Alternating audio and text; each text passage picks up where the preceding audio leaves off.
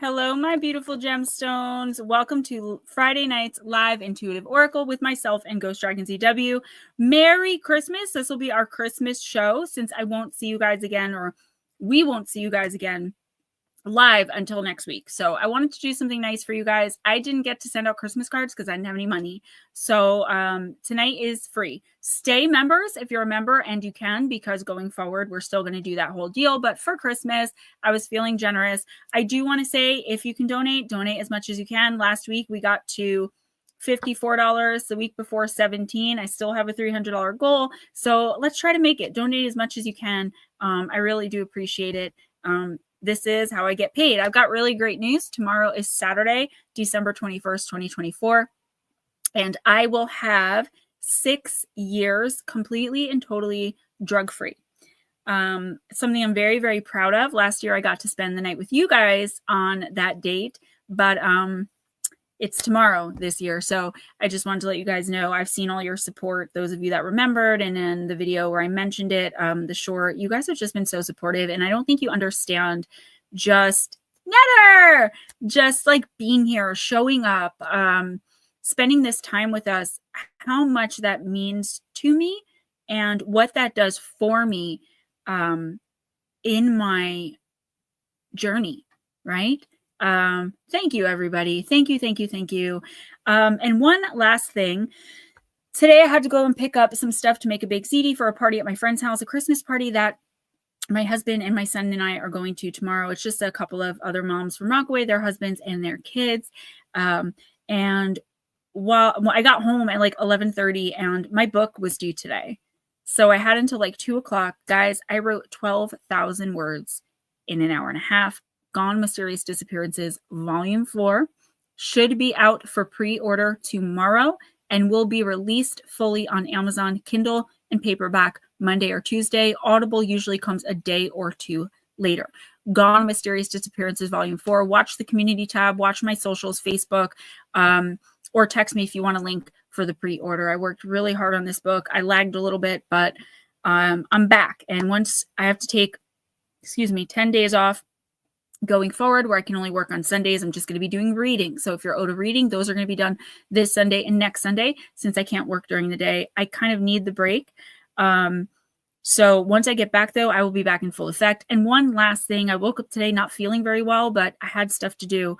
Right before stream, I started feeling really drained and like woozy and hot. I'm wearing a tank half shirt with yoga shorts, which are very small. And I've got my window open and it's snowing outside. It's less than a foot away from me and I'm sweating to death.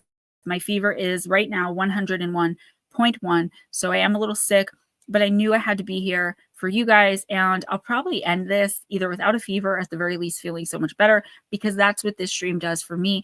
And I know that's what it does for you guys. So again, stay a member if you're a member, because going forward, we're still going to do, $2 per card and all that. But tonight it's our Christmas show. And I wanted to give you guys a very small gift as a token of my appreciation. So for tonight, nobody has to pay for a reading, but if you can donate financially, every little bit helps. I have no money at all right now. So yeah, that's it. Yes, New England Dirt Roadie 6-year anniversary and coming out with a new book. Thank you. Yeah, I'm very proud of myself. I got a reading yesterday from Divine Empathic, a tarot reading. It lasted about an hour and 15 minutes, and it just validated everything that my team has been telling me and that like I didn't want to listen to because I didn't believe it. Like I fell into this rut about a month ago and I haven't been able to pull myself out, but her reading helped.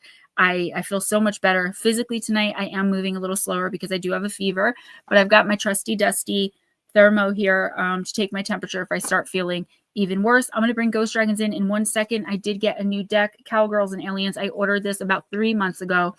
It wasn't supposed to show up. It was supposed to show up today. Then they said the 26th, and I was really angry.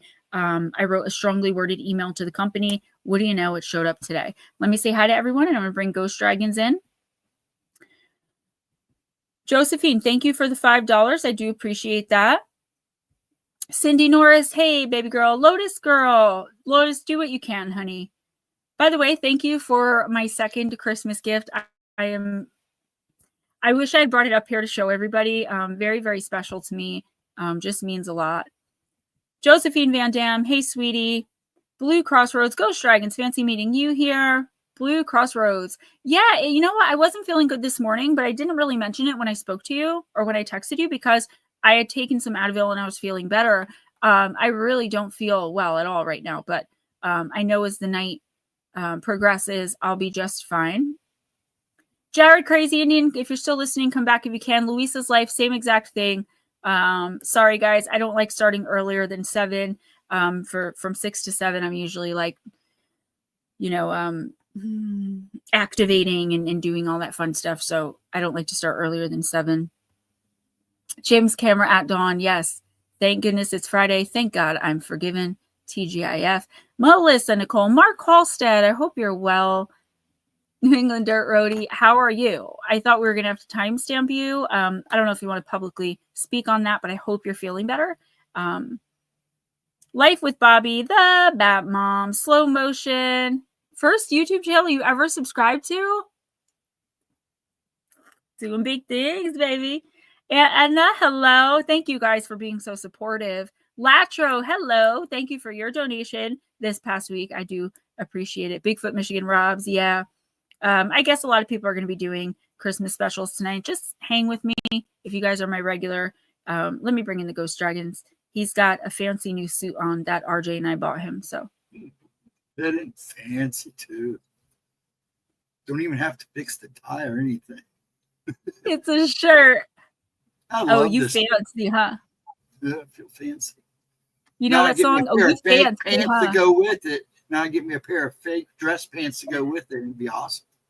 I almost asked you, like, why aren't you wearing the shirt we got you? Because for a second, like, when I first took a quick glance at it, it did look real. So, yeah, with everything being said, guys, you can say your hellos and then we can just jump right in. Blood pressure has been up.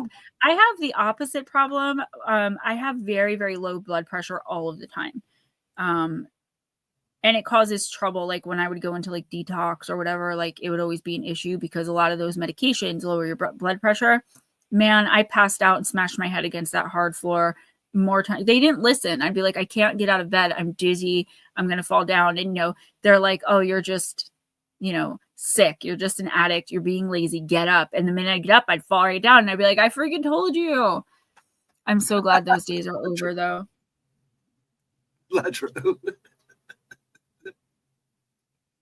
Happy birthdays to all the Capricorns. Yes, yes.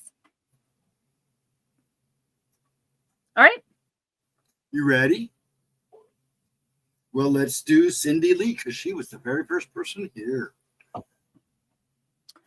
Then we'll slide Cindy. Slow motion in because he's over the pond. So whatever you want to do. All right, Mama Cindy Lee. Guys, don't forget, donate what you can. I'm going to try not to harp on it. I'm a little concerned about finances, but I know that's kind of like what's going around, right?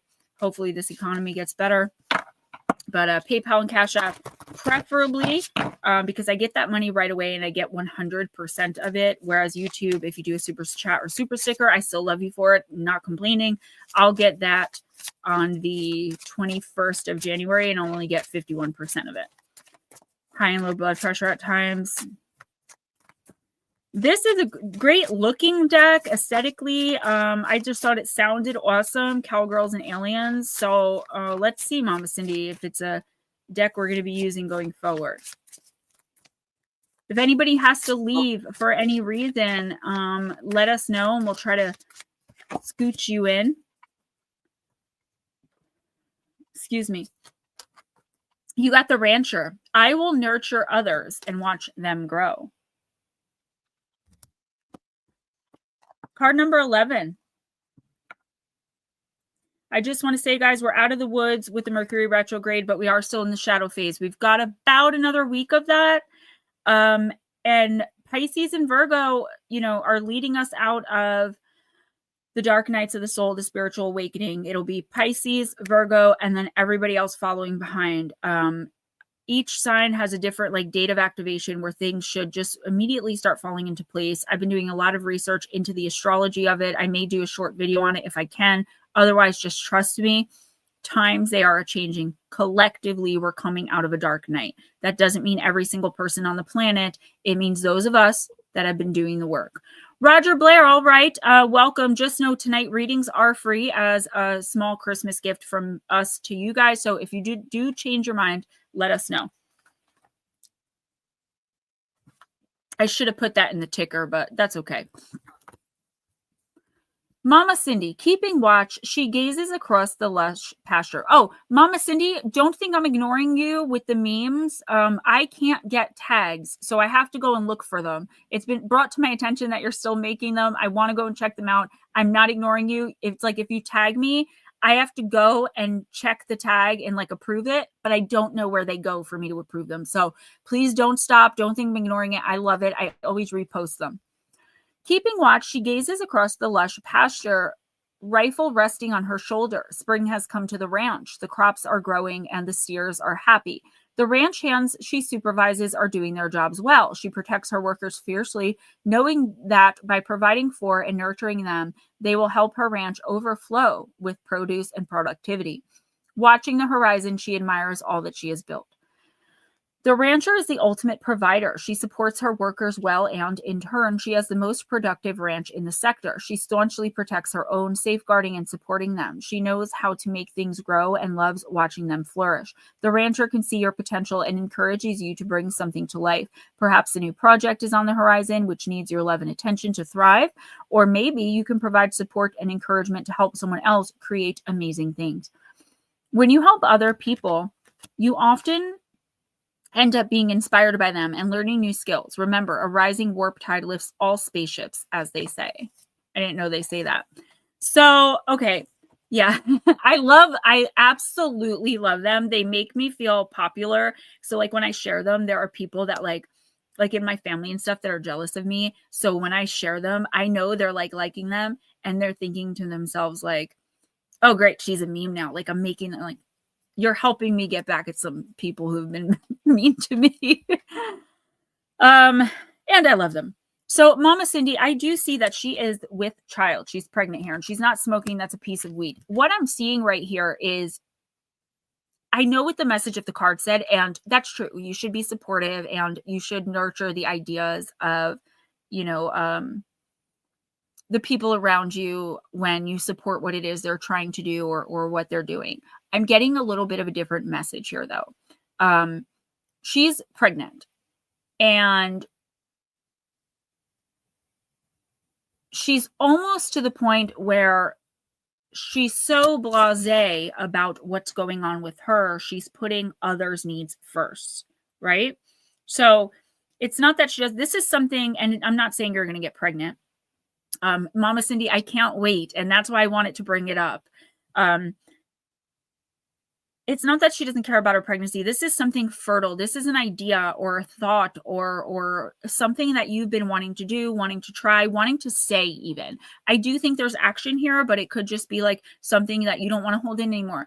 I feel like you should not be suppressing yourself, stifling, silencing yourself, stopping yourself from thriving or going forward with an idea or with something just so that someone else doesn't feel bad, right? You can be supportive of others and still do what it is you feel you need to be doing. In the next 2 weeks, Mama Cindy, I would be very careful that you don't allow someone else to like manipulate you or guilt you into not doing something you really want to do or that you know you're capable of doing. Your mind is very fertile with ideas, okay? This could also be someone announcing a pregnancy or having a baby come the new year in January, like a godchild or like a grandchild. That it could be that as well. I never discount that when I see a pregnant woman on the card.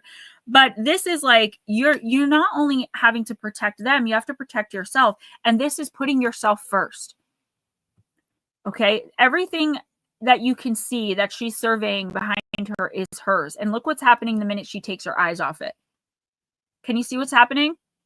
The minute she turns her back, yeah, she thinks she's protecting everyone with that gun, but look, one of her cows is being abducted. And I really think that that's telling you something, right? Like, watch your back. Don't get so distracted and caught up in trying to help someone else because you're a good person. And I'm not saying like you're not a good person, but like because you want to appear that like you're supportive, give your support the best way you can. Don't be pushed or like manipulated into giving more than you feel like giving, and just watch your back. I saw it. That's amazing. Congratulations, by the way. Just watch your back. I feel like someone is like, what they're showing me in spirit is like, hey, over here, over here. And then you turn to look and then bam, they're doing something like cahoots, right? Just be careful. I feel like you're going to say no to something or tell someone you don't agree with them. You're going to say something perfectly normal and ordinary, and it's going to like enrage somebody to the point where like now they want vengeance. And I know that's a weird message, but we all have people like that in our periphery. Just be really careful. Be careful who you allow into your home, specifically who you allow into your energy, and be supportive from a distance if necessary. Okay. You don't have to be physically involved in something to support it. I feel like you have your own things that you'd rather be doing. It's a very fertile time for you as far as like ideas and you know, raising your own vibration and doing things that make you happy and bring you joy, that you don't have to stop doing those things to help someone else. You can support them, cheer them on. You don't have to give them money. You don't have to give them time. You don't have to it doesn't have to be about you. It's like, yes, that is great. Call me and tell me how things are going while I'm planting the garden I've been dreaming of having. Do you know what I'm saying? And that is perfectly okay. Don't let anyone tell you it's not, or try to manipulate you, gaslight you, make you feel bad for taking care of you first. Hey, love bug. Hey, smoochy girl. Slow-mo is next. He's being silly. Slow motion, I'm going to use Angels and Ancestors. This book, every time I look at it, you see how it says Kyle Gray? My oldest son's name is Kyle Gary. And every time I look at that, I think of him. You're welcome, Mama Cindy. Thank you. Thank you guys for all your support. Don't forget, the pre-order link will be up in the community tab on my Facebook, probably on my TikTok, any social medias that I have. And then I'll also, if you want it, you can text me. If you have my number, email me for it. It'll be up there. And then the book will be publicly published Monday or Tuesday, depending how fast things move over the weekend. It's gone. Mysterious Disappearances Volume 4. I'm so excited. I worked really hard on this book. I'm going to go through some of the cases in Monday's video. We're going to talk about Matush Kowecki and 3. That case was not in my book because he was found killed or something. He might end up in another like volume 5. But the other 3 cases, Earl Funk, Michael Huron, and there's one other that I'm discussing Monday. So bizarre disappearances.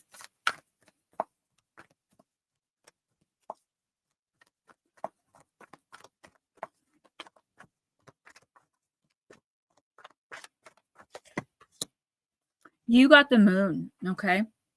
Right off the bat, slow motion, I feel like, oh, thank you. Yeah, I designed them in my head, and then my publisher sends that idea to the cover art designer. They all look kind of the same. They all have the same theme. I appreciate that. Thank you. Right off the bat, slow motion, I'm feeling like something isn't clear to you. There's not like a lot of illumination on something. You could also be dealing with a Pisces and or a Cancer, someone with, you know, big Pisces Cancer energy in their charts. Let's take a look.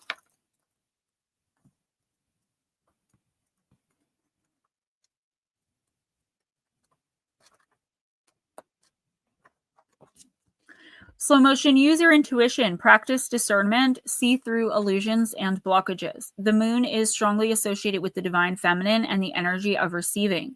If the sun is God, the moon is goddess, and so she offers a powerful energy of polarity and balance. She has a cyclic energy and is therefore strongly connected to emotions, which often come and go in waves, and to somewhat interesting behavior. So when the moon appears in a reading, you are often being told that not everything is as it seems. Like I said, something's just not, I feel like it's just not vibing right for you, right? Like all appearances may be that everything's fine, but you're an intuitive person. You know when someone's BSing you.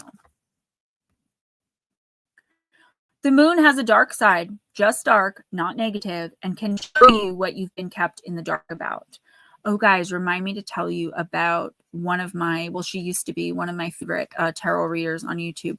My Wi-Fi is going wonky. If you can't hear me, Ghost, I want you to just raise your hand so you don't interrupt me. I'll stop and maybe back out. Lunar energies are surrounding your life, allowing you to understand what is standing in your way. Not everything is as it seems, and you're being guided to use your discernment. Slow motion, when the moon appears, intuitive or psychic urges are increased, so take note of any feelings arising at this time. They are messages from your soul and angels. The moon shines her light on all that has been kept in the dark. So ask yourself if you're avoiding anything or refusing to deal with something of importance. If so, it could be holding you in the shadows when your destiny is to be in the light. If this card appears when you feel someone isn't being completely real with you, know that their intentions will be revealed to you. The moon has no secrets. She reveals all. She reveals everything. Yeah, and what I always like to say is what doesn't come out in the wash comes out in the rinse. It's, you know, it's going to be exposed. It's just like a matter of universal law, right? What are you doing? Saluting Blue. He saluted me. Oh, You're just like, wrong what hand. is I going wanted to on? make sure I used the right hand. Okay. Yeah, slow motion. I do feel like something is just a little bit out of your intuitive grasp, not intellectually. I feel like you know something is not right, but maybe the other person or the other people involved haven't figured out a way to talk to you about whatever this is. Someone is definitely keeping something from you, but I don't feel like they're keeping it from you maliciously. I feel as though they're keeping it from you because they feel like it's in your best interest not to know right now. That's not acceptable either. I mean, lying by omission is still lying, you know, and slow motion, what I would say is follow your gut, you follow your instinct and intuition. By the time the new year rolls around, the first, second week of January, everything's going to be revealed anyway. So there's really no point in confrontation or anything like that. Just know that whatever you're thinking is wrong or strange or like not adding up. You know how like when you walk into a room and everyone stops talking and looks at you and you feel like everyone in the room knows something that you don't? I feel that kind of energy. Don't even worry about it. You do not have to do anything. It's all going to be revealed right after the shadow phase of the retrograde passes. All right.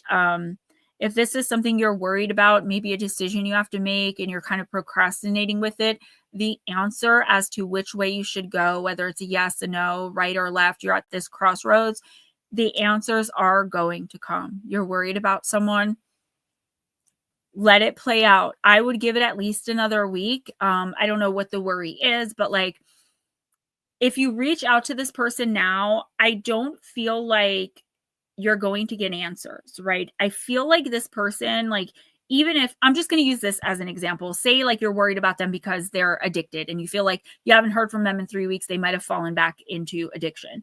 I feel like if you were to call them or even be like confront them about it or try to talk to them about it now, they're just going to lie to you. There's no interest of truth here except on your end.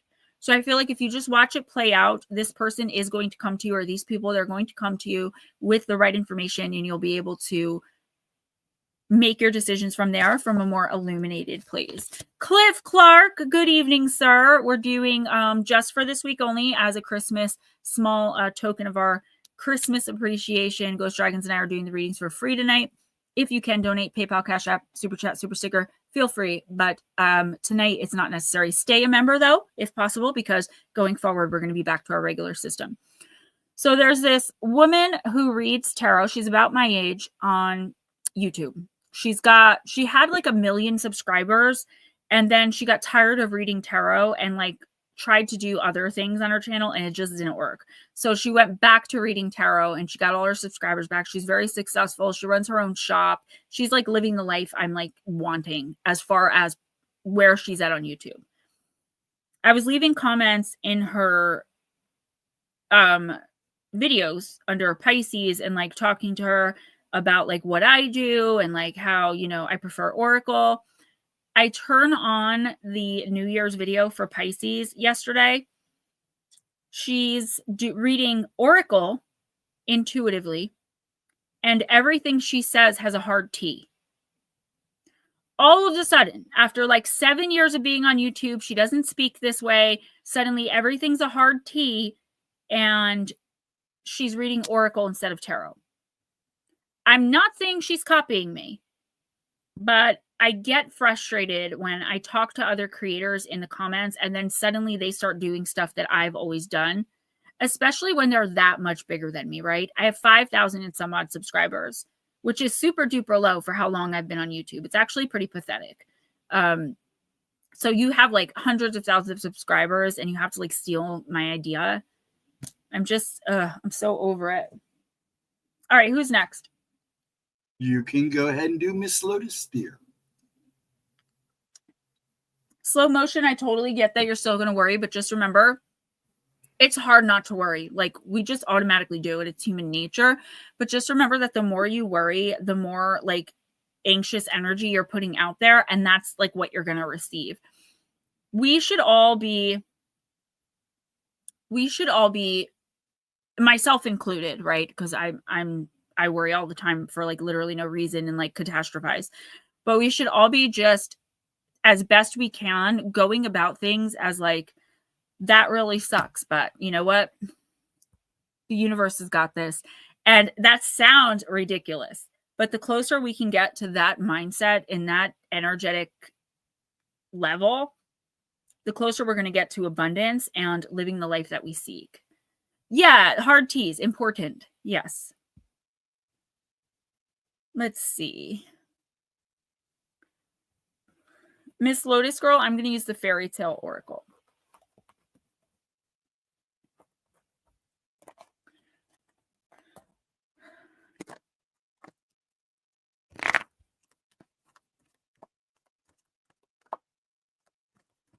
No, I didn't stop my hard T. That's just the way I speak. I started speaking that way a few years ago when I started doing public readings of my book.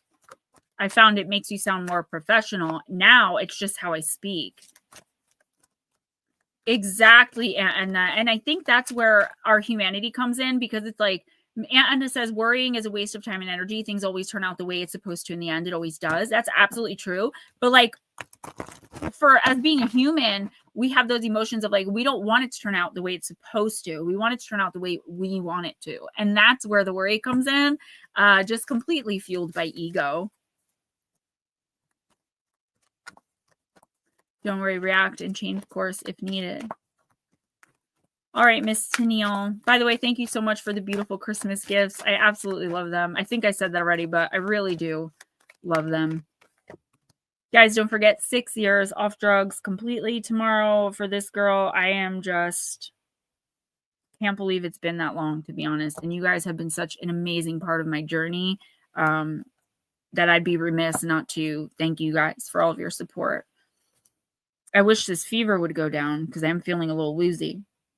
All right, Lotus Girl, you got the Frog Prince, which is the card of intimacy, card number 12.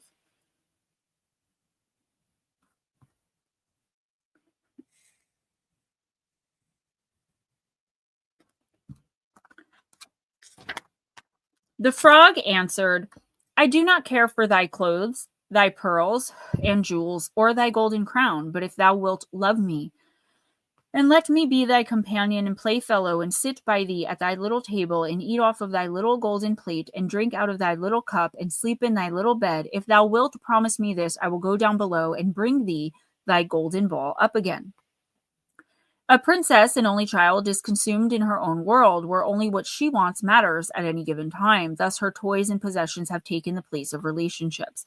She takes, as she so often does, a walk by herself. While she is selfish, she is also self-sufficient and independent. A golden ball is her favorite plaything. She is alone and used to being alone and self-reliant. She loses the ball in a spring, in water, emotions, memory, flow. She loves her plaything and weeps and says she will give up all jewels, all treasures, just to have her ball back. And a talking frog comes out. He's an amazing frog. Thank you. Because not only does he speak, he shows compassion because he wants to know why she is weeping. The message for you with this card is intimacy, Tennille, that you are not willing to let people at present and allow them to understand who you truly are, or learn who they truly are. You're not seeing people, not really, not truly. You are seeing only what's there before you, and it's not what it seems. There are qualities available to you at present: charm and learning and wisdom and intimacy. Share the food from your plate. Share your thoughts and words. There is someone who wishes to get to know you very deeply, but you are somewhat repulsed, and this is what you must ponder when this card comes to you. And if you have made a promise, you must keep it. The power of the word is very strong in fairy tales. So if you think you can take the benefits of a relationship without the intimacy and lessons that relationships demand, it'll never happen. It cannot happen. And if you work through the challenges of true intimacy, all the fear and abhorrence we feel in opening up to one another, you will be rewarded. This is not a tale about accepting people regardless of their looks, although there's a touch of that here too. It's truly about deep relationships and the difficulty we feel in becoming truly intimate with another and sharing our lives with someone else. Relinquishing our isolation can sometimes be repulsive to us. The princess, by keeping her word and letting him grow close to her, breaks a spell. And while in some of its tellings it would seem that the reward is the beauty of the true prince hidden within the form of the frog, it is truly about intimacy and closeness and the great rewards it can bring. It is also about keeping our word. So the message for you is twofold. Who or what are you keeping at arm's length? What have you to lose by allowing a worthy soul to grow close to you? What promises have you made that you haven't fulfilled? So, okay, I don't feel like this is you pushing away intimacy. I feel like this is you enforcing boundaries. And to some people, what's up, Divine? For some people, that can feel like rejection. I do feel like there's someone, probably not in your close circle, but in your periphery. Like, I'll use one of your drivers as an example, who's like trying to be friendly with you. It doesn't have to be a driver, just an example, trying to be friendly, but you have a boundary about like, you're the boss. You don't get too close to the people you work with, which is a perfectly legitimate and reasonable boundary. But this person is taking it wrong, and it's going to end up turning into this big thing. The universe is saying you can give a little bit. Like, don't completely drop your guard or drop your boundary, but there is someone around you right now that if you would just open up to them a little bit, you might really learn something or get to become a friend with them. More so than all of that, and I'm sorry about my voice, I am sick. I'm seeing that you're in your relationship with Porky. I feel like you guys are both so distracted. I've been saying this for a really long time, that like, yes, you guys love each other. Yes, you're devoted to each other. You guys are meant to be together. You guys are together throughout lifetimes. You're an amazing couple. But I feel like it's always so much about work and physically being there for each other, like taking care of each other, because you're both so sick all the time and there's always these elements. In the next couple of weeks, try to spend a little bit of time not working and not like doing anything. Like maybe sit and have dinner and light a little candle in between y'all. Ask him how his day was.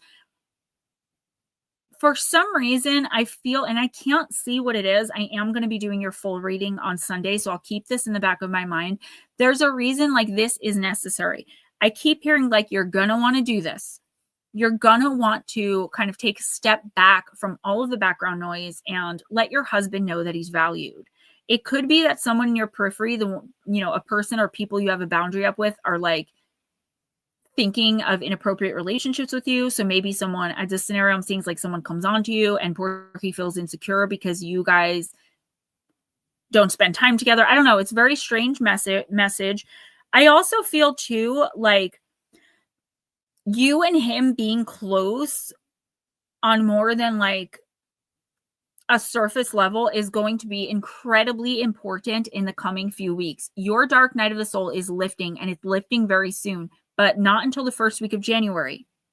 So until then, I'm seeing that you guys are kind of under attack.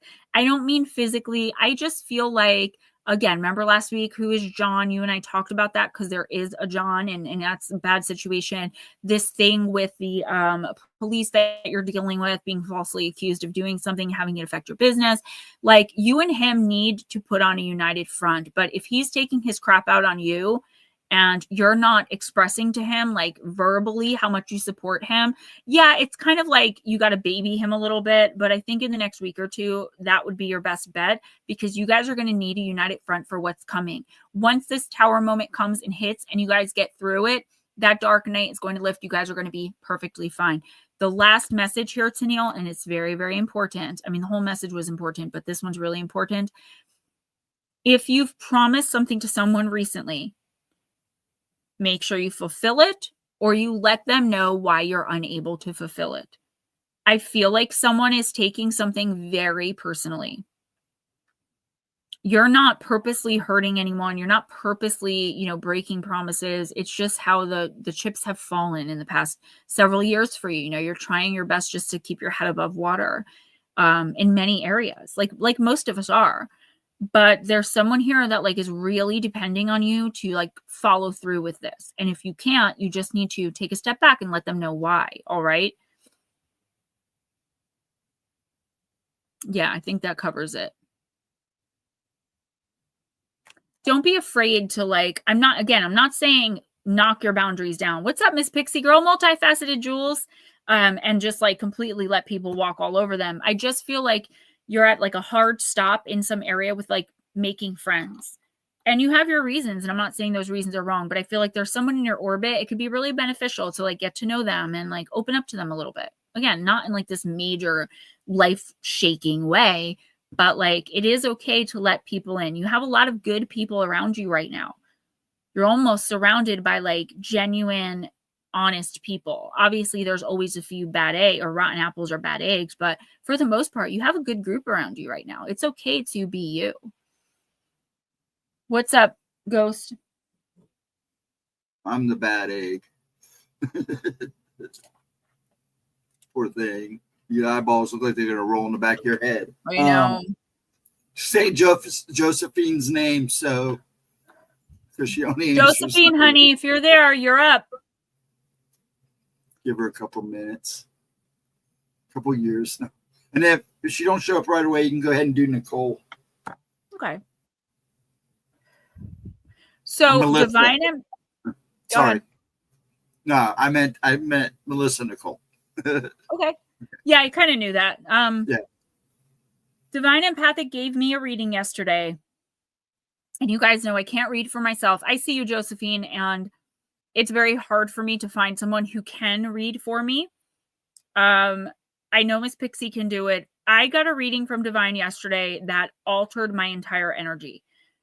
She was on point with so many things. She's communicating with spirit in a very real way, pulling in my deceased loved ones who I can't connect with because of my grief or whatever the reason is. I feel so much better because she backed up every single thing my guides have been telling me for the last 3 years. So yesterday I actually worked, and today I wrote 12,000 words in 1.5 hours to get my book out, right? And most of it was thanks to that reading because it reinforced things for me that I was starting to give up hope on. And Josephine, yes, I said I see you, honey. I'll be right with you.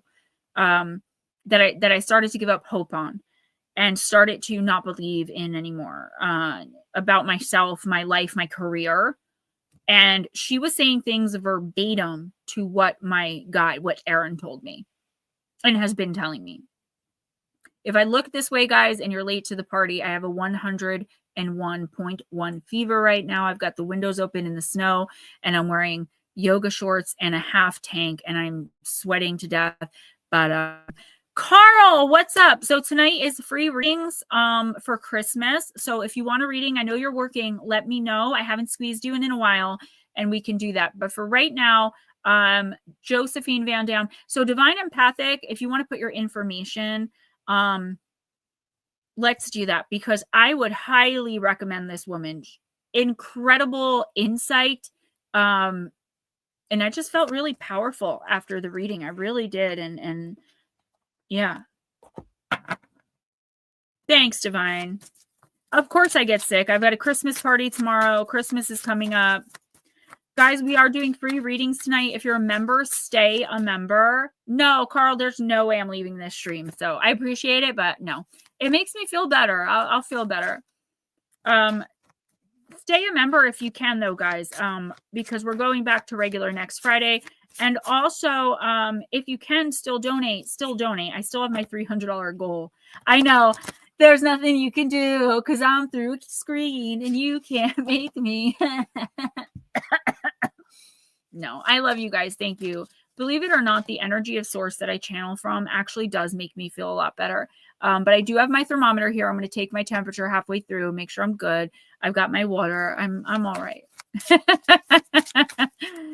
Josephine Van Dam. And then if it's possible, we can pop Carl in. Yeah, because I boo-booed. What happened? Boo was actually next, then Melissa. So if you want to do Carrie next, go ahead. Okay, yeah. I'm going to do Josephine and then Carrie. We went to the Polar Express on Tuesday. I'm sure a lot of you saw the pictures and videos. It was the most magical thing in the world. It's a memory I will never forget. All right, this is Josephine. Then Carl, we're moving on to you. And no, don't say that, please. No.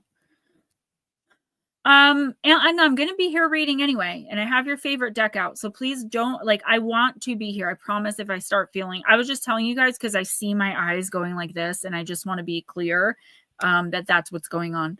All right. Josephine, you got the Gunslinger card number 7. So from this deck so far, we have 7 and 11. I will keep practicing until I master my craft. Yes, Miss Pixie, you have my permission. Card number 7. I'm okay, I promise. Again, I only said anything because I can see that I'm not looking that great. I'm really okay. All right. Josephine Van Dam, I will keep practicing until I master my craft. The early morning sun shines over the tops of buildings in the main street of town. She prepares to draw her ray gun, hand at the ready. Steady and draw. Excuse me, ping, pow, zip. 3 empty cans fly off the saloon's railing in quick succession as the shots echo through the still desert air. She exhales, smiling with satisfaction. She's the fastest gun in the galaxy and practices her craft every day. No one is going to get in her way. The gunslinger is at the top of her game. Her mind is focused and clear. She wasn't born this way. It's taken many hours of practice and hard work to get to where she is, and she's made plenty of mistakes along the way. Is there something you want to achieve, Josephine, but have been putting off? The gunslinger's message is clear. Practice makes proficient. You have to start somewhere. Even if you're starting at the very beginning, with some hard work and deliberate practice, you can get there. The gunslinger is that friend who's not afraid to give you some tough love and maybe a gentle kick in the chaps to get you moving. So pull on those cowboy boots, find your motivation, and get started. So this one has tips. And Josephine, it says, making time to practice your craft might mean setting better boundaries with people in your life. Don't feel bad about prioritizing time to yourself. Hello, Davy. Welcome. Yes, stubbornness. That is my Aries rising. Feeling overwhelmed, Josephine? Think of the next action you plan to take and ask yourself, is this action taking me towards my goal? If the answer is yes, keep moving. If not, skip it. So definitely, yeah, Anna, that always happens to me. It'll go to like 104.2 like that. That's why I have the thermometer there. And then I'm out. I'm out of body. Josephine, there's something here that I feel like you have been convinced to put effort into. Yeah, and I was gonna say that's strange. And I feel like it's not really something that your heart is in. So for example, just an example, you lost your job and your parents are pushing you to use your degree, further your education and become like a lawyer. And even though that sounds great because financially you'll be fine, it's not really something you want to do, but you can't think of anything else better to do. So you're just like, whatever, I'm going to go to law school. If you feel insufficient doing something, what's up, Nomio? That means if it's not fulfilling you, that means you're not meant to be doing it. And this doesn't mean that we don't have to sometimes do things we don't want to do in order to, elevate where we are. But for the most part, when something feels right, it is right? As long as we're clear-headed and of sound mind. Josephine, somebody is either manipulating you or just kind of pushing you. I feel like you're not a person who really likes confrontation. You're not a person who's going to like really say no. Like I was talking to my friend May about this the other day. I hate saying no. I hate it.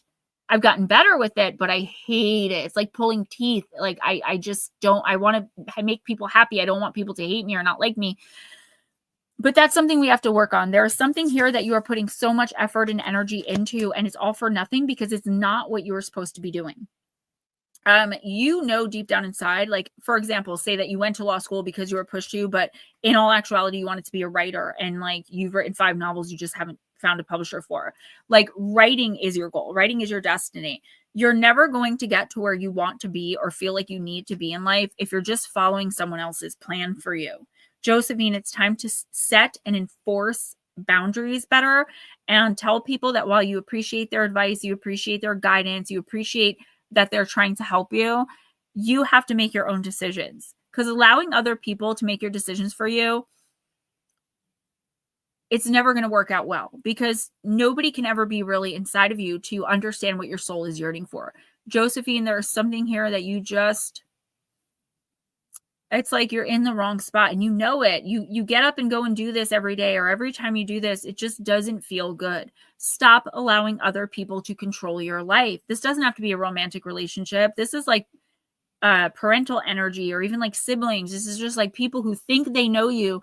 They're doing it because they think they have your best interest at heart, but in actuality, they are just trying to help, but in actuality is not helping. All it's doing is delaying you getting to your actual goal and on point for where you're supposed to be in this life. Welcome, Nomeo. But I do it. Yeah, and it's hard.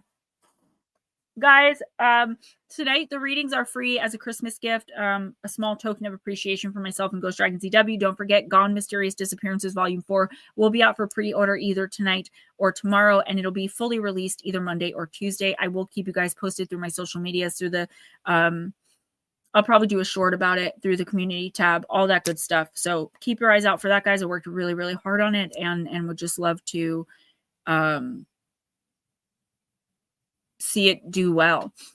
Gemma Jade, but I'm going to play cop. Imagine that. If I see you ignoring your own limits and putting yourself at risk, we and Edna Ghost Dragons myself, we're calling it. I got it.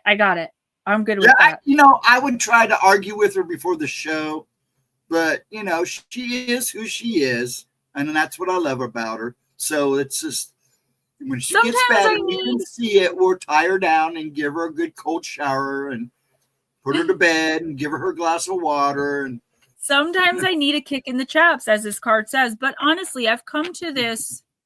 Oh, and I did switch. Everyone kept saying I looked yellow, and I was using makeup that matched my skin tone like 10 years ago. So I went with a lighter shade, and I think that's why. It's also the lighting, and I probably am pale. I'm sick. But I know that, like, when I come in here feeling down spiritually, emotionally, I always feel so much better by the end of it. So I know that I'll be okay. And if I start to feel too sick, I won't be able to do this. So I'll just let you guys know. But I promise I'm fine for now.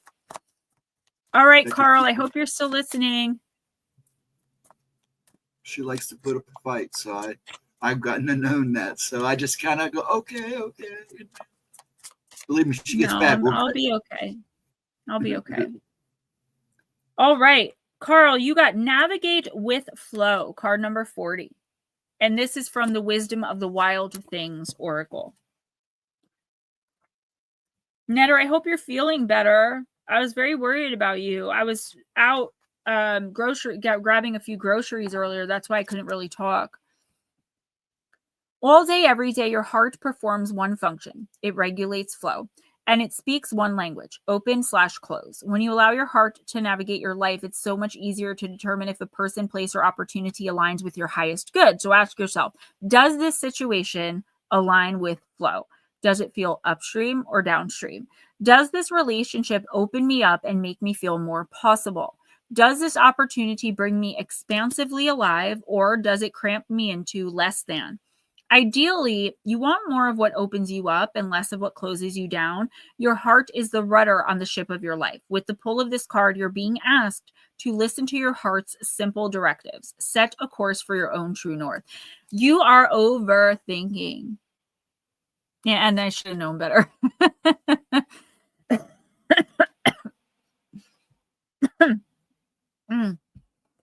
You're overthinking, Carrie.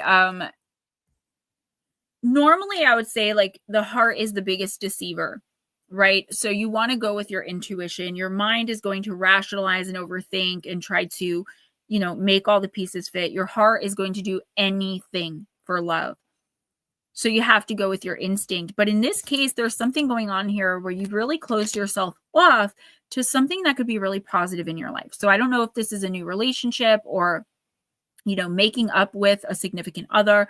There's something here. It doesn't have to be romantic love. Yeah, I know. You can't lie to me, girl. Okay. I'm like procrastinators meeting postponed.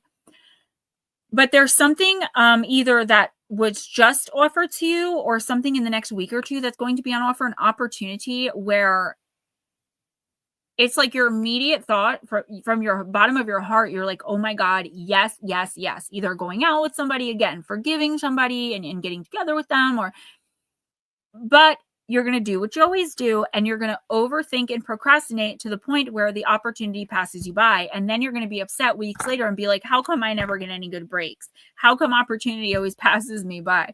I am telling you, this is why, because you overthink and procrastinate until you no longer have a decision to make. The universe makes the decision for you in the form of a negative, a no, because you're not giving it anything to go by. So definitely Davy Crotchkick, hold that thought. Huge deceiver, no love here. I'm still a tad numb. Okay, so not love, then open yourself up to receive just from the heart. When you're kind of closed off to romantic love and to love in general, you do tend to block out a lot of opportunities and offers coming in as far as your passions. Right? So you turn down your passions. I don't mean intimate sexual passion, although that could be it too. I'm talking about what you're passionate about. You become numb. You become dull. Thank you, Seth.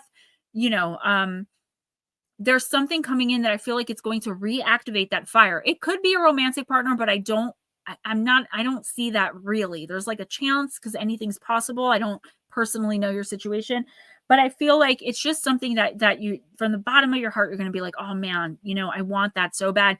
And if you just put some effort into it, you can gain or achieve or have whatever this is or whoever this is. But if you pull yourself back and remove your energy from it and start overthinking and doubting and worrying and all that negative stuff, it is going to pass you by. Show the universe that you can make a decision and not procrastinate until it makes the decision for you. And you're just going to keep repeating this cyclic mistake.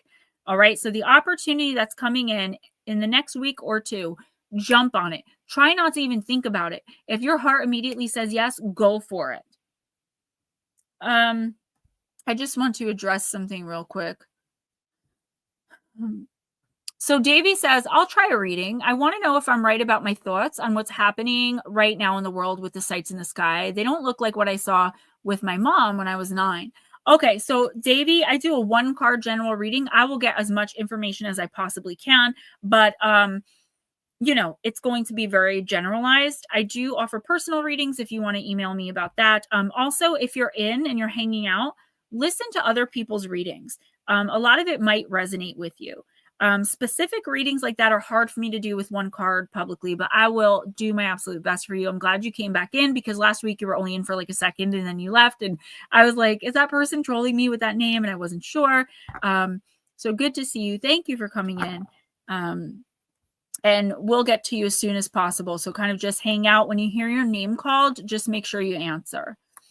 Mike J. Oh, I love that song. Hey, baby dragon. So just so everyone knows, tonight, as a small token of our appreciation from myself and Ghost Dragons to you guys, readings are free just for this week. And if you already paid, I do appreciate it. I didn't really know up until we first started streaming that I was going to do that.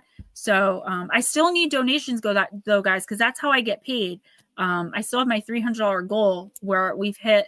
Last week we had 54, and the week before that we had 17. So like donate as much as possible to PayPal, Cash App, but you don't have to donate anything for a reading. Okay, who's next? Did you say Blue? Yes, Blue is next. Sir Blue is next. He sure is. All right, Blue, I'm going to use energy and spirit. New England Dirt Roadie, I hope you didn't leave. Guys, just for those popping in, tomorrow, December 21st, 2024, I have 6 years completely and totally clean and sober off of drugs.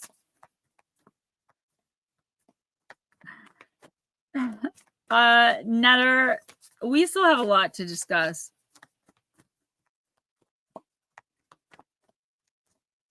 I'm glad to see that you at least seemingly are feeling better. All right, Blue, let's see what's going on. Guys, don't forget, Gone Mysterious Disappearances, Volume 4. My newest book that I just finished today will be out for pre-order tonight or tomorrow. Links will be on my social medias. I'll probably do a short about it, and then it's going to be released fully Monday or Tuesday on Kindle paperback, and then Wednesday and Thursday on Audible. 4th volume, and then I'm going to do another Listener Encounters, Campfire Story, which is Listener Encounters. I think the name of that throws people off, and they don't know what the book is about. Listener Encounters are your guys' favorite thing. I get so many views on them. Campfire Stories are encounters that you guys have sent to me. That's all it is. Like, no work necessary except editing. So I thought you found a new friend. Good night, Lotus. Neil. Sweet dreams. Love you, sweetie. I will definitely talk to you on Sunday. All right. All right, Blue Crossroads, you got card number 26, Conscious Steps. Josephine, you're welcome. Thank you, sweetie.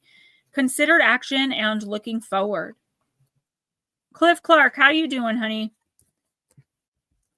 I need you to text me so I can have a number for you to give you your reading.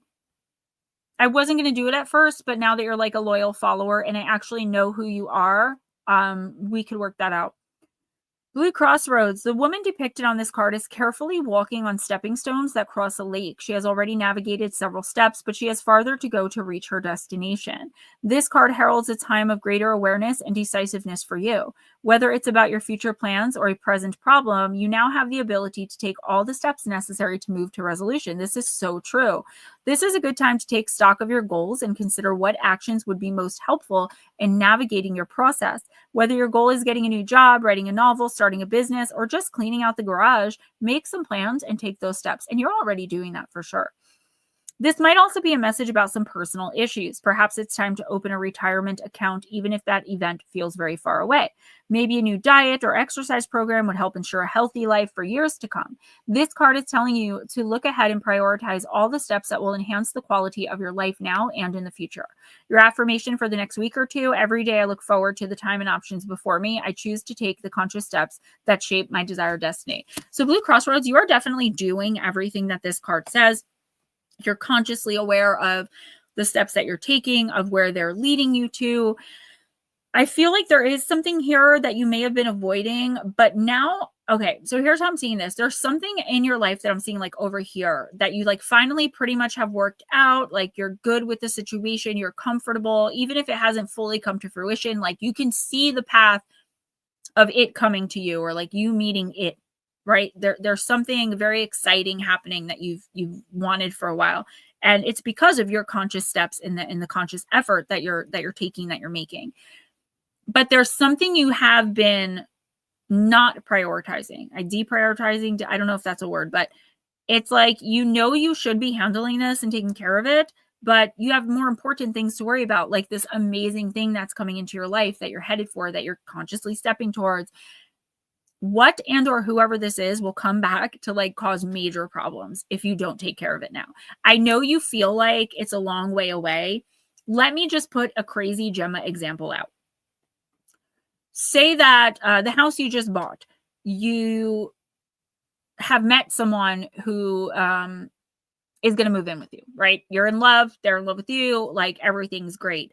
But the whole time you've been kind of dating this person, say you've been dating them for like, I don't know, a couple of years, right? You got to know them. They live by you. You see them all the time. Everything is like literally perfect. This person is your soulmate. You've known this whole time that you have a crazy stalker ex that's still trying to sleep with you, showing up at your house, calling you constantly. This person in this scenario is going to be a huge problem for you in this relationship. Now, this could have nothing to do at all with love. I'm just using that as an example. There's something here that you know is bad news, that you know just is not good, but you're like procrastinating about it because you don't want to have to deal with it. Things are going so well. It's like, why bother? You have to bother because it's going to come back to haunt you. This could be something with your physical health. This could be a past romantic relationship that's about to interfere with a future. I don't know why I'm hearing psycho stalker. Handle whatever this is and handle it now. Okay, please. Melissa Nicole? Sorry, I was making sure. Yes. That's okay.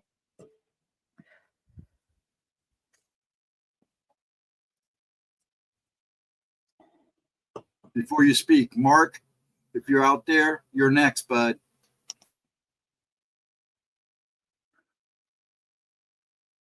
Went to the Polar Express Tuesday night. It was so beautiful. We just got any old seats that were left. We took whatever was left. We didn't expect to sit together. We were all going to be scattered. Myself, my friend May, her twin boys who are in RJ's grade and have been in his class last year and this year, and then RJ. Somehow we get there. We all got seated together. So me and RJ and then my friend May and her two kids right across the aisle. We had the last seats in the row on the second to last tram on the train. We got 20th anniversary edition specialty coffee mugs or hot chocolate mugs, which are just beautiful. They're like really sturdy. They're amazing. And not everyone got those. We also got like a lot of participation. So Santa and everyone in the show paid attention to the kids, but like he like kneeled down and talked to our kids. Her kids got to put on Christmas hats and sing and dance in the aisles. And we felt really bad because RJ didn't get to do that. But at the end of the whole thing, RJ, out of all the kids and people on the train, got chosen to do a part in the show. And I did post the video of that. I think we accidentally got special seats. Either way, my son looked at me with tears in his eyes and said, the magic is real.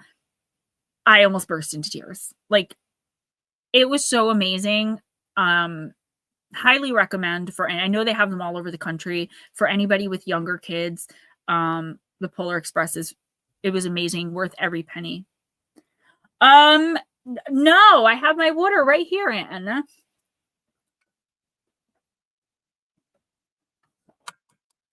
That's it. Look all innocent there, dear. I had half of a Red Bull left from this morning, but I do have he was surprised, and it was beautiful. It was a beautiful time. Definitely worth it. All right, Miss Melissa, thank you for your patience. We are going to use, what are we going to use? We're going to use Aether Creatures. I turn comments off when it comes to videos of my son because I know trolls will come in and purposely say mean things to and about my 6-year-old to get to me. So that's why anytime you see him, the comments are always off. Because I figure if you guys are my friend, like you could just say something to me in a different comment or text me about it. I don't care, like they come in and mock me, but you're not going to say something about my baby. I don't think most people would, but you never know. People have come up with some crazy stuff to make fun of me. I know. I'm sorry, Anna. I will drink water only going forward. I should. I do have a whole. It's actually watermelon strawberry water. It's hint. It's really good. Yeah, Seth, it was amazing. I wasn't sure how it was going to be received, but they did the hot chocolate song and dance, and they gave us hot chocolate and these little wafer cookies that were so good, by the way. They did the whole song. He will. Yeah, it's a memory that I know is going to last forever for him. Really, truly amazing. Highly, highly recommend. All right. They gave us the silver sleigh bells. I don't know if you've seen the Polar Express movie, but the kid gets to like choose whatever he wants. And he wants a silver bell off of Santa's sleigh. And Santa gives it to him. Then he loses it and finds it later on. Everybody on the train got a silver sleigh bell. I hung them on my tree. It was interactive. It was really great. And I'm on it. I promise. I will only drink water tonight here on out. You have my word. I have it right there. I just had half an energy drink left. But see, I'm feeling better already. Oh, okay. I don't think I've ever pulled this card from this deck before, Melissa. This is the Siren in the reverse shadow position. Card number 73.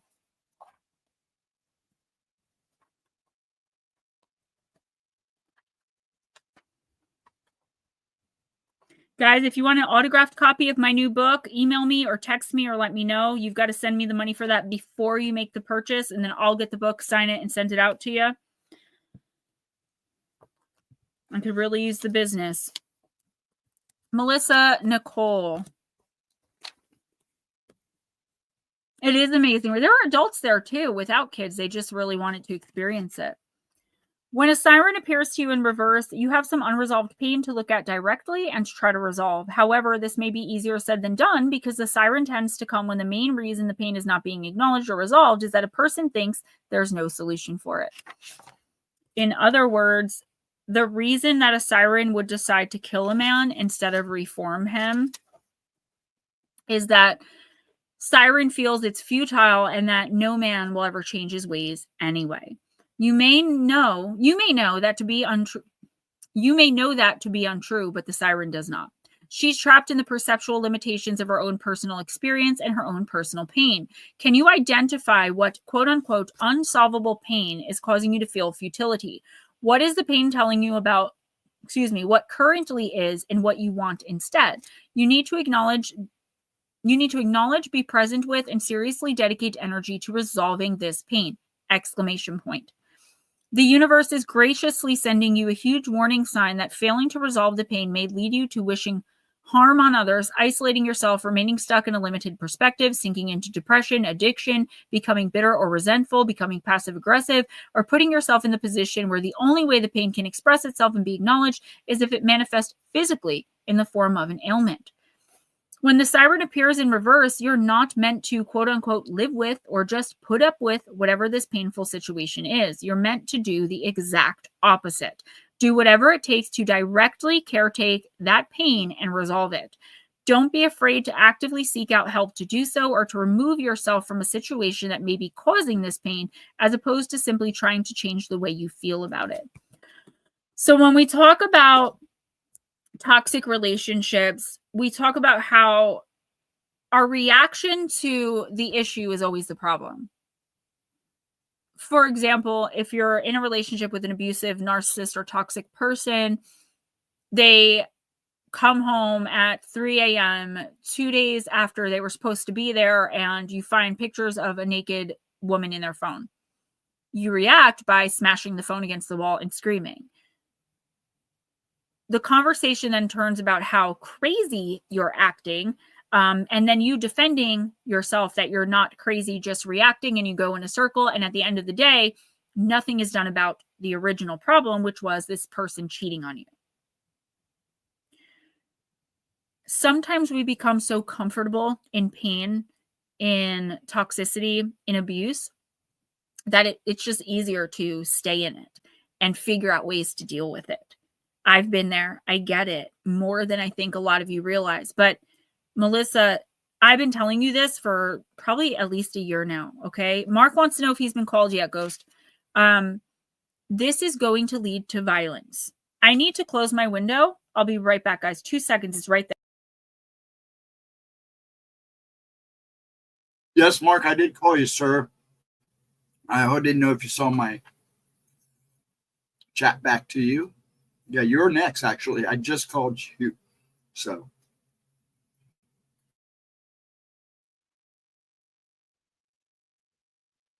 So, Melissa, this is going to end in violence, and it's going to end in violence towards you. Now, normally I wouldn't get so specific, but I can see the exact situation playing out in my head. This back and forth where you feel your power and you remember to step into your power and lean into your power as a woman and say, no more, I deserve better. I'm done. But then to be talked back into the toxicity because you don't feel like you deserve better, or you feel like this person's really going to change. They are not. Melissa, I am begging you with every ounce of my soul. And I know that this is not going to do, this is just reassurance. I know this isn't going to push you. I hope it does. You deserve better. You can do better. And you're worthy of more. There is something very, very toxic in your life that's causing you not only physical pain, emotional, psychic, mental pain and suffering and trauma. Here's the thing. you're going to become, if you have physical illness right now, that's why.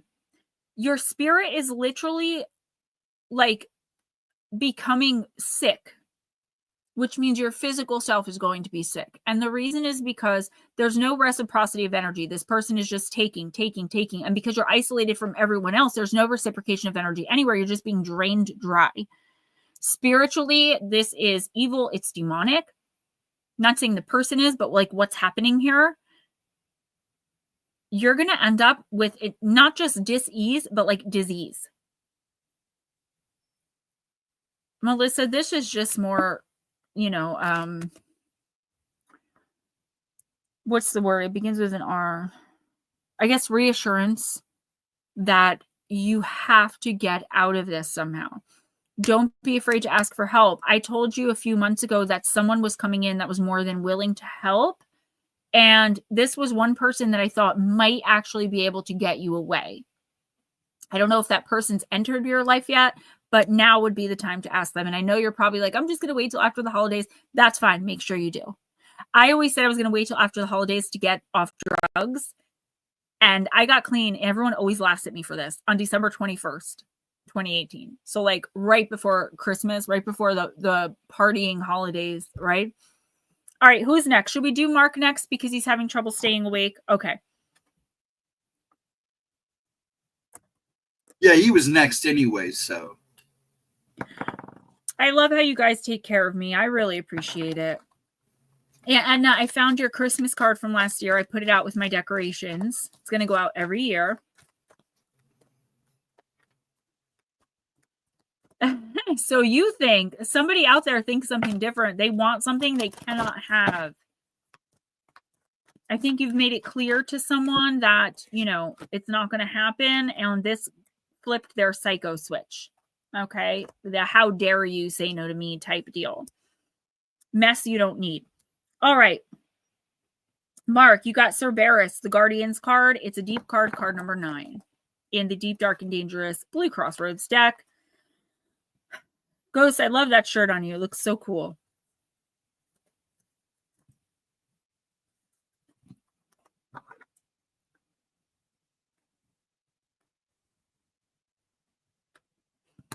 So I'm seeing a running theme tonight, guys.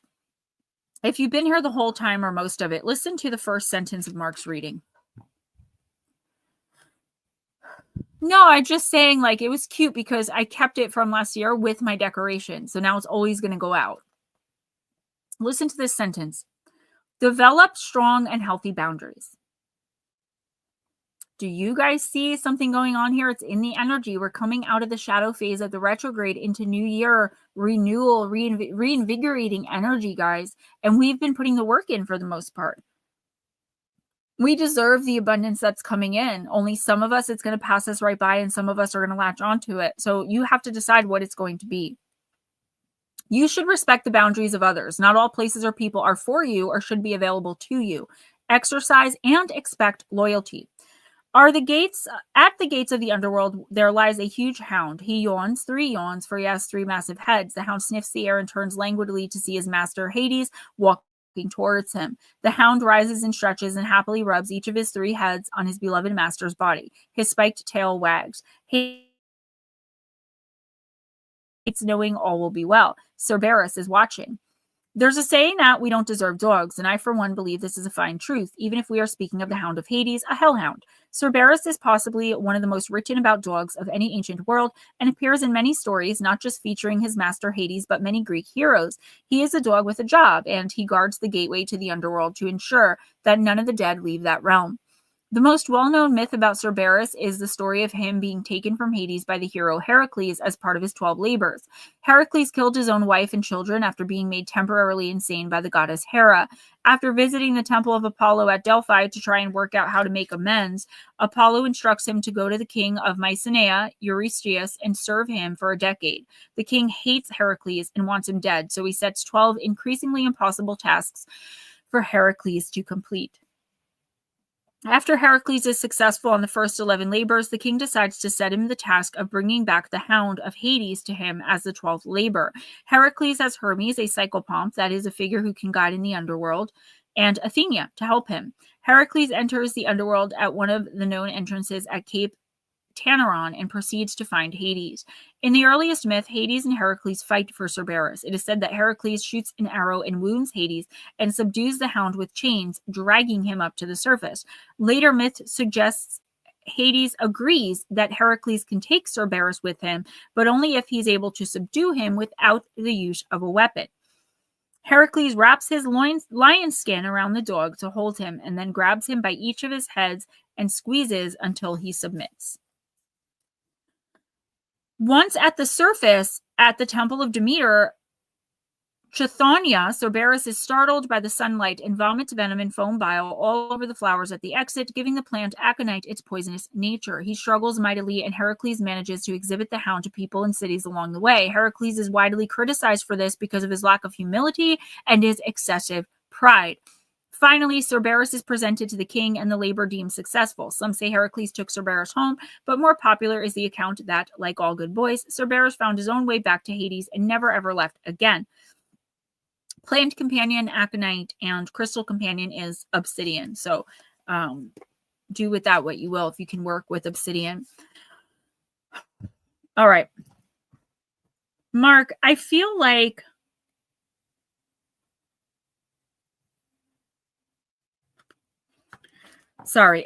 there's like, I'm getting this energy of like, I'm not saying this is your energy of like, I deserve this. How dare you? Somebody in this situation, whether it's you or another person or other people, feels that they're owed something. So I'm feeling more like this is honestly your energy. It could be other people though, so take it how it resonates, right? We could be cross-reading. But I feel like after everything, like either someone has put you through or like you found out about somebody or everything you've had to go through, there's this air about you now. And I'm not judging or indicting you. I go through these times too, where you feel like the universe or something like owes you one. And that's okay to feel that way. When we feel that way, it's not about having excessive pride or feeling like we're up here or better than anybody. It's about needing balance. And I feel like right now you really need balance. There's so much going on that you feel is negative in nature that you're looking for balance in any way that you can find it. And you're looking to others to provide it. The fact of the matter is, nobody really owes you anything. The universe doesn't owe you so much as you've got to reach out and grab. And I'm channeling this, so I'm not really. You've got to reach out and grab the opportunities to complete your chart. You're very, very sick right now. Physically, I know that you're in and out of ICU. There's got to be something here that you can do to make you feel more balanced out. There's got to be something that maybe I feel like maybe there was an opportunity for you to do something or receive something and like somebody stopped it and you're like holding a grudge. Whatever this is, Mark, in the next week or two, don't hold grudges. Understand that when the universe says no, it's really just saying not yet. There's something here I feel like you know you deserve, you feel like you're owed. And the fact of the matter is the universe doesn't owe it to you. You owe it to you because you charted this path and you haven't yet completed it. Where does the physical illness come in? Well, it's in your chart more than likely. I don't see what's going on with you as energetic. I feel like this was charted. This isn't because of spiritual dis-ease. It's just something that your soul needed to go through. But there are ways in which you can pull yourself out of the way that you're feeling, maybe cheated, again, imbalanced, off kilter. I feel like it's just very confusing. You're going, I'm in my mind right now with this reading. I'm getting like back and forth. Like, I'm okay. Everything's good. Yes. This stinks. Why me? Why is this happening? This is effed up. I don't deserve this. Nope. I'm good. And it's just like I wouldn't want to feel this way. Reach out and talk to someone that you know you can trust. And I feel like if you could find a way, like something to do, reading, writing, to kind of light you up again. There's something that you're missing, you know what it is, and you're having a hard time getting it. And I feel like somebody around you can provide it, but it's going to be all about how you approach this person for it. If you approach them like, you effing owe me, you're not going to get anywhere. But if you go to them and be like, this would make me feel so much better, I really don't. You've got to be honest and speak from your heart. And I feel like even though you're an honest person and you are essentially an open book, you have some issues with talking about some personal things with certain people. And unfortunately, in the next couple of weeks, the person or people holding the key to the balance that you need are people you may not be comfortable enough opening up to. This is kind of like, I'm seeing like back scratching. I scratch your back, you scratch mine. Mark, I have no idea what this means. But please keep it in the back of your head as the week progresses. Definitely respect someone else's boundaries. Don't push too hard. Don't be manipulative. Again, not judging you. We all get this way sometimes. And your frustration is totally and completely understandable. So don't think I'm judging you or saying you're a bad person. You are an absolute sweetheart. I know you well, fairly well. We don't get to talk as much as I'd like, but I worry about you. I pray for you. I light candles for you. I try to send you loving, caring energy and be there as best I can from New Jersey. You've got to open up a little bit more to the people around you and allow yourself to experience the positive things that they have to offer instead of feeling like you've got to be alone all the time because nobody's going to understand you and only talking about surface things. I hope that made sense, because when I channel, I just say, and then I don't even know what I'm saying until I go back and listen. So who's next? Okay, next. Well, New England wants to be put on hold. So New England, when you're ready, you need to let me know in time, okay? So we're going to do Life with Bobby, and then we're going to do Bat Mom. Okay. Thank you, Mark, for the validation. Thanks. Understand someone close just reset their boundaries. And it's up to you if you want to go along with that or not. Sometimes people have boundaries that we don't understand, and we may not want to be involved with that person anymore.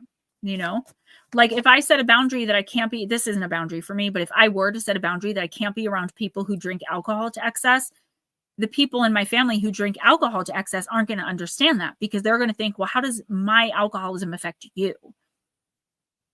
Right? Sometimes we can't see it from the other side. And I feel like that's what this is going to take here is not only you, but the other person or the other people trying to broaden their horizon, seeing things from both angles, having that empathy. But even if it's only you doing that, it's still good for their soul or for your soul. Of course you did, because you're so sweet. But it's okay to be frustrated about it. It's okay to be upset or to feel disappointed. You don't have to hold that in. You're allowed to say that if you feel you need to. I'm so sorry. Who am I shuffling for right now? You are fine, dear. It's Life with Bobby. Life with Bobby. I am using the Forest Spirit, my beautiful gift from Miss Julie Girl. Where is Nut Slap?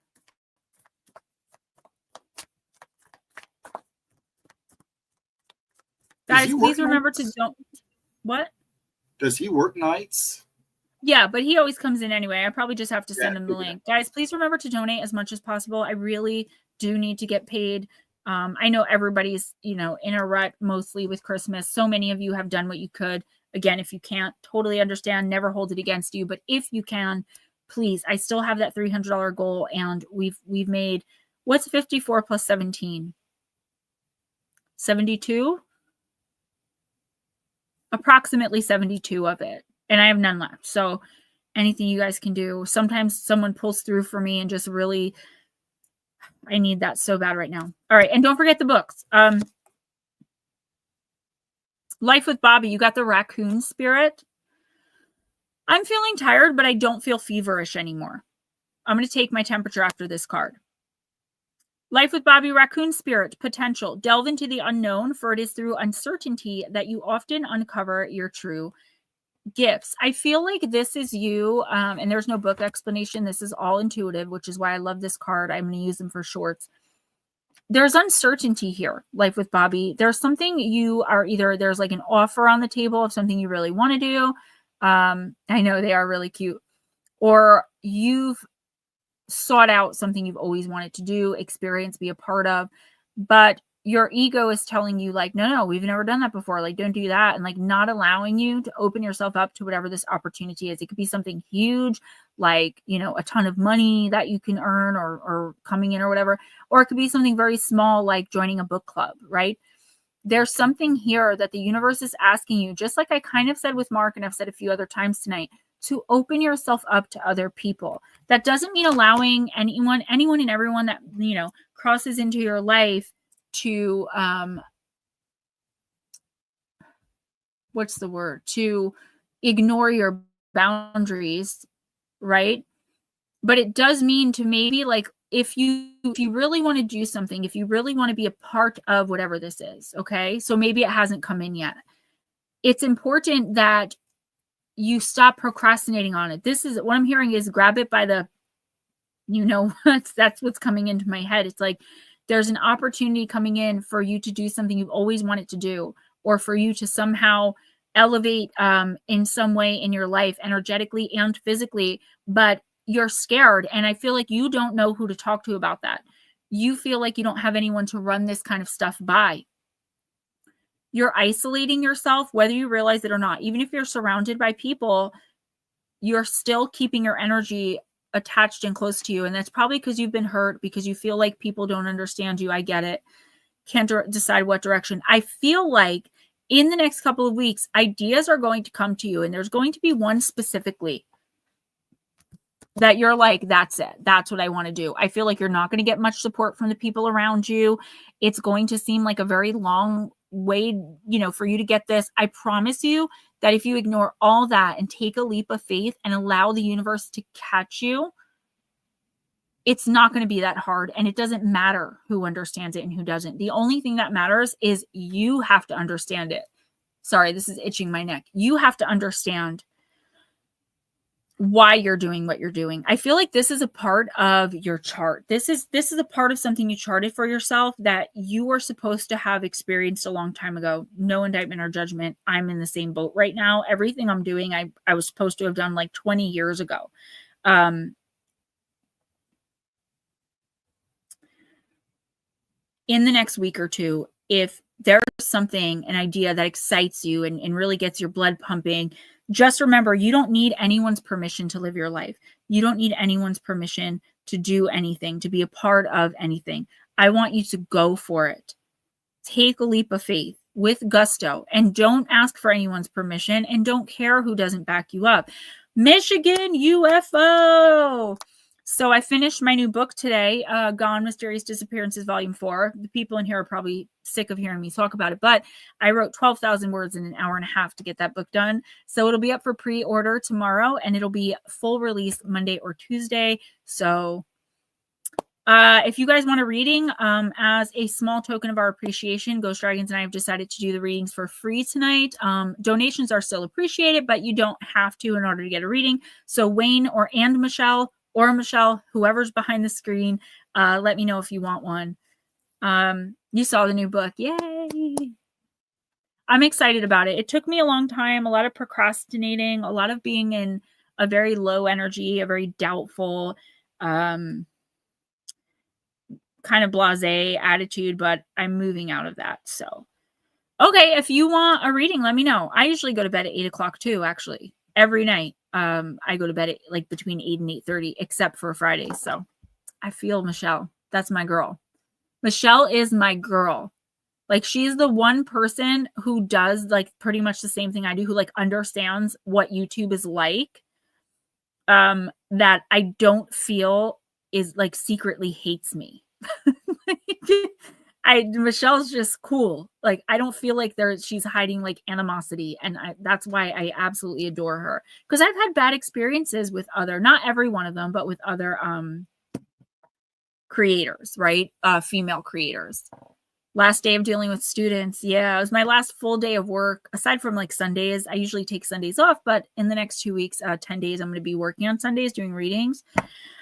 Enjoy your break. So let me know, Wayne, if you want a reading. Batmom's next. Okay. Batmom, Cowgirls and Aliens, my new deck. Love it.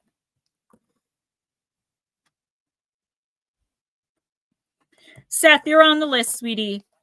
the reason I asked Wayne is because he's in and out. And we don't want anyone who like has to leave to not get a reading, but I'm sure you're coming up, Seth. So hang tight, okay? Life with Bobby, you're so welcome. Thank you.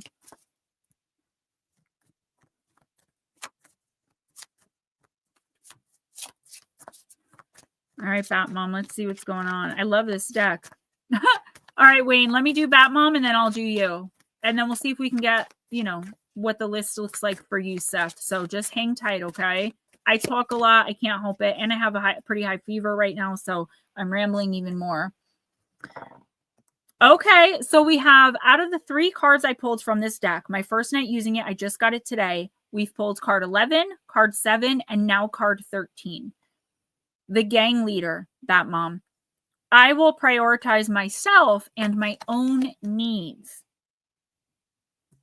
That's your affirmation for the next 2 weeks. All right, cool. 13. Thanks for coming in, by the way. I appreciate it. I loved our stream the other day. I felt like I was all over the place, but everyone told me that it was okay. Like, I made sense. So, Seth, love that name. A single gunshot rings out across the desert. Her horse rears as smoke rises from her laser rifle. Her old boss lies in the dust, silent at last. The rest of the gang looks on, startled, but not really surprised. It's a cutthroat planet, and a change of leadership was well overdue. Change of plan, girls. We're going my way now. The gang cheers as they leap up onto their horses and follow their new leader across the plains. Message: it's not easy to climb to the top of an outlaw gang this side of the Milky Way, but the gang leader is sick of following orders. With her cunning and determination, she's taking matters into her own hands. This time, she's prioritizing herself and her own aspirations. It'd be wise to stay out of her way. Have you been spending too much time pushing aside your own dreams to help others? Maybe it's time to start putting yourself first, Bat Mom, and taking matters into your own hands. It's okay to say no sometimes and take time for yourself. You won't be much help to other people if you're feeling unfulfilled or incomplete. Now it's your turn. So, fearless leader, your new outlaw gang is waiting for your orders. What's it going to be? Bat Mom, this is pretty self-explanatory. I feel like you know that you should be putting yourself first. You know that you deserve better in at least one area of your life, probably several. You know that the people you're giving to energetically, not all of them, but some of them don't deserve it. There's no reciprocity. I know it's easier said than done, girl. This is why it's not me giving you the advice. It's your team. They're like, what are you waiting for? If you know all of this is wrong, why are you still doing it, right? And this doesn't mean don't take care of others. Don't help when you can. This means you have to prioritize yourself. Oh, Bat Mom, me too. Me too. I was just going to talk about a situation, but I realize I'll probably get demonetized. So, Bat Mom, in the next week or two, there's going to be a situation where you're going to have a decision to make. Are you going to stand up for yourself and do what's right for you? Or are you going to keep quiet to keep the peace? Because I feel like while you do stand up for yourself sometimes, more often than not, you're quiet to keep the peace. And there are people around you who know that, and they use that to their advantage when manipulating you. You have goals, you have hopes, you have dreams. You are struggling severely right now. Again, just like most of us, trying to keep your head above water, trying to just survive. It's time to start living.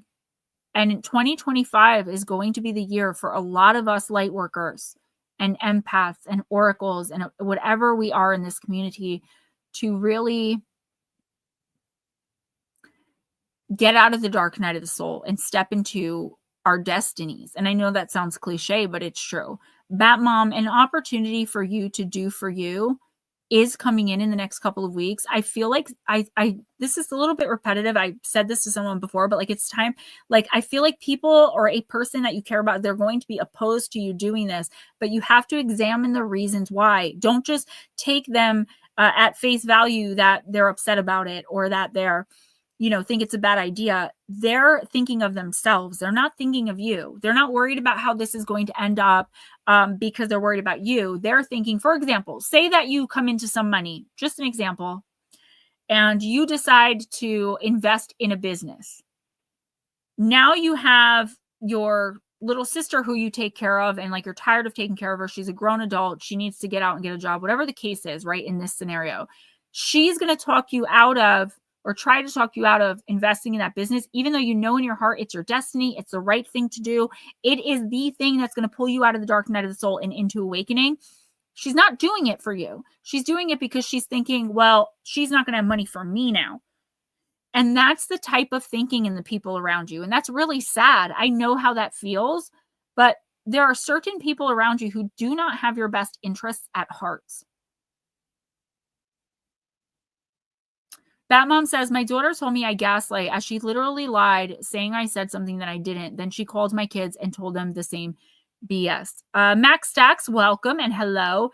So you've got to be really careful. And I'm not saying anything negative about your daughter. It could be anybody we're talking about here. You have to be really careful with people that will accuse you of gaslighting. Really examine whether or not you did that. This conflict, they're all out of my fake will. I like that. That's this conflict is going to be a turning point for you. Either you're going to give in and go back to the way things were, or you are going to enforce boundaries, start doing for you. And it's not like you're not going to do for other people anymore, but this is your turning point of you putting you first and stepping into awakening. But it's up to you. If you want to keep where you're comfortable, going about the same miserable existence in this one area. I'm not saying your life is miserable. I'm just saying in this area with people manipulating you, gaslighting you, accusing you. Or are you going to say, you know what? I'm doing this for me. I'm sorry if you don't agree with it, but you know, we can still have a relationship. But if you are that against it, you don't want to talk to me, then I'm going to give you your space. There's an opportunity coming in for you to really, really be successful in some area. Okay. Take it, please, because it's your first step forward into awakening out of the dark night of the soul that you've been in for years. Guys, just want to repeat tomorrow, December 21st, 2024. I have 6 years completely and totally drug-free. I'm very excited. Also, I just finished my book. I wrote 12,000 words in an hour and a half today to rush and get it done. Gone Mysterious Disappearances, Volume 4. So the 4th volume in this book. It's going to be up for pre-release later tonight, probably more like tomorrow, and fully released on Amazon Kindle, paperback, and Audible Monday or Tuesday. Please check that out. And also the readings are free tonight as a thank you, but that doesn't mean I'm not asking you guys to donate. Christmas is coming. I still haven't reached my $300 goal. In 2 weeks, I made 72, which is what you guys had. I love that you guys helped me. Don't want to be repetitive, but people are coming in. So check out my new book. I'll leave the links on all my social medias and all that. And anybody who just came in that I didn't see, welcome. Nutslap, I must have summoned you because I was just asking where you were. I don't know where Ghost Dragons went. He didn't say anything. So I don't know who's next. I've been waiting. Yes. What are you doing off camera? Nothing. Actually, I was checking on Grandpa Pops. I just didn't want to come back while you were talking.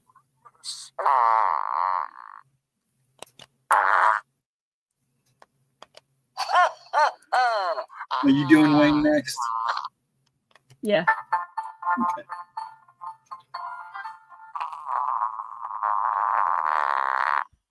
Wayne or Seth? Wayne said he's not in really too big of a rush. I'd like to get Seth out of the way. He's newer and he's been kind of waiting patiently. And also he paid. So yeah. Can we do that? We'll do Seth and then we'll do Wayne and then we'll go back to, if you guys don't mind. Thank you, Blue. It's just water, Anna.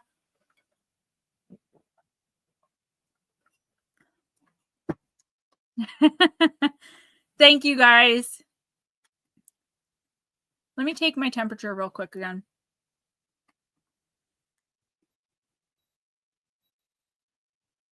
It went down.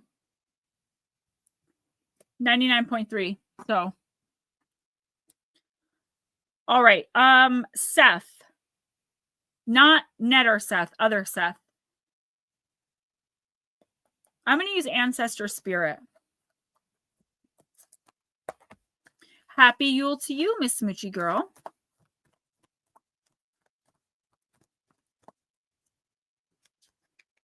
Guys, whatever holiday you celebrate, I hope it's amazing. I hope it's happy and you know, a break from the heavy of our daily lives. I'm a Christian, so it's obviously a major holiday besides the commercial stuff. And I'm excited to see what the new year brings, because I have gotten so many amazing messages for people like us. It's not the entire collective. It's those of us that are doing the work. Thank you, Seth. Oh, Max, when I started the stream, I was 101.2. I'm pretty sick, but I do not miss this stream unless it's an emergency. So anally, yeah. Yeah, you can only get a good tan if you sun your perineum too. All right, Seth, answer the call. Explore, travel, and live.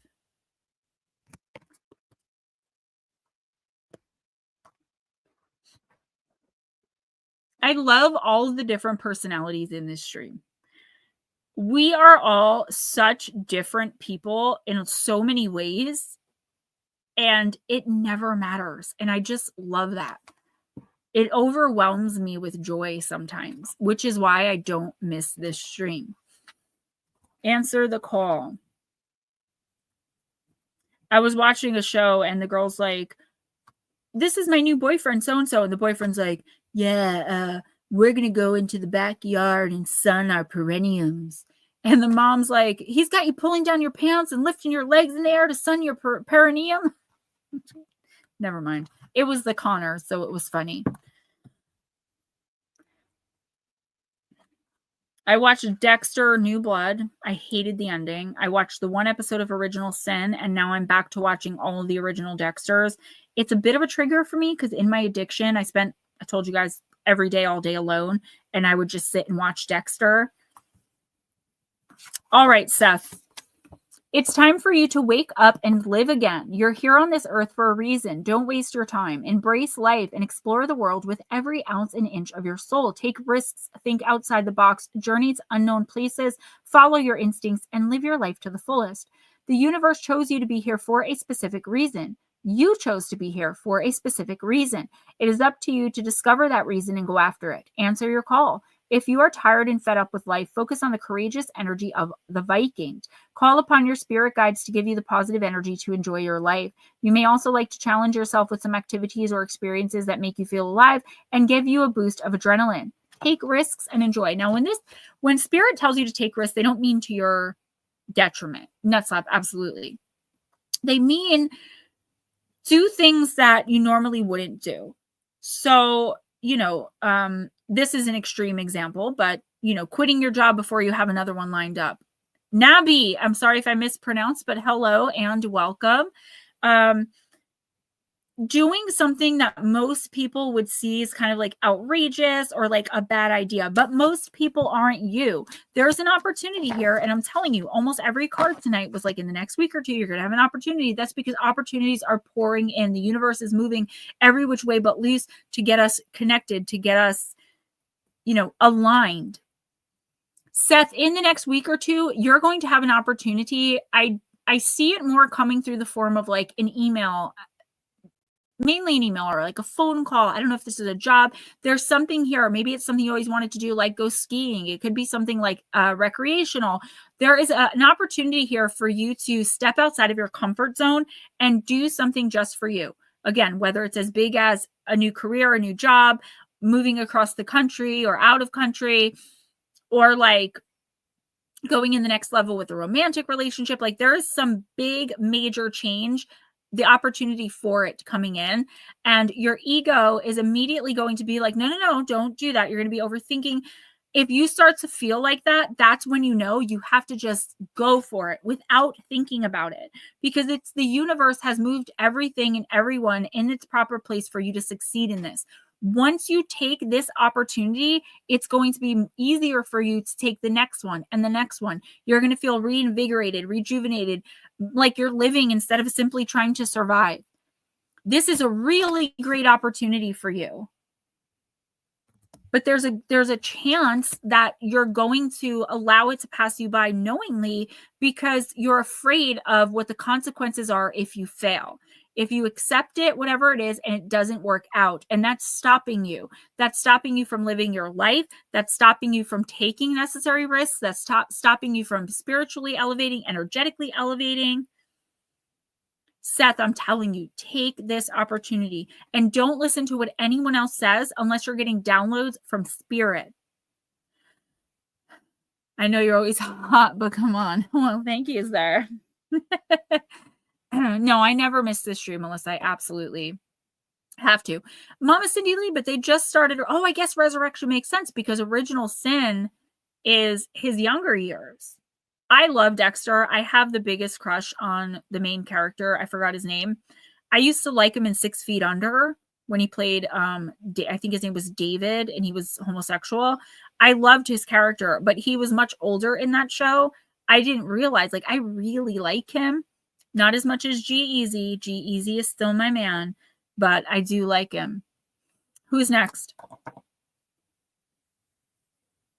You want to go ahead and do Wayne? Absolutely, absolutely. Wait, I'm going to use Divine Circus.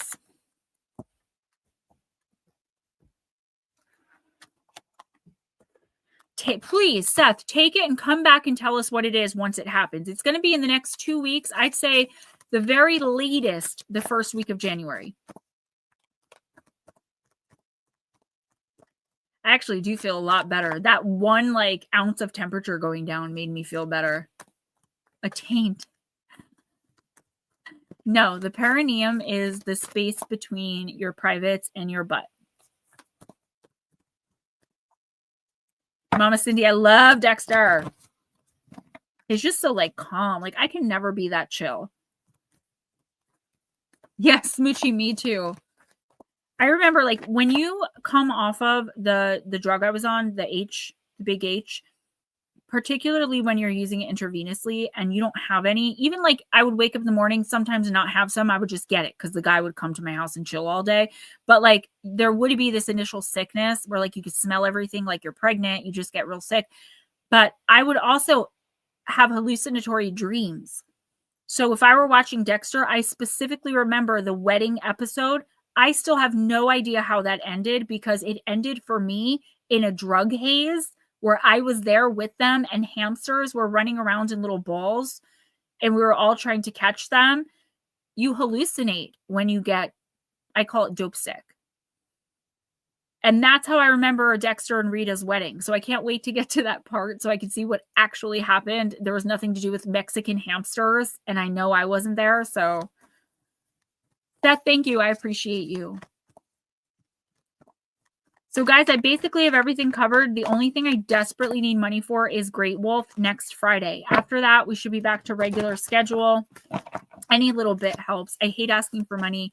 2025 is going to be the year I get contracted or step into something better where I can make money and I can go back to YouTube just being a side thing that I do for fun. And I don't have to base my whole career on your guys' donations because I know how rough it is. I went into the store today expecting to spend $40 and I spent $72. All right, Big Wayne. The good geisha. Yeah, Seth, we're a big family here. So I like to hear the good news. I like to hear when you guys follow the advice of spirit and it's so much validation for me. I love it. So please do. All right. Wayne, you are ready to opt out of a game that most people play unconsciously. It's a game of image, appearance at the image and the appearance. Let me start again. You are ready to opt out of a game that most people play unconsciously. It's a game of image and appearance at the expense of the true self. So many people are so used to playing this game, they no longer realize that they're doing it. They don't really know who they are, and they're afraid to really find out. They live behind masks that appeal to others, but slowly starve their authentic self, denying it the opportunity to experience being seen and to receive real love. Any promise of success, love, or wealth that begins with you contorting yourself into something you're not is a false promise. It cannot deliver anything worthy for you. You are not one of those fearful souls, but you know what it's like to have been caged in an invisible prison, a way of thinking and being that is not good for you at all. In times gone by, your soul has been shackled, your voice silenced, your true beauty hidden under more quote-unquote appropriate and quote-unquote acceptable guises, your intentions misunderstood and your words misconstrued. You've been like a beautiful wild creature, captured as though somehow you could be tamed or changed. Fortunately, your sacred rage and divine defiance has rattled the cage of your past, forcing the doors to swing open. Ghost, let's do a timestamp for Michelle. You can and must continue to set yourself free. Be free from the expectations, opinions, and projections of others. Be free even from the self-image that you convinced yourself you were supposed to and had to be. Be unafraid to discover the depths of your own being coming to life. If you don't, you will bind yourself to a life far too bland for the color and majesty of your soul. Being what someone else wants you to be is a false promise of love, and you are destined for love, real, wild, pure, and true. Make sure you start by giving it to yourself, and then you can share it with others and receive it from others too. Yeah. From Dexter's Laboratory.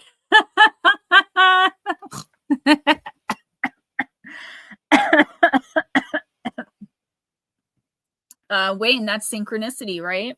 I'm going to timestamp Michelle. I do those at the end, and then Ghost Dragons will put it in the comments, like the time of her reading. I'm sorry I keep doing this, guys. It's just itching my neck, and I have nails on. So, Wayne, I don't know what's going on here, but something going on is like, it's inauthentic. Whether it's, like for me, sometimes I have to be inauthentic on YouTube because you can't curse, you can't talk about certain things, you can't state your real opinion. That's inauthentic. And I feel like it's that sort of inauthenticity, like censorship. Somebody is telling you like you can't or shouldn't speak your truth on something. I feel like there's something bubbling up inside of you that you need to get out. You need to say to somebody, you need to, maybe it's something completely unrelated and it's something you need to do in your life, right? It could be something as small as like taking a vacation. You're feeling very restricted and constrained in a particular area. And I feel like everyone around you is just telling you to go with the flow. They're like, don't worry, it'll change, it'll get better. And the fact of the matter is, Wayne, in your particular case, based on what I'm seeing intuitively from this card, it's not going to get better until you take action and do something about the injustice you're feeling. This doesn't have to be injustice like a political statement. It could be. I don't see that with you, but it could be. There's something, and I just said this to Seth, like you need to go for it. I feel like it's something you really feel is important for you to say or do or share with someone. The people around you mean well, but they're not energetically connected with what it is you're feeling. Michelle might be someone that would be on board with whatever this is. It would be a big risk for you to say or do whatever this is, but I feel like your soul needs it for growth. Yeah, you have a decision to make.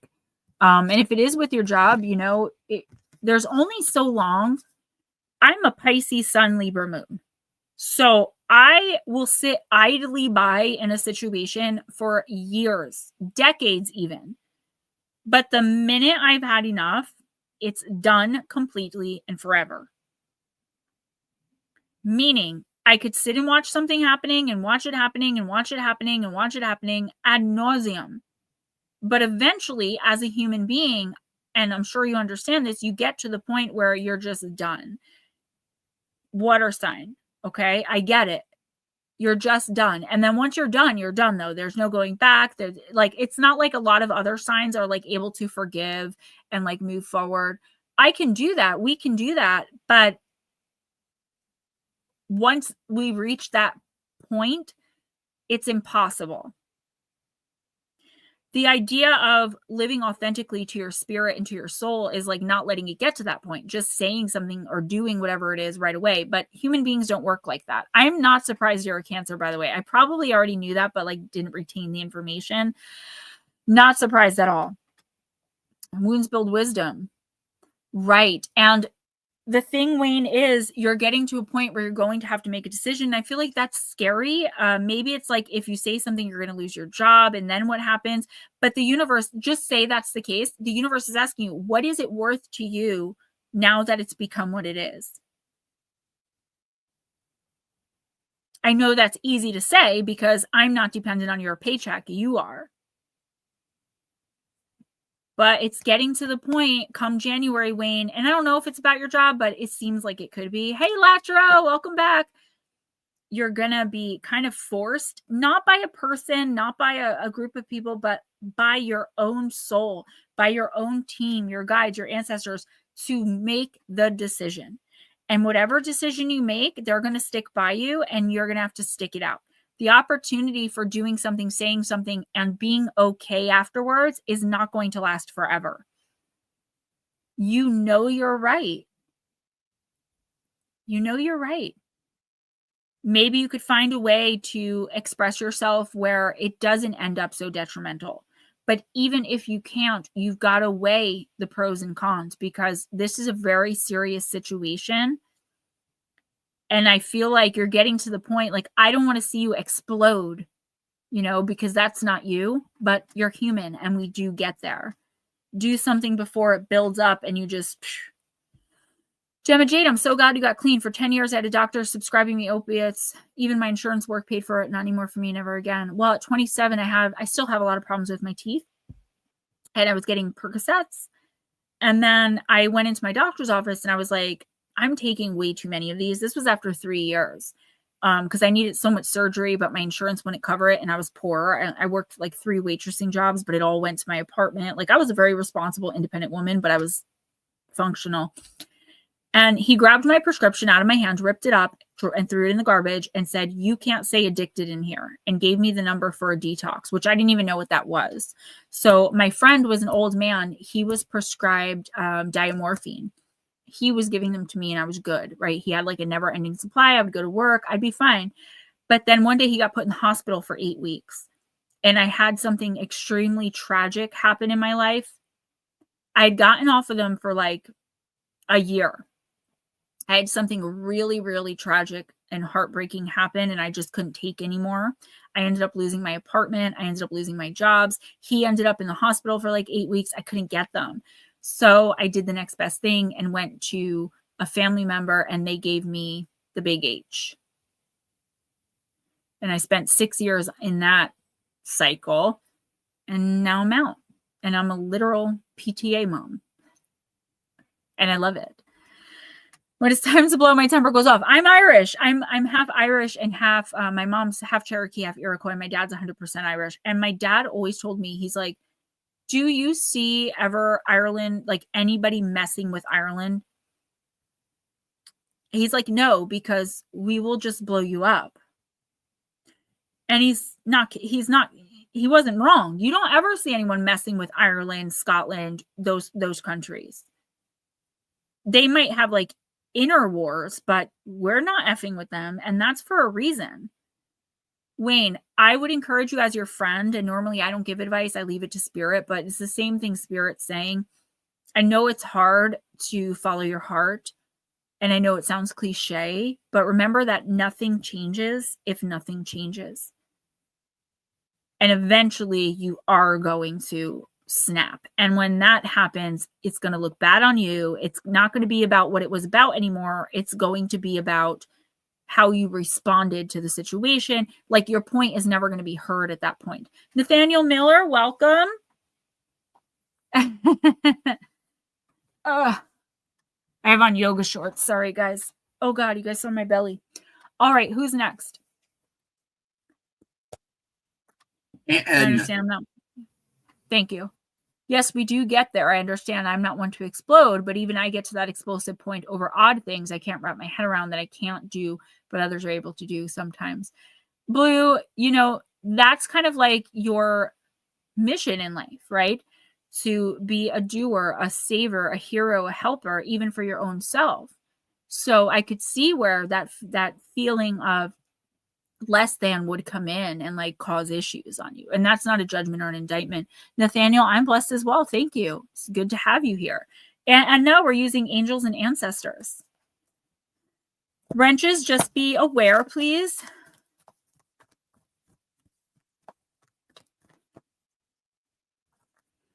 Nah, Blue, you're doing all the right things. You are like the most, and this is no offense to anyone else, but like you're the most on track person that I regularly read for. And I know you didn't get your December reading, but you're going to get a January one.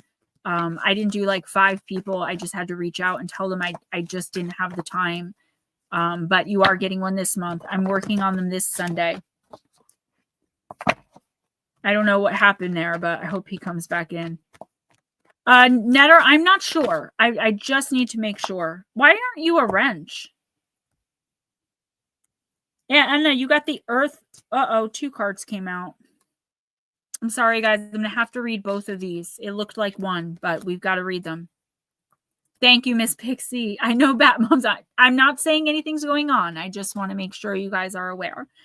Okay, so Anna, you got 2 cards. I thought it was one or I would have reshuffled, which means Spirit has 2 messages for you, which never happens. So let's look at the Earth Guardian.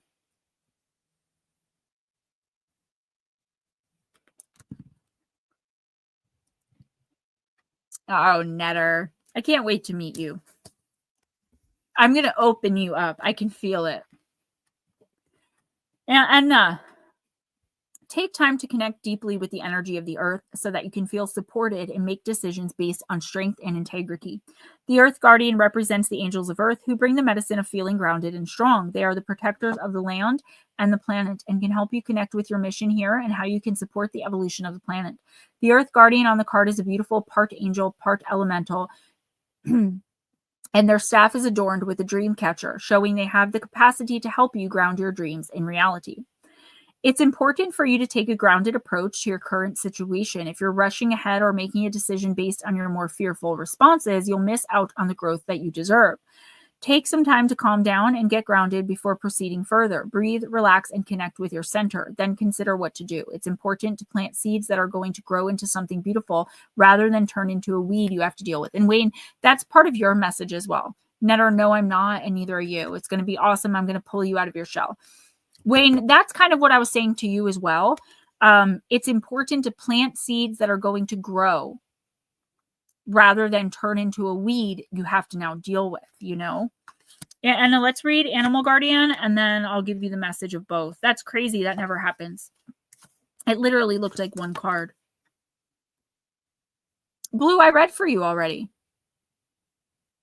Right? And trust the powerful animal spirit within to learn more about yourself and your personal talents. The Animal Guardian is the card that represents the angels of the animal kingdom. Animals are angels of nature who have incredible lessons to offer and medicine that can support you on your spiritual journey and help you survive some of your greatest challenges.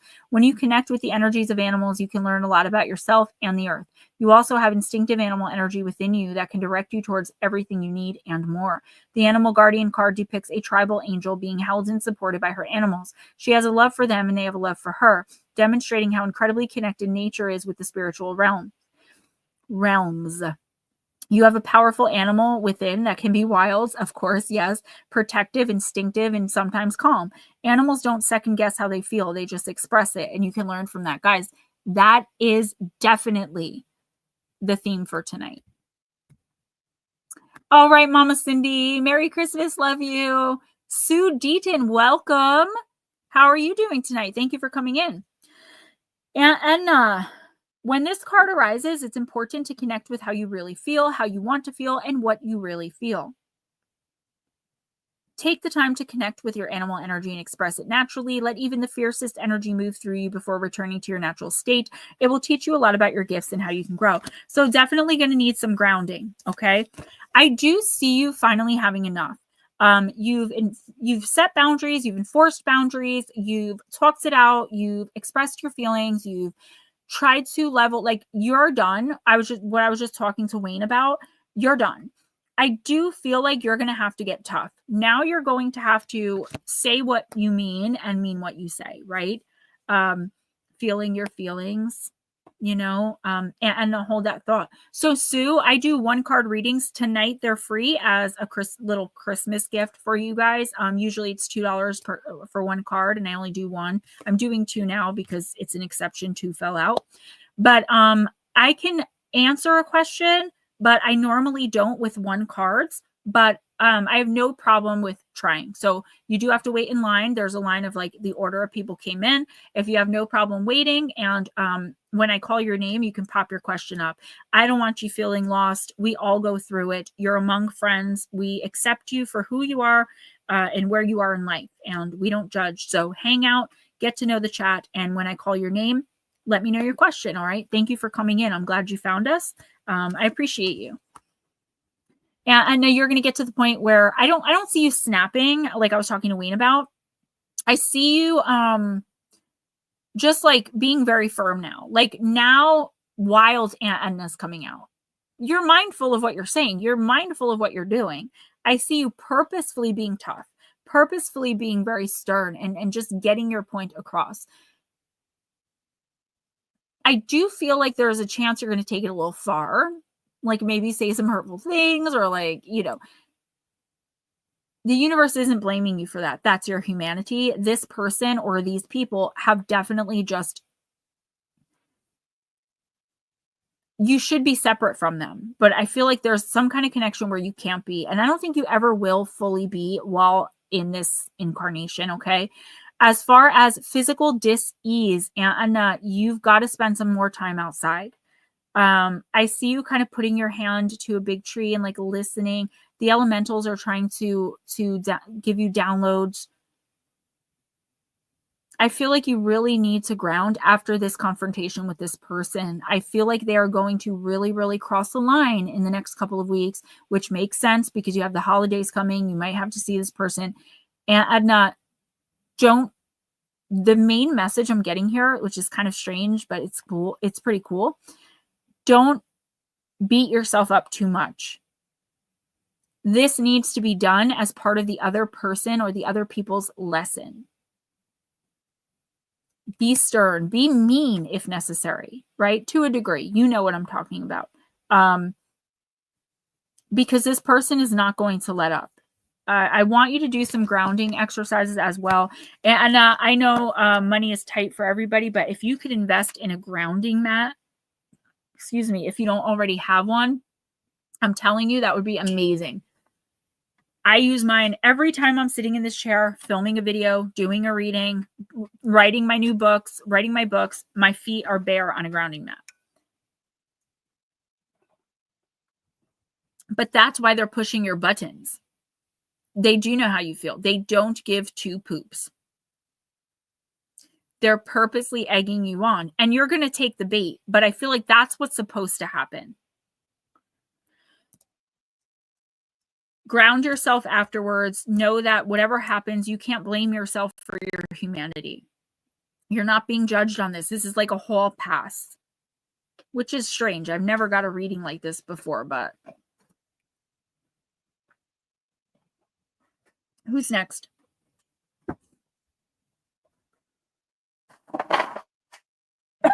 Sorry, I'm a little sick, guys. Still here. She's next. Okay. Guys, my new book, Gone Mysterious Disappearances, Volume 4, is out for pre-release tomorrow, and then it'll be fully out on Amazon, Kindle, paperback, and Audible Monday or Tuesday. Smoochy Girl, I'm using Mythical Goddess. And I feel like the elementals, particularly maybe the Fae, and I'm seeing ET interaction as well. They're trying to tell you something. Is she even still here? I don't know. We can ask. I don't think it's a game, though. I feel like this is something that has to be done because it could speed up the process of this person changing the way that they behave. You got to remember, you're not the only one who's to learn lessons from life.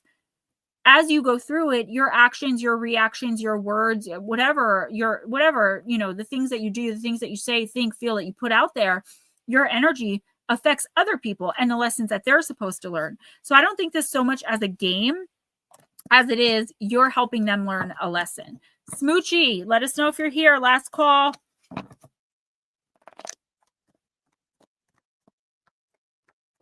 And if she doesn't answer, you can do Cliff if he's still here. All right, Cliff Clark, are you still here? And then Divine, if she's still here. Divine Empathic. So we're looking for Smoochy Smoochy, Cliff Clark, and Divine Empathic. I will timestamp Divine because I know she has that meeting usually at 9 o'clock.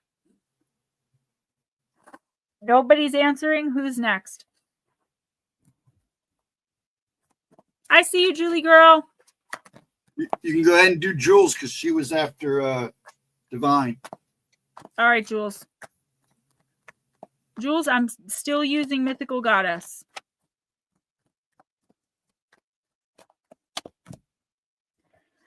Okay. By the way, my mother was so worried about you last week. We had like this whole conversation, not like anything bad. When my mom picks up on stuff, I take it very seriously because she doesn't often. She does, but like she doesn't say it often. She was worried enough about you to like call me on the phone. My mom and I do not talk if it's textable. So I'd like to know more about that situation, but let's focus on this. You got the 8 of Seas. The card of depletion. Seas is emotion. It's the water cards. So it would be cups in tarot. Sorry, guys. I can feel that.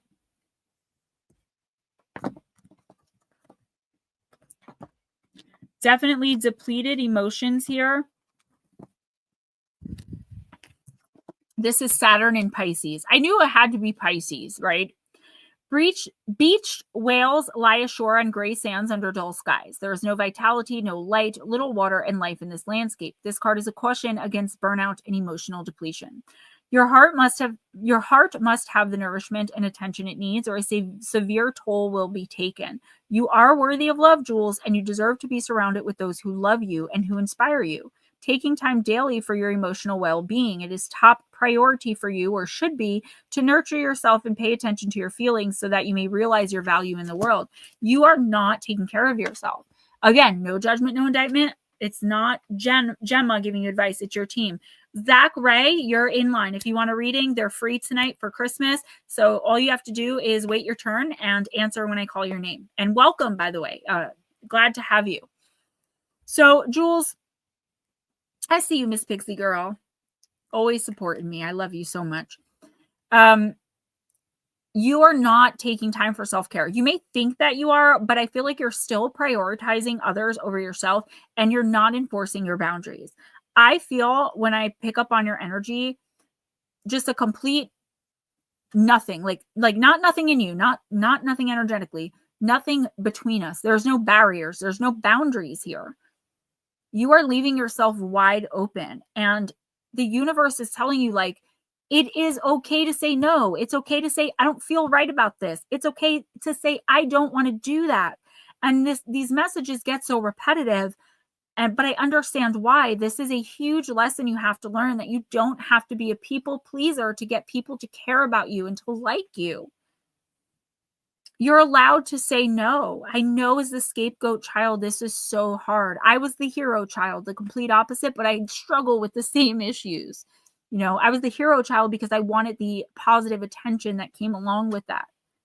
My sister was the scapegoat, so everything I did got blamed on her. So she was always looking for negative attention. Like, I get that. You are so used to acting out and maybe getting attention for it that you're doing it in different ways now in adulthood.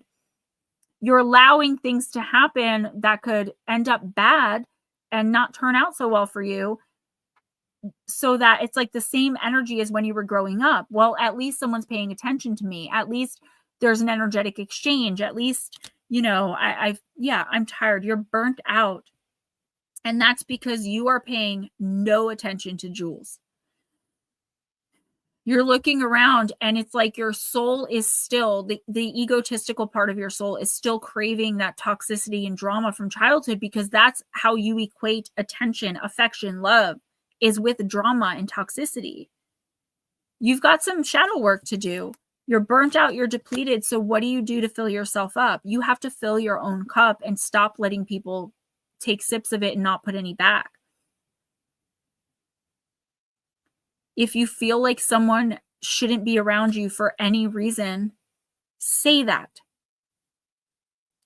I know it's like not proper to like tell someone right to their face that you're uncomfortable with them or that you think they're a liar. Like, they're energetically off. I've said that to people. I mean, granted, I was high when I said it. I wish I had that courage now, but you don't even have to say anything to remove yourself from them. In the next week or two, Jules, I don't think you should really talk to anyone unless you have to. Not to isolate yourself forever, but the holidays, obviously, you're going to want to be around people. I really want you to keep barriers up. Even if you're not to a place where you can enforce boundaries, at least keep barriers up to keep the negative away. Maybe take a ritual salt bath, ground in the moonlight. If you can do it nude, even better. But if not, like, don't go running around naked and be like Gemma Jade told me to. But like, if you can, like my backyard, I could do that if I wanted to. Like, go under the moonlight and pantomime taking a shower, just bathing yourself in the moonlight. You need healing, spiritual healing. And that's one of the ways to get that. But if you keep allowing others who do nothing but deplete you, which is all you're surrounded with right now, you're never going to be filled up. I always tell you guys, imagine yourself as a cup of water. You allow people to take sips, but there are people who come by and gulp or dump you over and they don't refill. They just take and go. There's no energetic reciprocity. There's no reciprocation of it. So you're just giving, giving, giving. And you will become physically ill. Spiritual dis-ease oftentimes leads to physical disease or sickness. I've been burnt out. I did a short about it the other day, and I woke up today with a fever and a burning chest. That is my spiritual misalignment. I understand. I want you to be very cautious in all of your dealings, okay? I'm reading for Jules right now. This is Jules, Miss Pixie. I want you to be really cautious in all of your dealings in the next 2 weeks. Don't be a natural open book. Don't give too many people information. Don't tell your secrets. Just watch and listen, and you're going to learn so much about the people around you and be able to make more informed, conscious decisions about the time you spend with them and what role they're going to play in your life, if any. Who's next? Miss Pixie. That actually is. I really like this deck, so I'm going to use Cowgirls and Aliens again. Sometimes I'll get a deck and it's good for the full personals or like the video readings, but it's not so good for the one cards. So I get excited when I have a deck that like works for the one cards. Blue, I know we need to talk about that. I just have not had the time. I haven't been really talking to anybody. Max, thank you. I just got it today. Last week for Christmas, I got the Classic Horror, which is a really great one too. That one's better for the personals. But I got so many beautiful gifts. You guys are so amazing. I'm going to be a little repetitive. Don't forget my new book, Gone Mysterious Disappearances, Volume 4, will be out for pre-release tomorrow. And it will be out fully on Amazon, Kindle, paperback, and Audible on Monday or Tuesday. Get you a copy, please. If you want a signed copy, text me, email me. No, I used this one several times today, but text me, email me for autographed copies before you make the purchase. Monday, we're going to be talking about 4 incredibly strange disappearances, 3 of which are in my new book.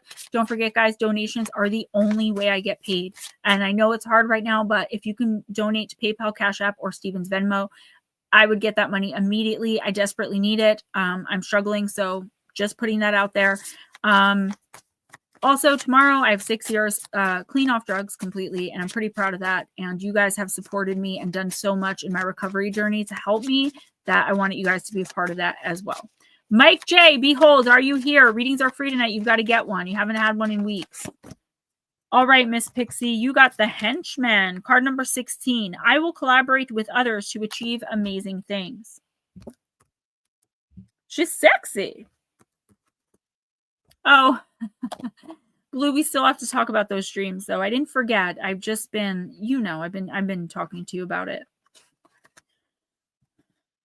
Beautiful, I just want you to know You're my favorite girl. There's just something about you. All right, the henchman, Miss Pixie.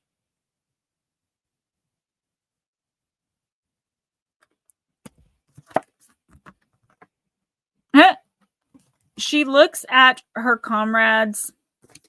She looks at her comrades beside her. She'd take a bullet for them, and she knows they do the same for her. Tonight, their gang will ride into town, which has the biggest, most prominent bank this side of the planet. Guys, this is like our stream. This is our chat. Thank you, Max. This will be their biggest score yet. The plan is set. Everyone has their part to play. As night falls across the plains, she pulls up her bandana to cover her face. The henchmen are like a well-oiled machine. The team works together seamlessly, robbing banks, rustling cattle, and holding up stagecoaches all across the star system. They trust one another, knowing that they all have important roles to play. Some projects are too big for one person to tackle alone, but when you're part of a group, collaborating and making use of each other's unique skills, you can achieve great things together. Being part of a team can push you to new heights by inspiring and challenging you to do better. Laura, have you been procrastinating about a project because it feels too overwhelming? The henchman tells you it might be time to ask for help and find someone who can join forces with you. Call up some comrades and start an outlaw gang of your own. You can't do everything by yourself. Recognize when you have too much on your plate and ask for help when you need it. Remember to show gratitude to all the people who have helped you along the way, your friends, mentors, and peers. You can't do it alone. What is going on? Everyone knows I'm streaming. You always show gratitude, so I'm not worried about that, but I am seeing something here. Yes, Daddy, I am live streaming, and I will give you copies of my books. Love you. I'll text you after. He doesn't realize that he dings my phone. Sorry about that. So Miss Pixie, you're always grateful, and your energy is one of the calmest energies I've ever encountered as far as the internet, I know, right? Someone just literally threw my phone at me. As far as energetically speaking, I've never met you in person, but I feel like I've known you forever. I feel like there are things here that, like, there's someone in your orbit that I feel like you're expecting validation from them, but they're not giving it. So that's making you second guess the things that you want to do. For example, I'm just going to put it out there. My husband is a non-believer. I don't talk to him about my books. He doesn't watch my streams. He doesn't watch my channel. He doesn't listen when I talk to him about those things. He gives no validation of my success and no comfort in my failures. And that's no shade on him. That's just how he is. He's a boomer. I've come to terms with it. I feel like you have someone in your life and it's the same thing. Now, I'm not saying it's your husband, but it's somebody. It's like somebody you want to either not really team up with, but like you want to bounce ideas off them. You want to tell them when you're excited about something and get their feedback. The thing is, you have to stop looking for validation, not only in that person, but anywhere else. You have got to start validating yourself more. I feel like you might think that self-validation is like egotistical, right? Like to tell yourself you're doing amazing, or to tell yourself you deserve to be doing something. But it's not. It's like human nature, especially for people like us. Yes, my dad. Especially for people like us. We have been told our whole lives we're crazy. Yes, Miss Pixie, same here. My husband's been a master mechanic for like 54 years. He's not into this stuff. But I feel like you have stepped back from a goal or a dream that was really, really important to you, or at the very least, something you thought of and saw yourself doing for a while. Like you were like, I like doing this. I'm going to do this going forward. But because of maybe his reaction or someone else, I don't want to put it on anybody, but you'll know how it resonates. You second guessed it, and now you've taken so many steps backwards from this goal. I feel like you were meant, and I'm going to be honest, to do YouTube. Not even on my channel. I'm not talking about that. I told you there's no rush. If you want to come back, if you don't, that's totally up to you. But I feel like you're just meant to share your gifts. Max Stacks, that's what he hates about me. You're meant to share your gifts, just like I was. So I've been working 4.5 years and I only have 5,000 and some odd subscribers. That's not really a success story. But at the same time, I'm spiritually doing what I'm supposed to be doing, what I charted for myself, right? So it will work out for me. It's just taking longer than I expected. And who am I to expect from the universe? Right? Laura, you have stunted your growth in something that you were really actively pursuing. Wayne, hold that thought. That you were really actively pursuing, that you were really looking for a future in. And I do feel like that's sharing your gift. I feel like you've become reserved about it, maybe unsure even, not in your gifts, but in sharing them. Miss Pixie, we can definitely do that. My schedule is always tight, but if you text me, I will text back and have a conversation with you as long as I'm not like in the middle of something. I have no problem with that. I would actually love for you to do that because I do feel, and this is so weird to say, but like personally, from the energy that I'm getting from listening to your team, from listening to my team, you are meant to be sharing this gift. And I think the best way to do that is through something like this. Again, not saying it has to be my channel, just maybe even writing a book. You were given these gifts for a reason. The lesson here, the test for you is going to be twofold.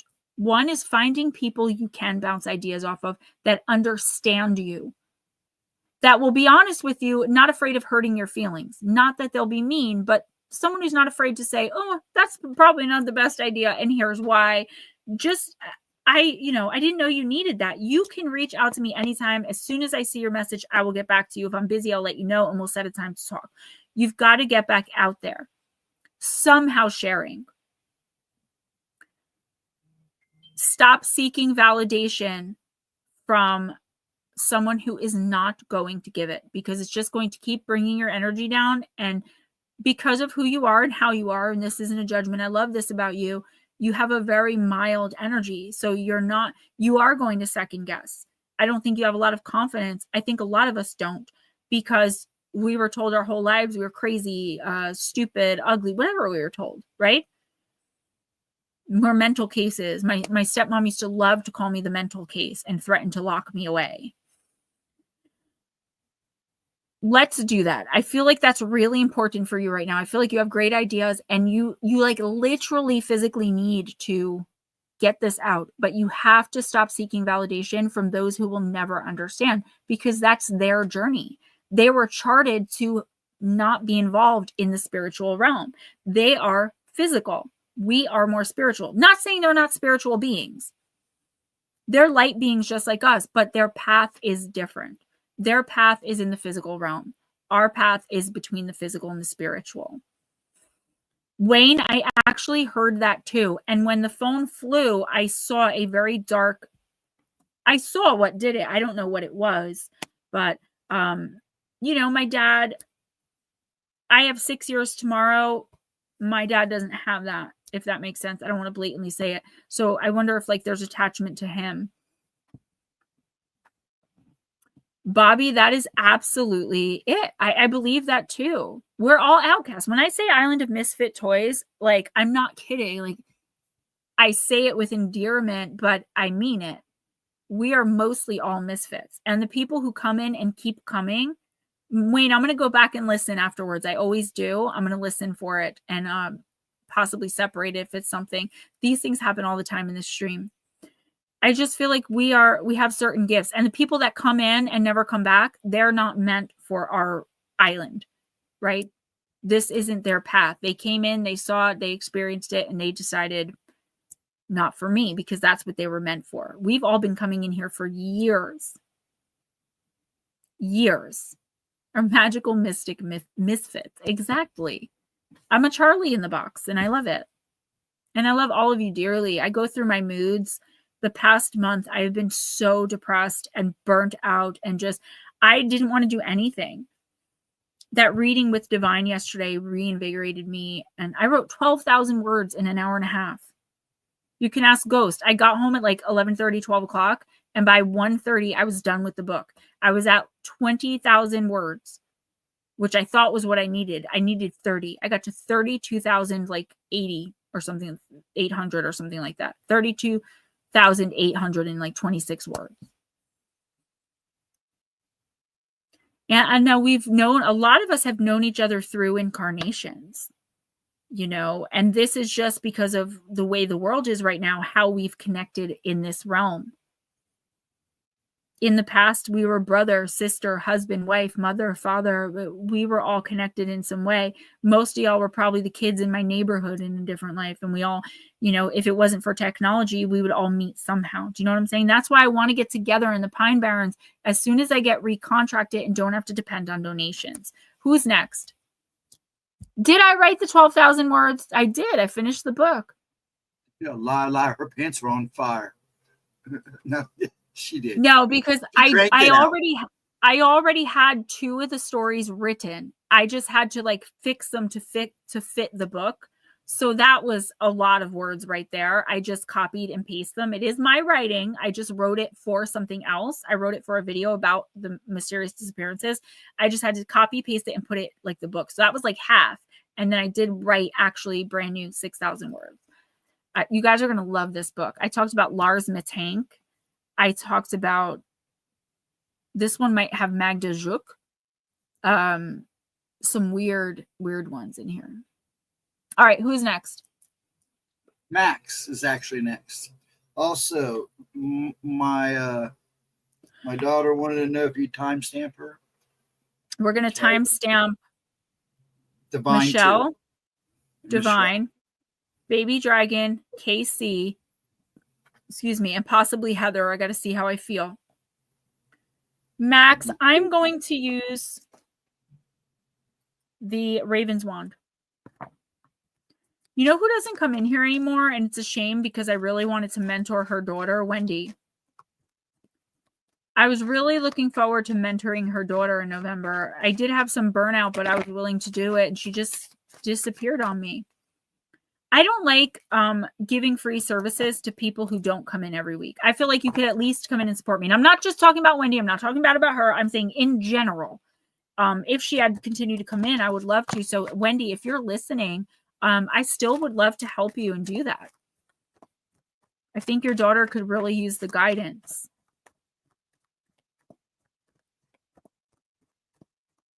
So excited to get her reading. You always are. Your energy is amazing. I feel like you've been through so much, but you still keep it like very positive.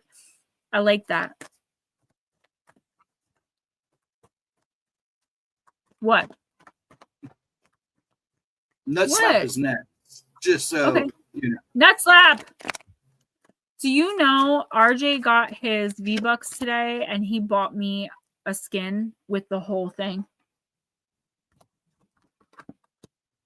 And then I was so excited, like I started tearing up. And he came to me and he's like, Mommy, my eyes are wet, but I feel happy. So I had to tell him, like, you cry sometimes when you're happy. Yeah, Batmom, not saying anything bad about her. I just miss her. I wish that she had kept coming in because I had so much to give to her daughter. Max, you got Sweet Temptation in the upright. I liked her a lot. She was really cool. Max, this trio of fairies was sent on a mission to collect strawberries for their coven. The juicy, ripe fruit proved too much of a temptation, and instead of harvesting the wild berries, the 2 younger fairies began snacking on them. Before things got out of hand, the oldest fairy reminded them of the importance of their task. Fortified by the fruit, the fairies got back to work and finished in no time. At times, it's simply impossible to resist sweet offerings. Sometimes it's not only okay to indulge, but it actually helps keep us motivated. Just remember to keep the goal in mind and balance the bitter with the sweet. Definitely an opportunity coming in that may not be the best for you. Hey, Ron, free readings tonight for Christmas. I feel like this opportunity that's coming in the next couple weeks, or that just recently came in, Max, it's like, it feels like you really want to do it, but it's like not aligned. So it's like, you know that it's probably not the right thing to do, but you still want to do it. Right? It's up to you.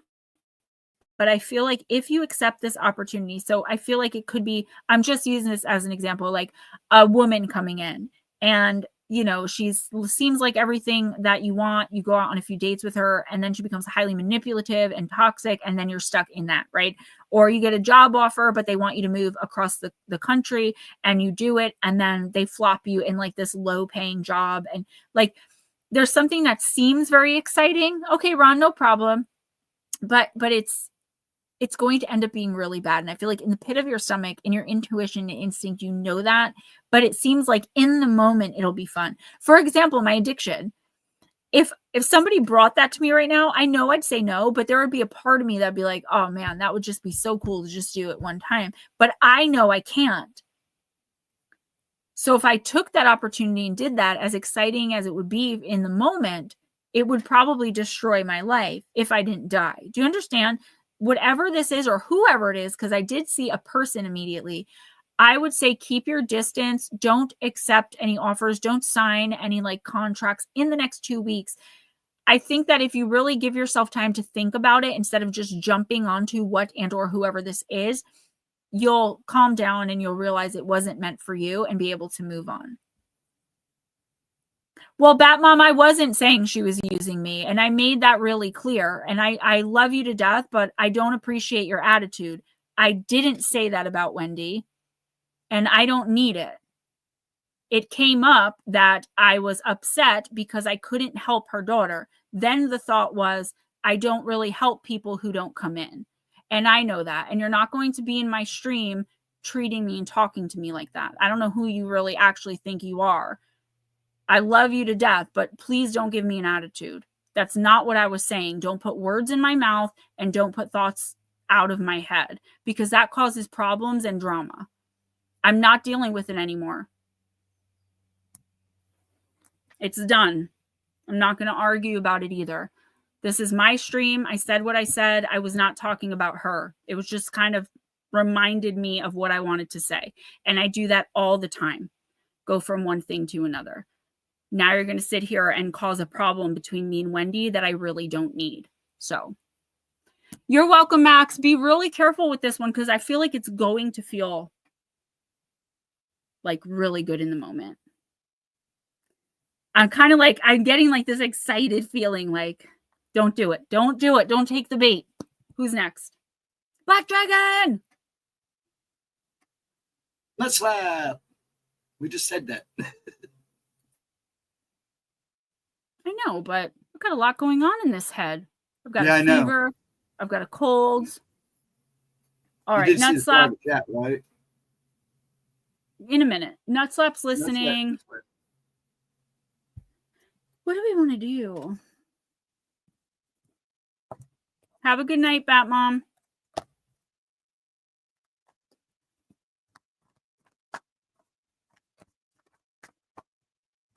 Nah, it's not a big deal.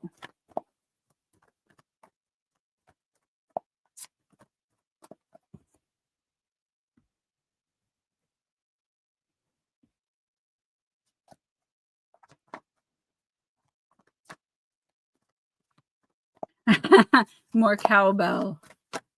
Did you hear how I said that? I just choked on like my throat. All right, so this fell out. I don't even know how to pronounce this, but we'll get there.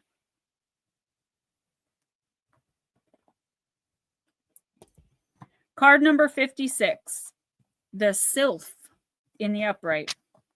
I'm not familiar with this one. There are so many cards in this deck. I probably never pulled this one before.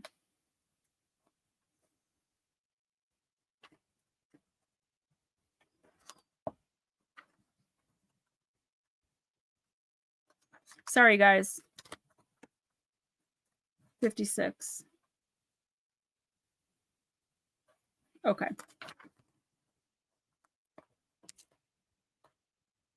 If the sylph makes itself known to you right side up, Nutslap, divine orchestration is at play. The sylph has knowledge of all parts of the universe and of how they connect to one another.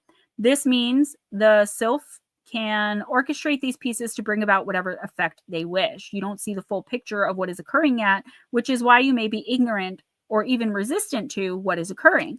But You can be sure that what is occurring is, in fact, in the best interest of everyone involved. Thank you, Miss Pixie. Let yourself be played like a chess piece belonging to the universe at large. This is a great message, and I think all of us could really benefit from this one. I'm glad this came out. Allow yourself to become part of the bigger plan. Your own well-being is part of that bigger plan. You just don't, from your current perspective, see how what you are experiencing now will lead to what you are wanting. So I always bring this up as like, so you get this amazing offer for a job, and you know that like within the year, you're going to be like heavily promoted. The year passes and you don't get the promotion, but out of nowhere, one of your coworkers like knows someone who introduces you where you get an even better job paying more than the promotion would have paid. This is how destiny and the universe work, nutslap. And this is actually working so much in your favor, right? You're probably going to be maybe pissed off or very confused or like, yeah, I feel like you're like, why is this happening? Like, why does this have to happen to me? This sucks. This was the last thing I needed. And then within a couple of months, you're going to be sitting there in a really good place, either, you know, whatever you want, in a relationship, with a new job, in your, like, whatever it is you're looking for. And when you think back, you're going to be like, holy crap, if that really bad thing never happened, I never would be here right now. This is a tower moment. This is the death of a part of you, a part of your life, moving again out of the dark night of the soul and into awakening. So when that happens, it's not this bright, beautiful, fun, funky energy. It's low. It feels lower vibrational. You're going to feel burnt out. You're going to feel like undeserving of whatever it is, right? It's very confusing. For example, like you lose your job. God forbid, I'm not saying you're going to, but you lose your job. And then you're like, what the hell do I do? You're in panic mode. You're pissed off. And then all of a sudden, like, you go out to the bar to get drunk and you meet someone who offers you a better job. It's like that, you know, like, hey, Zach, where like, you don't even realize the connection you're making because of this negative event. Go with the flow. Don't fight against it because it's going to happen anyway. The more you kind of, I know this is impossible, but like the best you can do of just like, yerp, I love that. Like to just be like, well, I know the universe is working for me. The universe is doing things for me, never to me, etc. The better you'll be and the quicker you can get through this. Zach, welcome. Glad to have you here. Divine Empathic, I was going to timestamp you, but I'm glad you're back. I got your back, girl. Okay. I want to go ahead. If she wants it, she can go ahead and do Divine. Before you do her, though, I want to know if Nathan is still here and Sue Denton is still here. I was going to say, let's acknowledge some of the new people. Nathan, if you're still here and want a reading, and Sue Deaton or Deton, if you're still here, we're going to do your readings after we do Divine Empathic, who we're going to use Deep, Dark, and Dangerous.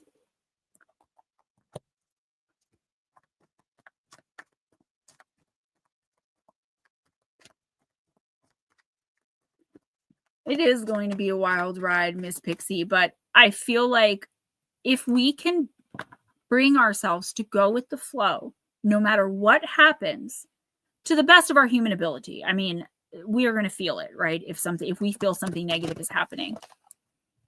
If we can just do our best to go with the flow and not worry and have faith and trust in the universe, we're going to be okay. I feel so dirty right now. I don't like that kind of stuff.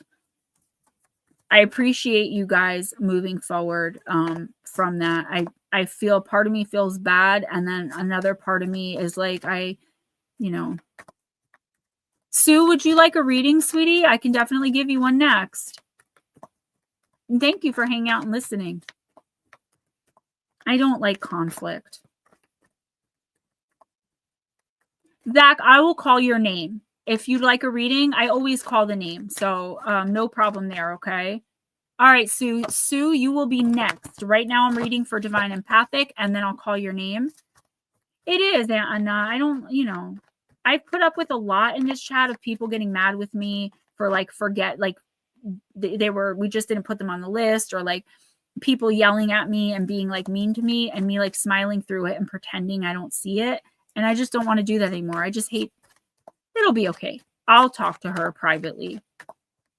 I understand why she mistook me, because as I was saying it, I realized how it sounded, but I assumed that everyone in here knows me and knows my heart, that I would never say something like that. That's why I got upset. Yeah, Jared. All right, Miss Divine. Oh my gosh, this card comes out literally every time. Yeah, Zach, don't worry at all. We got you. The Island of Misfit Toys, my gemstones got your back. You're in a great place. You're in great company. Divine, you got card number 16, The Journey, Persephone. Yeah, I think things don't come out right through text or like chat. Like I said, I'll speak to her. Me and her are friends. I understand why she mistook it, but then I don't, because I would never do, like, I would never publicly call someone out like that. I just think I was talking faster than I was thinking, and it didn't sound right. But I didn't expect a confrontation, because I would never, ever say something like that. Anyway, Batmom, if you are listening, I do love you to death, and I'm sorry that happened, and I hope we can talk privately. All right, Divine, to rise to get where you wish to go is a process and journey. While catalysts to change can appear overnight, transformation rarely does. This is like the same message over and over again. Jared, I love you too. Thank you so much. Be patient, Divine. There is a season for everything. Work with the cycles, the seasons, the moon, the sun. There is a time for introversion, extroversion, growth, and stillness. The tale of Persephone is one of the most well-known ancient myths of Western civilization. Persephone's kidnapping by Hades and her descent into the underworld and the consequences of her mother Demeter's grief is an iconic story of change and growth. After falling in love with Persephone from afar, Hades goes to his brother Zeus, the leader of all the gods, for permission to marry her. Zeus says yes and agrees that he will speak to Persephone's mother. Demeter, goddess of agriculture and the seasons, and the girl herself. Okay, Zeus forgets, time passes, Hades gets impatient, and Zeus is hard to find. So he seizes Persephone while she's simply picnicking with friends and takes her down. Who's leaving? Oh, Jared, good night. Yeah, Mike, you need a card. Takes her down to the underworld. Demeter searches for her missing daughter across the earth and cannot find her. In her grief, she stops helping the plants to grow, the weather becomes poor, and all agriculture dries up. The race of humans then suffers a great famine, and many more are dying. Meanwhile, Persephone is frightened by the audacity of the kidnap and the underworld itself, yet she's treated with respect. Hades wishes to marry her and thus offers her a queendom, and with that she will become the co-ruler of the realm of the underworld and the dead. She will become powerful, and she will become a wife. As she is not dead and still has worldly needs, she is also offered food. A juicy pomegranate with ruby red seeds is given to her, but what she doesn't realize is that if she takes food while in the underworld, she will be part of that world and have to stay. Up above on the earthly plane, men cry out for help to Zeus, and he hears. He asks Demeter to give the earth its fecundity again, but she refuses until Persephone can be found. By this time, some of the other gods know who took her, so Zeus goes to Hades to negotiate. Demeter demands her daughter's return outright, but there's an issue. Persephone has taken food. She has eaten 6 pomegranate seeds, and so must stay with Hades. Zeus brokers a deal so that for 6 months, Persephone will stay with Hades and be his queen. The other 6 months after journeying up from the underworld, she will spend with her mother on the earth's surface. She is escorted up through the darkness by her friend Hecate, the torchbearer who illuminates the sky. This is clearly a complex story with many themes, but one is that it is the story of cycles and transformation, life stages, and the struggles and triumphs of that journey. For example, in ancient Greece, when a young woman was married, she left childish things behind, left home, and joined the family of her husband. Her birth family were both sad and happy at this, and there was often a period of adjustment for the bride. Although losing her identity and freedom as a maiden, the bride is made queen of her new home and has responsibility for the realm. With the birth of children, the cycle repeats. The overarching idea here, too, is about the journey of the change of the seasons. We see how winter is death and rest, spring is renewal and growth, and summer brings all to peak fruition, then transforms again into the contraction of autumn. Change and transition are everywhere and constant. We see the natural cycles as equally important. There are times to feel introverted and extroverted, energetic and restful, happy and sad. None are better than the other. None are worse. Plant companion, pomegranate, which I love, by the way, but I hate eating them because they splash and you can't get that stain out. Your crystal companion is garnet. I love garnet, particularly green garnet, but I think this is talking about the red. Okay. Jules, I love you so much. Divine. Sorry.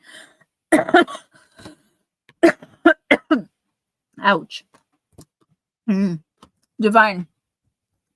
I feel like this is almost the same thing with what I was saying to Nut Slap and a couple other people in here. Yeah, I need some water.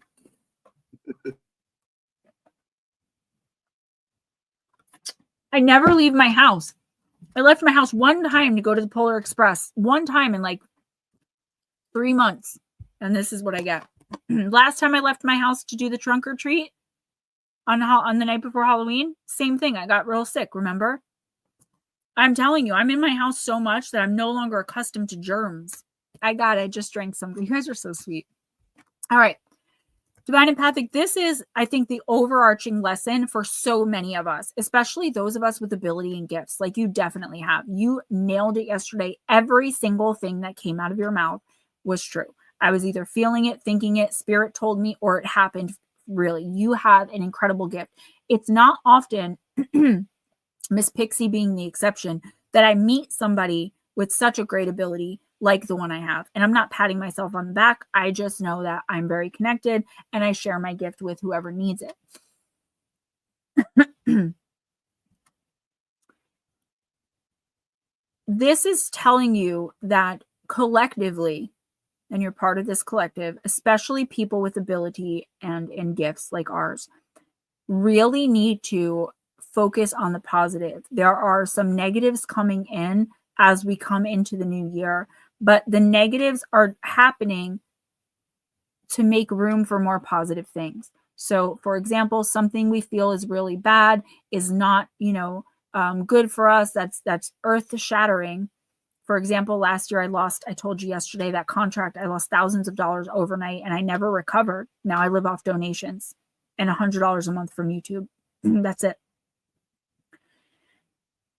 That had to have happened for a reason. And that's the message I'm getting here. Whatever is about to happen in the next 2 weeks, you have to do your very best to stay focused. Don't let your heart get broken.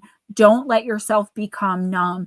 Don't take a step back and be like, well, maybe I wasn't meant to do this. Like, no, you were meant to do whatever this is. The universe is helping you.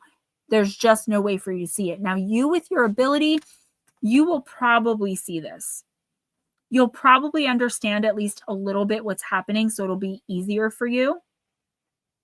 But there are some seemingly negative things coming in, but you're going to be just fine. I feel like you already know that the tower moment and the death have to happen before we can have the world and the star, right? So instead of getting, I'm sure you're going to get upset by whatever it is. We're humans, we have emotions, but like try to stay focused on what's happening all around you and what it could mean for you in the future. Yeah, I will, guys. I do feel like I'm going to need an antibiotic. I never get sick like this, and I normally don't get fevers, so I'm a little worried, but it just figures, now I'm going to have to go to like a real actual doctor. I'm having chest pain. This just started this morning and I knew it. Because I just can't go anywhere. I get, like, if someone sneezes 3 miles away, I get their germs. RJ's not sick, so I didn't catch it from him. No, it goes, as soon as if it hit 104, it usually goes to 104.3, which is very strange. It's always that number. You guys will know because I will literally, let me explain real quick and then we'll move on because I know it's getting late. Most people would call it hallucinating. What happens is I open completely. And then you guys would know, trust me. Yeah, I'm probably going to have to get an antibiotic, which is a pain in the butt because then I got to go to the doctor. I already have my Suboxone doctor on Tuesday, so I'm wondering if I could sneak in, but I don't want it to get worse. I got a party to go to tomorrow. Yeah, I might have like a Z-Pack lying around. I don't know. But thanks, guys. I love that you guys care. I don't usually get like this, but I know it's going around. Yeah, Wayne, I'm telling you, it's not hallucination. For some people, it might be. When it happens to people like us, and you do have ability, I'm not sure what it is, but to be in this community, there's something, even if it's just a really wild intuition. Like you just open, the veil just opens. That's what I see most of the time. But like when I'm doing a show like this, I close off to a lot of things and open. It's different. And I promise, if it doesn't get better, which I doubt it will, because it does seem like a respiratory infection, I'm going to go Sunday. I can't, there's no way for me to go tomorrow, but I can go Sunday because that's when Ray has off and he can drive me. You guys are so sweet. Who's next? I'm sorry, Sue. Sue's been waiting. Sue, thank you so much for your patience. Sue and Zach are next. Okay. And then we'll do Nutter, then Mike. And then, I promise, I will actually do a short and update you guys. Well, that's hard for people to see. You know what I mean? Michigan. Wayne. Sandra, hi. Good. Divine, I'm so glad it resonates. Yeah, it's always great energy in here. All right, Miss Sue, I hope you're still listening.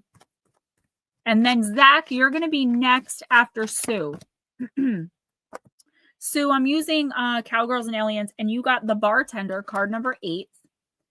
I will give others support and listen with empathy. So let's see. Sandra, welcome. I am ending at 11, guys, so I'm trying to get everyone done. Max, thank you so much. Ooh, I love scalloped potatoes with ham. Are they called au gratin then? Or no, they're scalloped when they have ham, and they're au gratin without ham. That reminds me, I make a really good au gratin potato. I should make some. All right, Sue.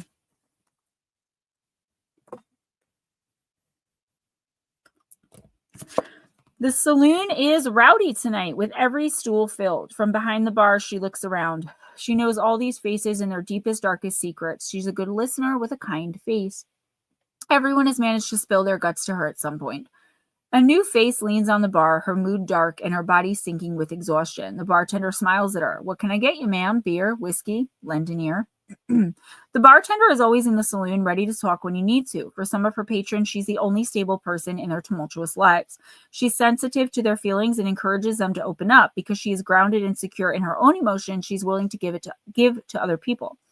When you're in a good place, the bartender encourages you to support the people around you. Listen attentively and with empathy. Maybe they might want advice from a friend or just want to vent or discover their own solutions by putting their worries into words. Ask them to pull up a stool, grab a whiskey, and tell you everything. Being a good listener can be draining, and it's easy to take on other people's problems and emotional energy. Sue, that is definitely true for light workers and empaths. Remember to look after yourself too. If you don't feel up to it, you don't have to give anything. Also, take time to listen to yourself and your own emotions. Feel whatever comes up without judgment. The last thing you need is to feel bad because you feel bad. So, Sue, this card is definitely talking about like you giving too much. Thank you, Black Dragon. Thank you, everybody. You're giving too much, and I don't think you realize that. I don't think you understand the energetic exchange. Oh my God, Sandra, that's so bad. When we give out energy, so yeah, Sue, I believe you are. And the way I determine that, honestly, is that most people who are not light workers or empaths don't last very long in here. They're not waiting to get a reading. They're not, Hilton, hey, they're not connected enough to be able to sit and listen and understand what's going on in here.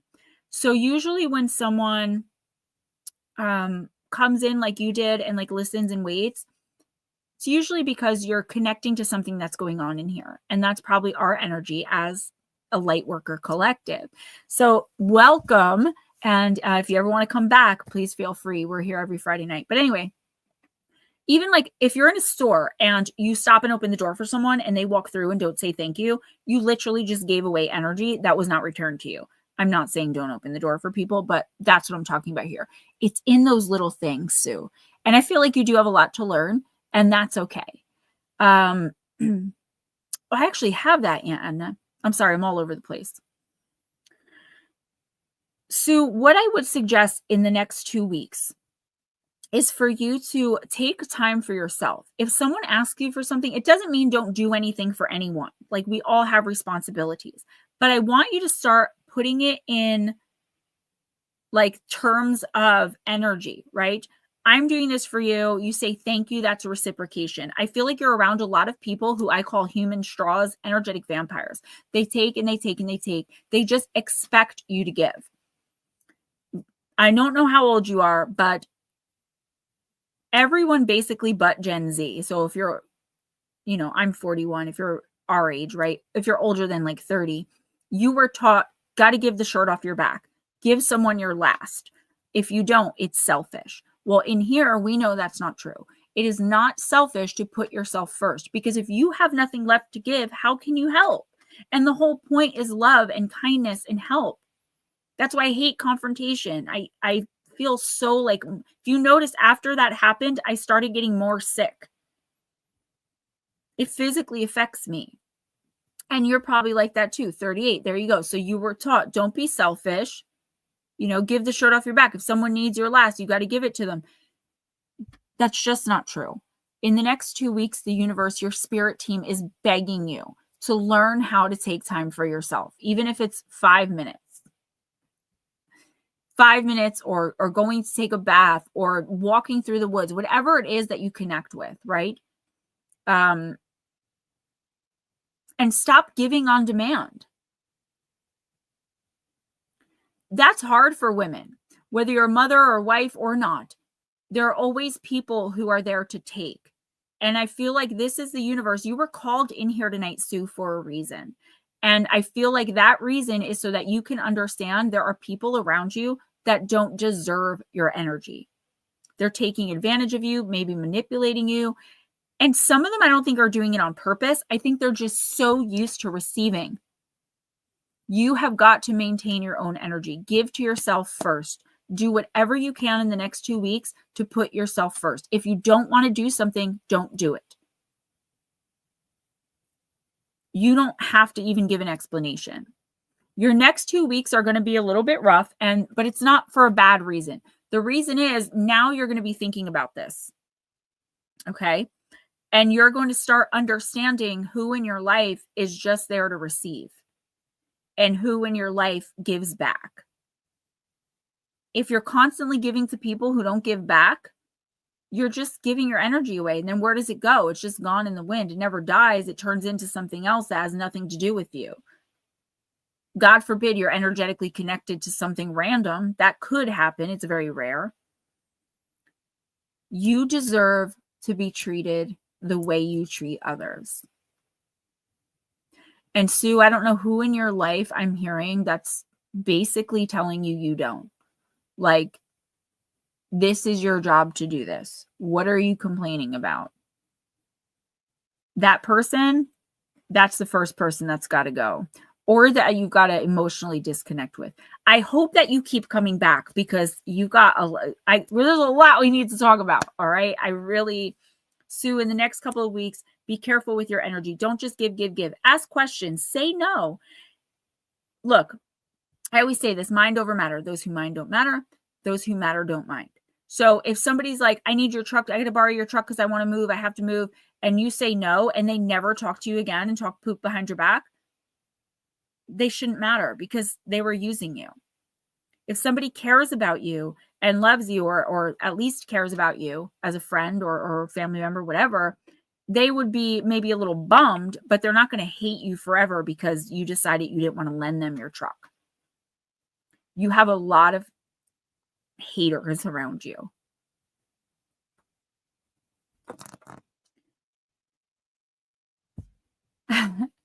I was actually just using that as an example, but I am an oracle, and a lot of the time I'll see like images play out in front of me like a play.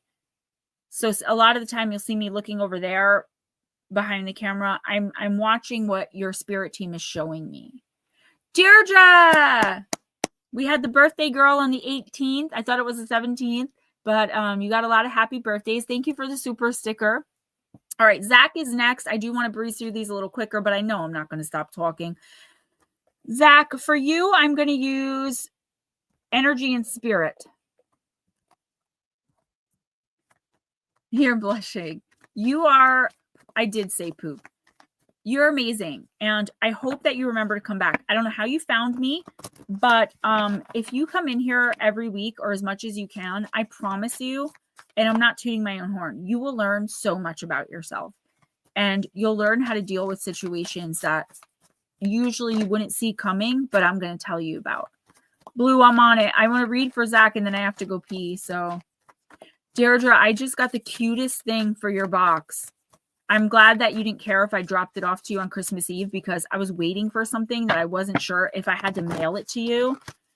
I wouldn't have gotten it in time. So I have to come on the 24th for my stuff, but I'm going to have to go to probably the ER because I don't have a primary care for this. This is an infection for sure.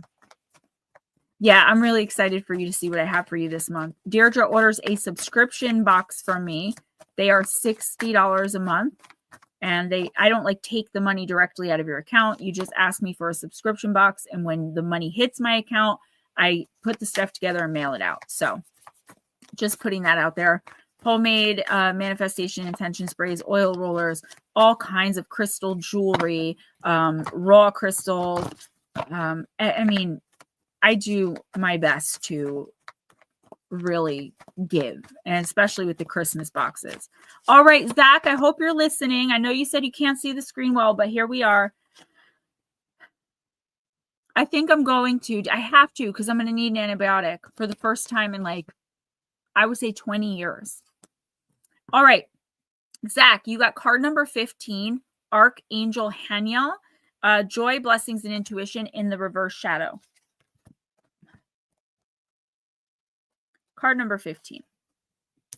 Zach, Haniel reversed indicates that something may be blocking your happiness at this time. This may be a person or situation that seems external to you, but remember, the source of your peace and happiness always lies in your perception. Is Netter still here? No matter what's going on, you always have the power to take outer action and shift your inner view of things. Ultimately, it's you who determines the emotional quality of your life. Greater happiness and appreciation increases your intuition as well. Haniel can bring guidance about any unhappy situation. You can ask her to boost the joy in your life at any time. She's been known to shift unhappy moods in just a matter of moments. Thank you, Haniel, for your blessings of happiness and greater intuition. Every day I perceive and appreciate the joys in my life. Okay. No, Netter, I want you to have a reading, please. We have a whole hour left. Zach, I feel like you are, and this isn't a judgment or an indictment, but I feel like you're focusing too much on something negative. I feel like something is going on in your life, and I've been talking about this happening to people in the next couple of weeks. I feel like it's already happening to you, like you're ahead of the game with this, where you're not seeing the bigger picture. There's something going on that you're either unhappy about, depressed about, you don't know what to do, you're procrastinating. Like that's true, Blue. There's a lot of negativity and unhappiness. And if you don't know what I'm talking about, it's coming in, but I feel like it's already there. I always say this, I'm going to give you guys 10 seconds or 30 seconds. Look around the room and think in your mind of 3 things that are red.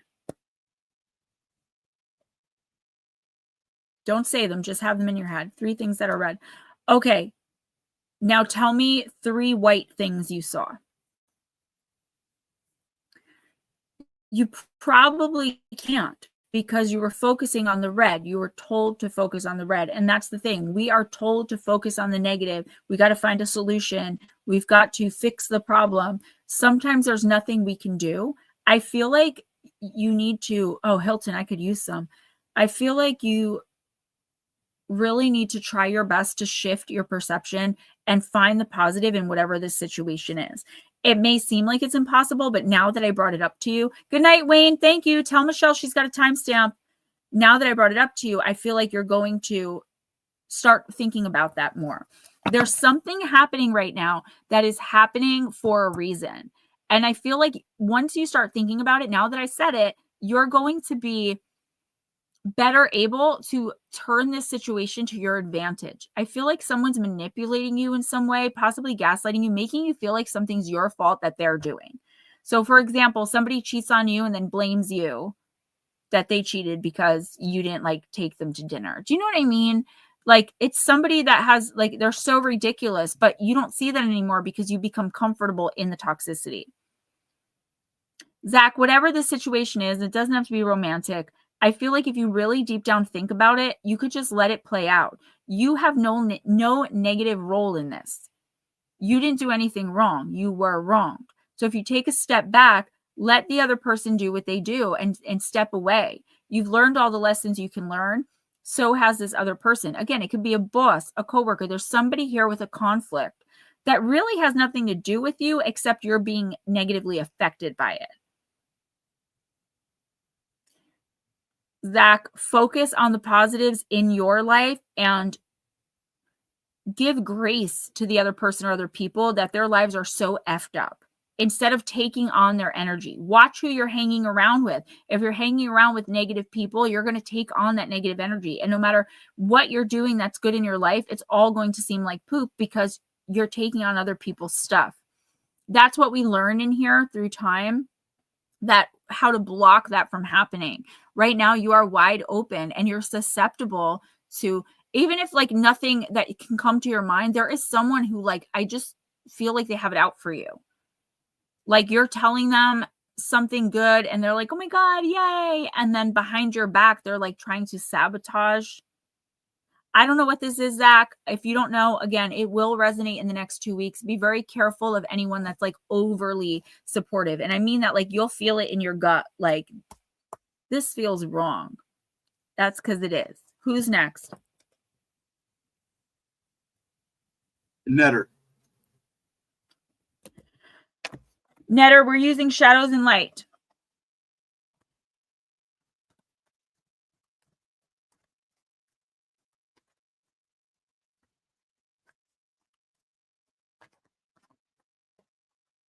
Oh, Zach, I wish. I just went down from 3 to 2. Can you email me? If you can email me, we might be able to talk about that because it is very frustrating. I feel like this is a little personal, but I feel like I'm dependent now on that. Like the whole point was to not, they take you off the big H and put you on an opiate that's 10 times more addictive than the original substance. But they don't tell you that beforehand. So there's my email. If you can email me, I'd love to talk to you privately about that. Good for you. Congratulations. That's amazing. And I'm so sorry to hear about your brother. Sending prayers and love and light. And I'm sure he's with you. It is. And it feels that way sometimes, right? Like if I forget it at home and I go somewhere. Deirdre, yeah, you did. I don't know how. Like I'm getting better though, because I used to be like I need it. And now like I'm at 2 and sometimes I'll forget to take the second one. So I am getting there.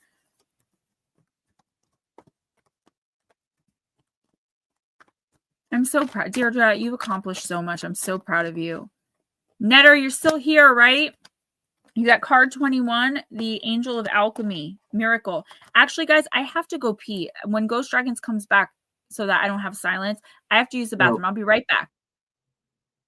Okay, so Nutter, are you still here, Mr. New England?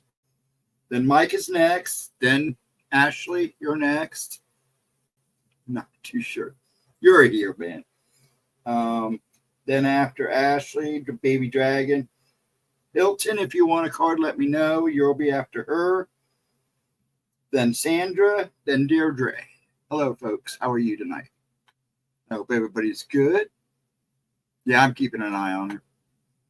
I'm giving her a hard time, making sure. She'll sleep like a baby tonight. She'll take something and get some good sleep, I hope. It's true that every time she goes out and does something with people, she comes back sick, poor thing. And then Black Dragon will make you last before we do timestamps, which is only a couple now. Sound good, everybody? I don't know about looking good. I'm a lot. She got me my new suit. Oh, here you go. This is the dragon she sent me. Might as well do something. Look at this thing. It's huge. It's huge. He's bigger than the little one. And Zach, yes. I've been there. I just lost a little brother, so I know how you feel, bud.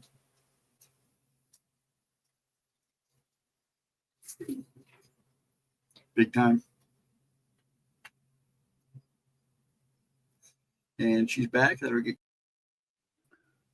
Hey, sorry, I didn't mean to cut you out there. Deirdre definitely is, but it still is annoying. All right, Netter, let's do this. You got the Angel of Alchemy. It's the card of miracle. Why am I not surprised? New England Dirt Roadie doesn't believe that, like, I don't know if he doesn't, I don't know if you don't believe, but it's like the dark night of the soul is so incredibly horrific and lasts for so long, but there is a light at the end of the tunnel. It's like he thinks this dark night of the soul is going to last forever. And the more you focus on that, the more it's true. I talked about this in Toxic Positivity. We manifest with our conscious minds, but remember, that's not the only thing that makes up our vibration, which is why we can't just be like, I want $1 million and it appears. There's more to it. And believe it or not, positivity plays a huge role. All right, I want to get these done. Angel of Alchemy. The Angel of Alchemy is the miracle who stands between the physician and death. She is the powerful healing angel who will resolve health issues that are confronting you at this present time. Her role is to help you find the perfect treatment for your body and to restore your well-being naturally and healthfully. She helps you find the right doctor, the right treatment, the right healing mode, and the right attitude and energy to overcome this challenge. She will draw on powerful energy from her heart chakra, which will be sent to you and which can revive your energy and your belief in the possibility of your perfect health. She will help you to find the courage to face physical life, for it is that which has overwhelmed you from time to time. Absolutely. Courage to face physical life because you're overwhelmed. The sheer courage it takes to experience life in physical form is that which she is here to help support you in, and to show you that not only does it take great courage, it brings the greatest of all blessings. The Angel of Alchemy speaks, I am here to help you make a miraculous shift in your body and your health, whether you have an injury or an illness or simply feel ill at ease within the form you currently have, which is absolutely what's going on.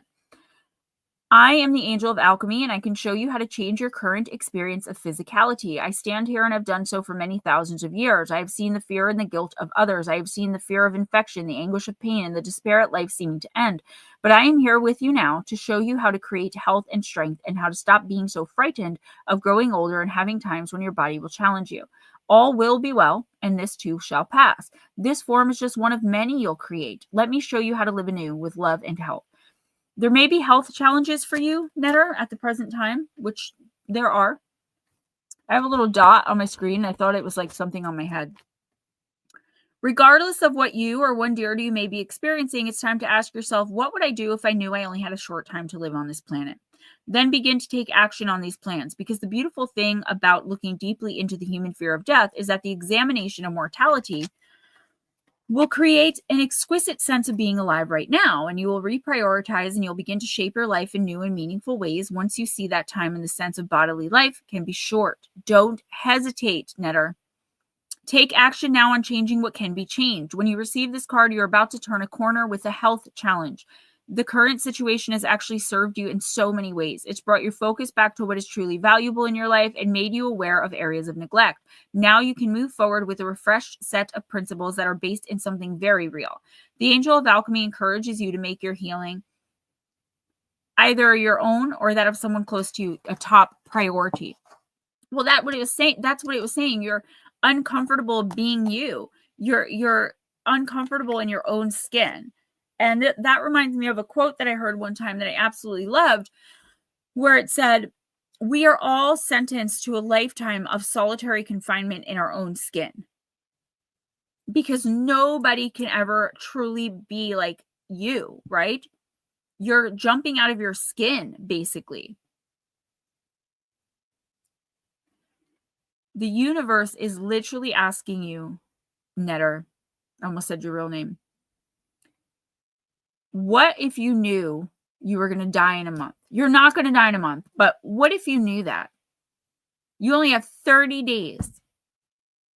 Are you just going to fall into a depression and not move?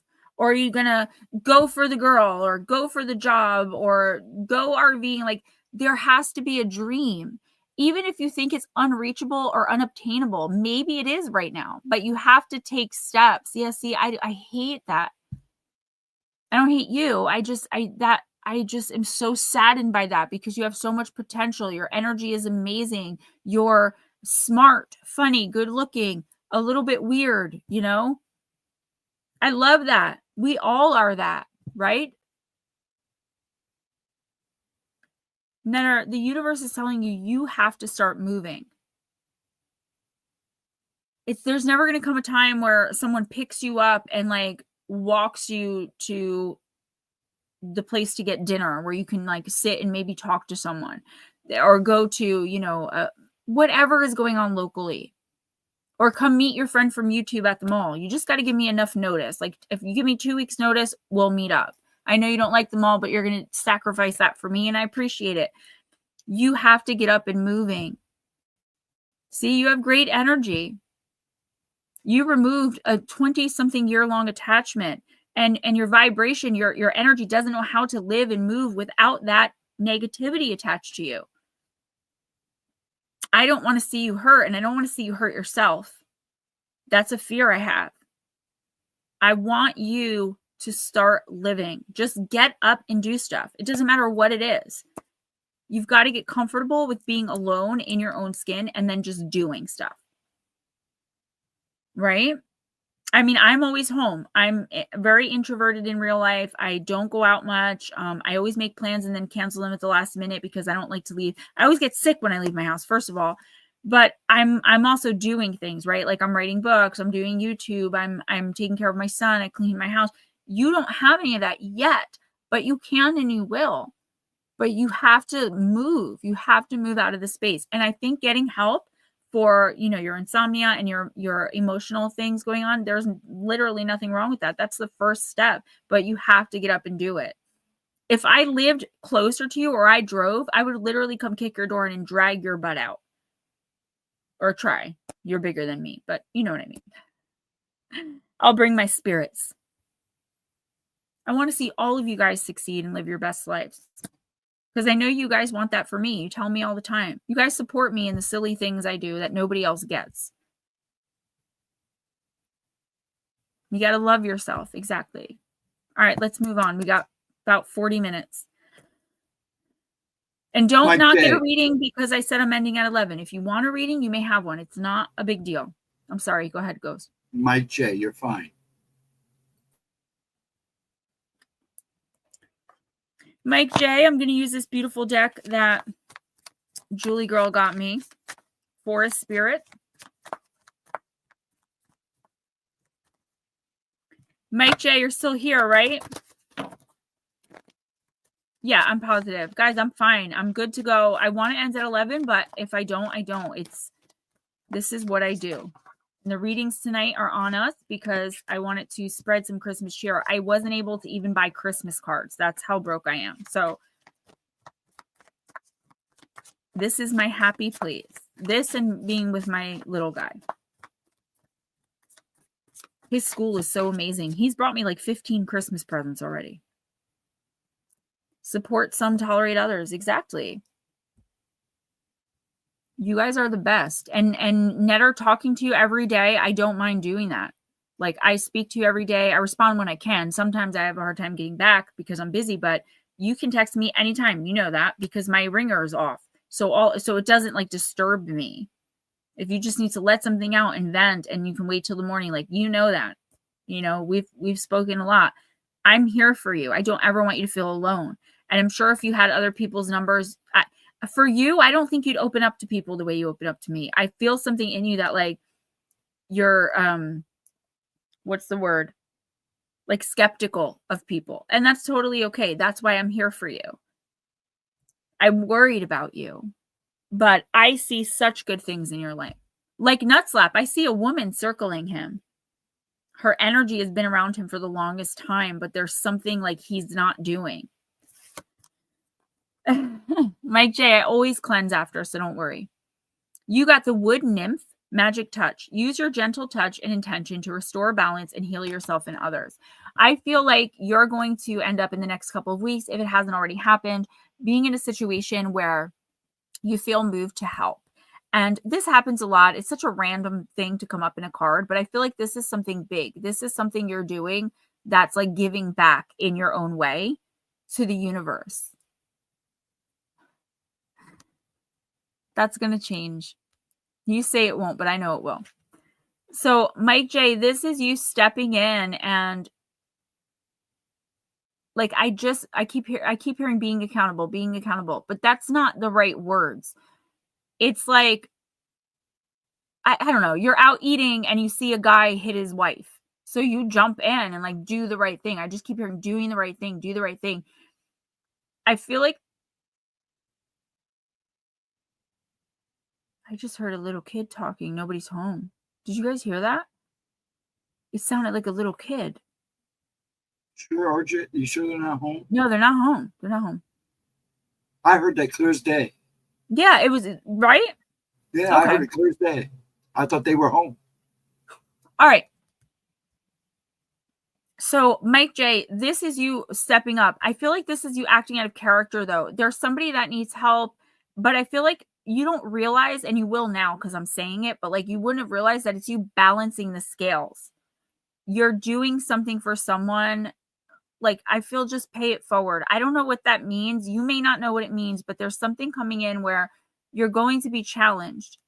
Are you going to help and take this on or not? If you don't, it's okay, but it's part of your journey to take it on.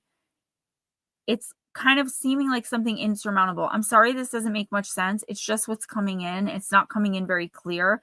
I just see when I see someone younger involved. I don't know what this is. Just this should be for any time. If you're able to help someone, always help them, obviously. But this is like someone is in desperate need and you are able to do it. Don't be afraid of the situation. Don't overthink it. Just do it. This is balancing a karmic scale for you. So it's important throughout lifetimes.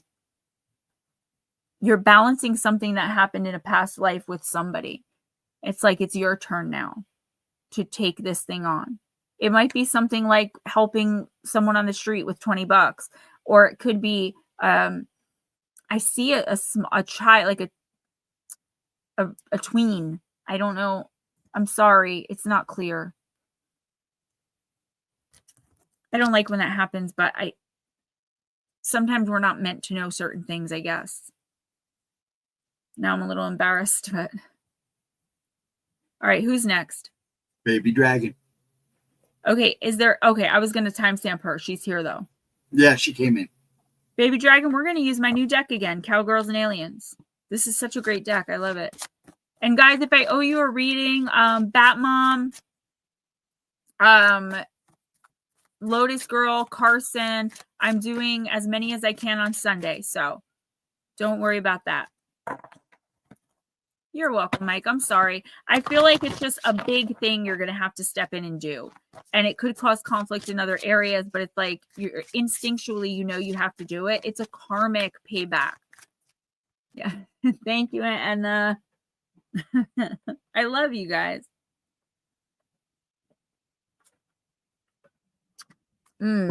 Strawberry watermelon. So good. All right. Baby Dragon. How you doing, girl? How's the bakery going? I want some cookies or something when you have. I'll pay for them when I get some money. You can mail them to me. Nutslap's mom made me oatmeal. I think oatmeal chocolate chip or just oatmeal. Oh my God. Oatmeal raisin with chocolate chip are my favorite. Okay. You got the Mountain Woman, card number 4. I am capable, independent, and I will rely on myself.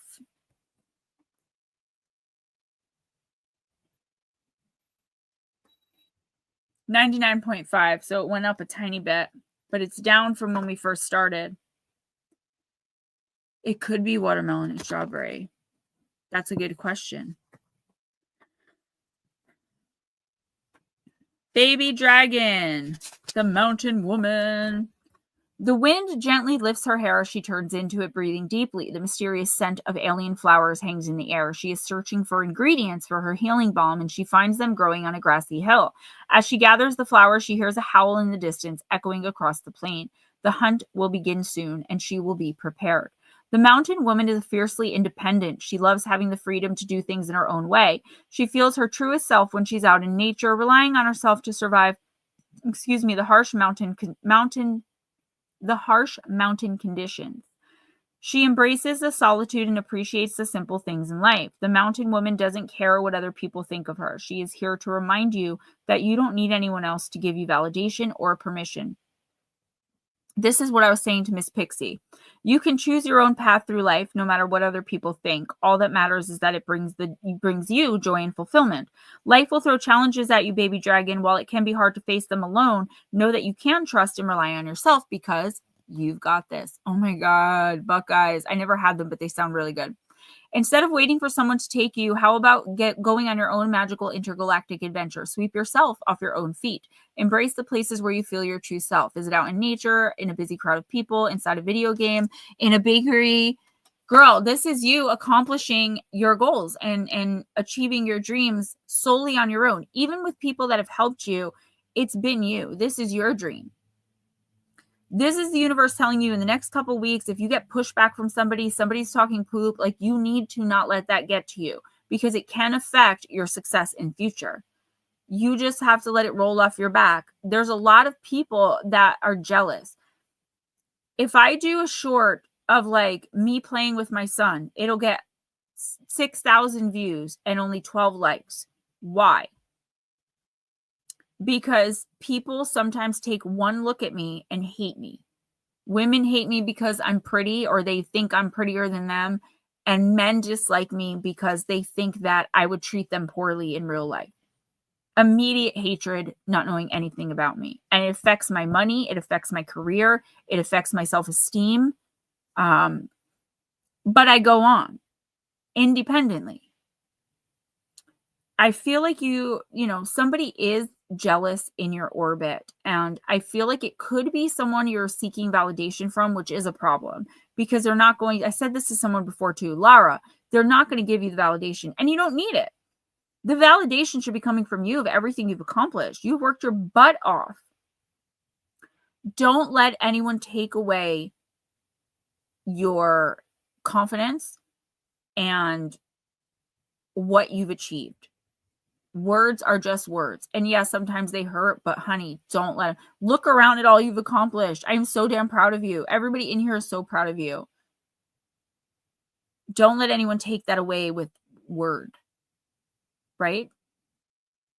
Baby Dragon, I understand that, but I think in the next couple of weeks, maybe like during the holidays, there's somebody in your orbit who's like a little jealous. I don't see it being like a big deal. I see it like an off-color remark. You know those passive-aggressive remarks where like someone said to me the other day, they're like, oh my God, you gained weight. You gained so much weight, but not in a bad way. Or like when someone says, no offense, and then they say the most highly offensive thing, but because they said no offense, they think, I always tell people, just skip the preamble and say your offensive remark because no offense, you're wearing a wig. I am? Oh my God, I am?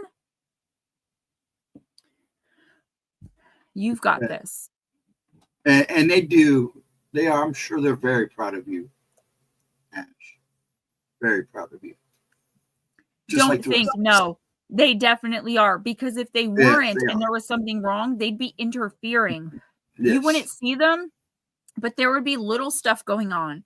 Like your oven breaks for no reason, or like they would be, when things like that happen, that's spirit getting involved. It's not just random. You've got this. She's got it. Sandra, I can't stand that. People do it in the comments all the time. They're like, no offense, but, you wear too much makeup. Or no offense, but you're ugly. And my response is always, please don't say no offense. Just say it. Because you're not going to offend me. I try really hard not to take it to heart anymore. I used to cry. They used to call me fat ass, pig face, clown doll, the paranormal pinup girl, which wasn't that bad, actually. All right, guys, let's move this along. Salvador, okay. Hey, Merry Christmas. Merry Christmas to everybody. And to you, Salvador. Good to see you.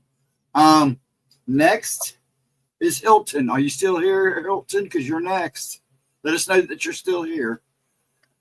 Because if not, we'll move on. Thank you, Black Dragon. I just wish people would get to know me. But I know that's not possible. You're so welcome, sweetie. Anytime. That's not possible over like YouTube.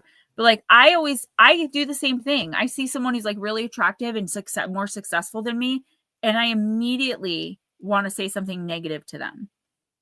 But I don't, because I know how it feels now. Right? So I turn whatever negative I wanted to say into a positive. Like if I'm like, look at this B word showing off her cleavage. And then I have to think to myself, why am I upset at this? And then I'll say to her, you look beautiful. I love your shirt, right? It's not a lie. It's turning the negative into the positive. I'm jealous. I recognize that in myself. I used to watch Hilton, I Got You, the comment section with Brett Cooper. I don't know if you guys know what's going on with that. That's News Mommy. Yeah. Over like the past 3 or 4 years, she gained like 5 million subscribers. I've been working my butt off for 4.5 years, working 80 hours a week, sometimes more, taking no breaks, 7 days a week. And I have 5,000 subscribers, which I'm so grateful for. I just wish it would move a little faster. But then they like fired her and just gave her job to the woman who was her maid of honor, her best friend. I'm like, seeing this chick just handed 5 million subscribers without having to do anything really pisses me off. It pissed me off too, because Brett, you got to remember too, Brett was an actress before that, and she had done some shows and stuff, so she already had a name out there. They lost like a couple million subscribers already. They did. A lot of people left the first time she showed up. Yeah. Well, they kept saying, I'm covering for her. She'll be back Monday. Well, and I know, but when she came back Monday, she was like, this is my last day. Yep. And people in the comments were like, we were here for Brett. I subscribe to the Daily Wire on my app. Like I have the app, I pay for it every month, and I'm a little upset. They got rid of Candace Owens. But anyway, Baby UFO, you're so sweet. Thank you. Baby UFO says, how lucky we are to have a legit medium. I know you're appreciated. The readings are spot on too often. Gemma has freaked me out many times. Yeah. I love it though. I love that you guys have faith in me and trust in me. I've never had that in my life. I don't have that in real life most of the time. Okay, cunning woman. Hilton, this is you. Card number 1, silent, observant, and wily. Now is not the time for talk or action. It's time to be independent, watchful, and intelligent. This being holds within her a very specific knowledge, the value of silence and the value of watchfulness. Her message to you is to watch and observe what people and beings around you are doing. It's through their actions that you'll get to know them. There is also an element of secrecy. You must keep close to your heart certain information and thoughts at present. It's necessary for you to be very shrewd and careful about your next step, and this is not a bad thing. It's wise to conserve your energy at this time, to be silent, to withhold, and to begin to see the patterns all around you. You will soon know what to do and exactly when to do it, but it's not now. But now is not the time to share, to offer forth your most tender secrets, nor is it time to speak of what you know. It's time to be quiet, to observe, and to allow others to reveal who they are. This is also the card of one who must listen. Quiet your mind, steady your gaze, resolve to be focused, and then your innate and clever nature will be able to make sense of what is taking place around you. Be the point of stillness, watchfulness, and wisdom. Let everything just drop away, hide yourself, and begin to see the truth as revealed by what is actually happening, uncolored by story, imagination, or interpretation. So, okay. How many more do we have?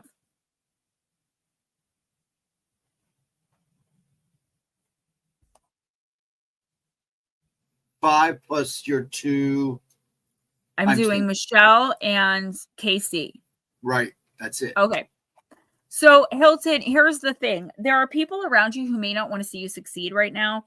I feel like there's someone, or maybe it's more than one person, but definitely one person who you're like unsure about. Maybe their energy is off. You're not really sure what to think. You could be in a relationship with someone that you're doubting their love for you. This could be a friendship that you're doubting that they're really on your side. This could be a random stranger that you think, doesn't like you for no reason, like we were just talking about. now is not the time to say anything. I feel like anything you say to people that you're unsure about, it's going to be misconstrued, messed up, and you're going to end up in like some drama over it, right? Like what just happened to me like an hour ago, which I'm still so upset about because I think like I'm going to have to look at my phone now. If you tell people what you're thinking, they're going to change their behavior to adapt to make you think something different. They're going to manipulate you in that way. Like if you, for example, Hilton, if you tell someone, I don't think you love me, and they're using you for something as you think they are, just an example, they're going to go out of their way for like a couple months or maybe a few weeks to show you they love you, even though it's false. So don't say anything. Therefore, you can't be manipulated if nobody knows what you're thinking. I feel like you're onto something about someone. Again, a lover, a boss, a coworker, a sibling, like whoever, like you know that their intentions with you are not real. They're not pure. But if you confront them now, you don't have evidence. You don't have proof. I said it earlier, what comes out in the watch, what doesn't come out in the watch comes out in the rinse. Your instincts are spot on for the next 2 weeks. Yeah, anything you say can and won't be used against you. That is a perfect way to put that. I feel like in the next 2 weeks, you really need to watch the people around you and how they act without saying anything to kind of influence what they're doing. And I feel like you're going to find someone out how they really feel. It's going to be negative. I don't think you're going to be happy about it. It's not like you're going to find out someone loves you. You might find out someone doesn't. Somebody has been lying to you, or at the very least keeping something from you in a malicious way, not to try to protect your feelings, but to protect themselves from having to deal with the consequences of their actions. This is very toxic. Don't say anything. Sit back. Pretend that you believe everything that's going on. Who's next? I want to get through these. Sandra.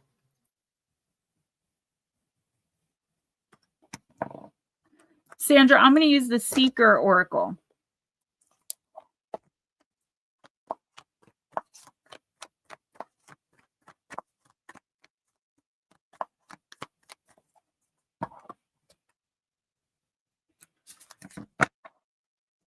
Deirdre, are you still here? You're going to be next, babe.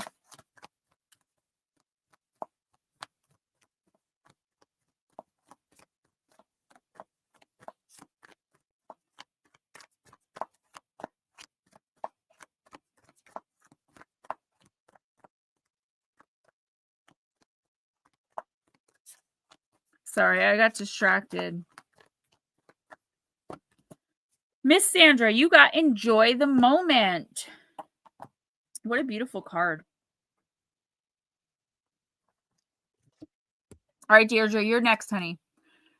Sandra, when we give ourselves permission to enjoy the moment, we open our heart and mind to the magic of life. It's in these moments that we can find inspiration and joy, and it is what we create in these moments that both fulfills and sustains us. It is in these moments that we have the power to create smiles and laughter, and we create good memories.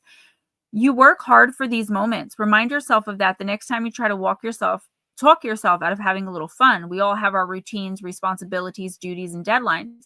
These moments and the sense of freedom that we experience when we escape the day-to-day grind can change our state of mind and lighten our spirits.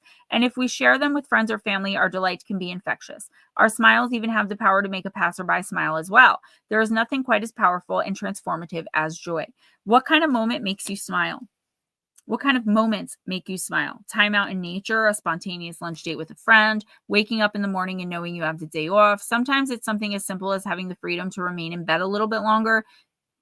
That can start our day in just the right way. We're here to live beautiful moments and make beautiful memories. And on those days when we're feeling low, look back and remember how the sun felt on our face, how the breeze made the flowers bend and sway, and how the bees and butterflies danced as we walked by. We remember and we go on and do it again. Sandra, I feel like... Hilton, I actually am. I don't have any congestion in my chest right now. Sandra, I feel like you're like so laser focused on something. I don't know if it's like a goal you're trying to achieve or if you're trying to spend more time with family. Like there's something here that you are determined to do. But the problem is you're like in go mode. If you don't know what I'm talking about, this is what's coming in for you in the next 2 weeks. This is how you're going to transition from dark night of the soul to awakening. But it's hard. You're not taking time to care for yourself. And I'm going to say this, I know it's cliche, but if you don't take time for your illness, or if you don't take time for your wellness, you will be forced to take time for your illness. Yeah, Hilton, thank you.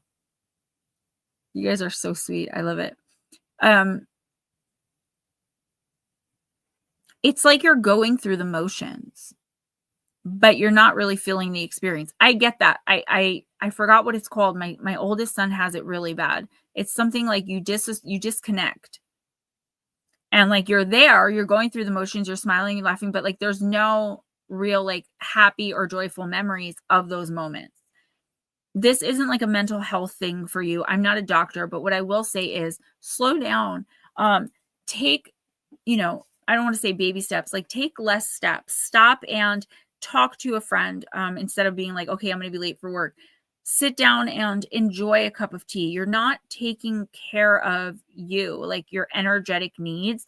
And it's not bad that you're like independently focused on something and like really want to get something done and you're working on it. Again, if you don't know what this is, it's coming in.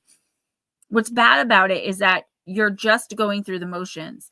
You're not aware of your energetic vibration. You're not feeling any type of way about it. Yeah, Blue Cross Roads. There's a term for what my son has though. I can't think of it. But Sandra, I feel like you should just slow down. Maybe walk through the woods or put your bare feet on the earth and ground. I feel like there's someone around you that like really needs to talk to you. They need to vent something out. There's something you need to work out here. I see a conflict. And I feel like you're purposefully distracting yourself so that you don't have to deal with this, even though it's not really going to be confrontational. I feel like it's going to work out. But like me right now, I'm like, great. Like, I hope that everything's fine when I pick up my phone because I don't want to deal. Like, I have all these worries now. I'm so anxious and just like ruined now over a small like misunderstanding. And that pisses me off. But Sandra, I just feel like stop and listen to what people are saying. You may be inadvertently ignoring people's requests, needs that are expected of you, that you agreed, things you agreed to do. You're not in the moment, and the universe wants to see you enjoying what you're doing, feeling the lower vibrational things that are happening, not just going through and pretending like you're just on this mission and there's nothing else, because there's a lot of other things going on. Heather, what's up, girl? Lucky you came in when you did. I'm good. If you were here the whole time, it was tragic. I'm glad you're here. All right, let's finish up. Now we have 5 more still, right? Or 4, and then 2 timestamps. Yeah. Deirdre. All right, guys, I've been working for almost 4 hours, so donate as much as you can, please, if you can. I understand that a lot of people can't, but I could really use it. All right. Oh, girl, rewatch, please. Please rewatch. I think you would have lost it. All right. Miss Deirdre, I am using the Mythical Goddess Oracle Tarot. Oh, Hilton, I actually really don't feel like the congestion like before when I was coughing. Miss Pixie said it right. My sinuses are draining into my chest. I don't feel the congestion in there anymore, which is amazing.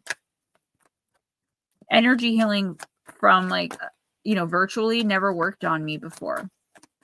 Heather, I'm sick. I have a fever and possibly an upper respiratory infection, but I can't leave my gemstones without their oracle. Deirdre, you got card number 16, the Purifier, Pele. This is a great card, Major Arcana. Baby UFO, if you're next, please let us know you're still here.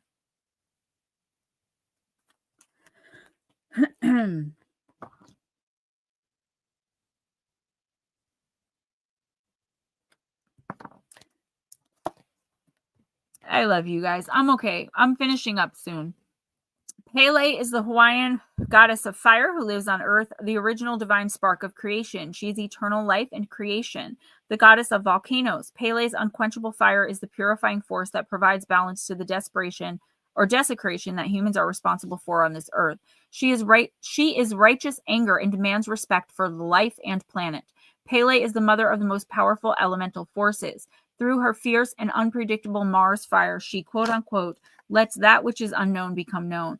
Pele brings ultimate purification by the fire of destruction and reclamation. She brings the transmutation of old form into new. Her fierce power is feared because it cannot be controlled by human beings. Pele is the transformative change that leads to healing and reintegration into wholeness. She is the primal force. When Pele appears, expect the unexpected. Her purifying fire often destroys well-laid plans and established comfortable form that no longer serves you. She brings the supreme opportunity to align with spirit and come away from attachment to the physical world in the past. Through her dismembering influences and rude awakenings, you are regenerated right down to your cells. So thank you, Miss Pixie. Yeah, you guys are doing great with the energetic stuff. I really do appreciate it. I just want to say one more time real quick. Tomorrow, December 21st, I have 6 years completely and totally clean off drugs, and I'm proud of myself. I finished my new book today. It'll be on pre-order tomorrow. Gone Mysterious Disappearances Volume 4, and I will put the link up in the community tab. I'll post it in a short. I'll have it on my socials, and then Monday or Tuesday it'll be out on Amazon, Audible, Kindle, and paperback. If you want a signed copy, let me know before you make the purchase, because I'll grab it, sign it, and send it to you. You just got to pay me through PayPal, Cash App, or Venmo. All right. Deirdre, you've already been purified with the trial by fire. Thank you, Miss Deirdre. Thank you. You've been purified trial by fire over and over again. And I do feel like this is a work-related issue. It could be something in your personal life, but I'm getting more work. I know your job. I was going to do your job if I didn't start YouTube. I was offered an internship if I did 18 months of schooling. I wanted it. But I can see there is disrespect. There are people there that are not, and it's not like everyone has to bow down to you, right? But there's a level of respect that's expected in a professional work environment. I feel like your anger, you guys are so sweet, thank you, is righteous. But you can't get confrontational at work, right? But you do need to talk to somebody about what's going on. I feel for some reason that like there's real conflict, and if there's not already, there will be. I don't know if it's between you and a client or between you and someone else that you work with. You're being treated unfairly. And I understand that like at work, you kind of have to do what you have to do. Baby UFO, let us know if you're here. Last chance. You have to do what you have to do, whether you like it or not. But there comes a point when you get pushed too far. You can't just snap out because you'll lose your job, right? And we can't have that. But there has to be some common ground. There has to be some common ground, like a finality of how you're being treated. I feel like you can find a way to speak up for yourself and let people know you're not one to be effed with. You are a bad B word. And I know you are because I know what you've been through.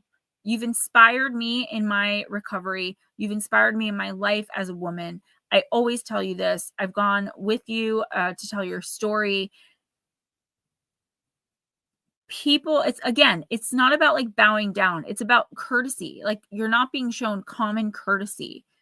You have to deal with this. I feel like you have to confront whoever this is, but not in a confrontational way.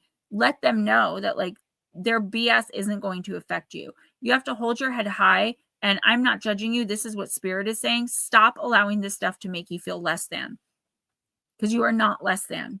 They don't know your story. They don't need to know it. What they need to know is that you're not the one. All right?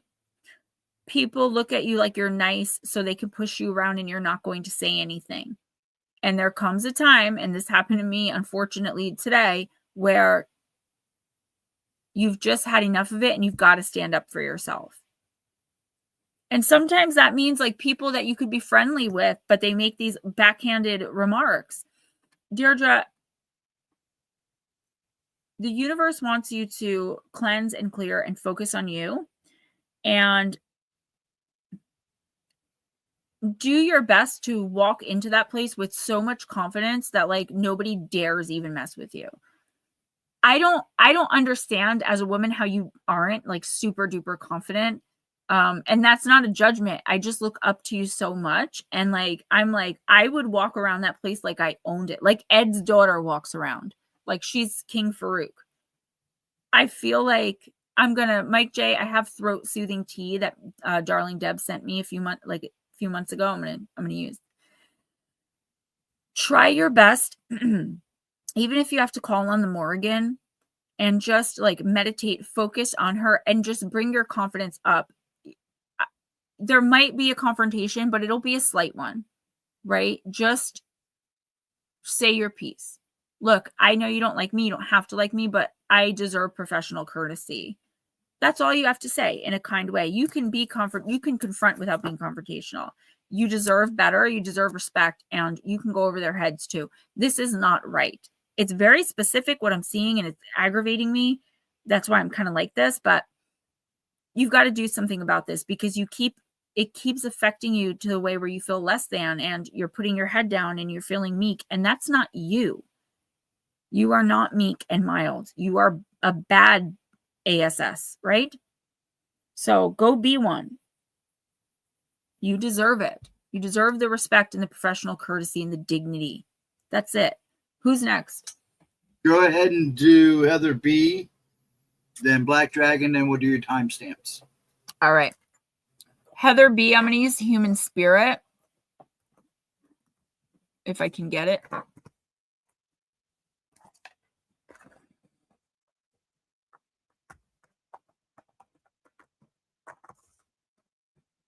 All right, got it.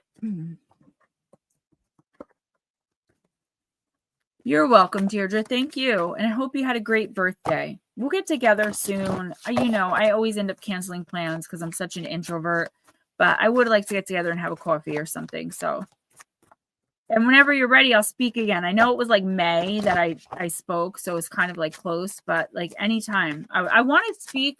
Deirdre, when I go on Christmas Eve and I give you your box and we talk, I want to speak in the detox. You got to tell me how to do that.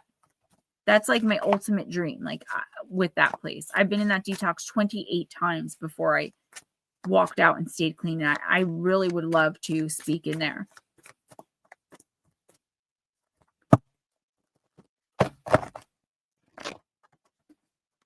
I'm doing my best, and I'm actually good. I have arthritis in my hands, but no pain there. This came out of nowhere. Nobody else is sick.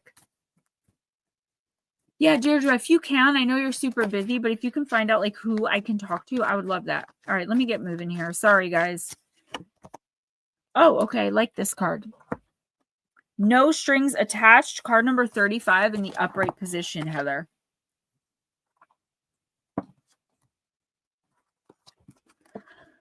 Look at you giving freely of yourself, no strings attached. What a wonderful thing, giving without the expectation of receiving in return. When you're able to do this, it is truly an authentic act. And when we live in authenticity, we create room for others around us to do so too. You truly give from the heart with no expectations of return.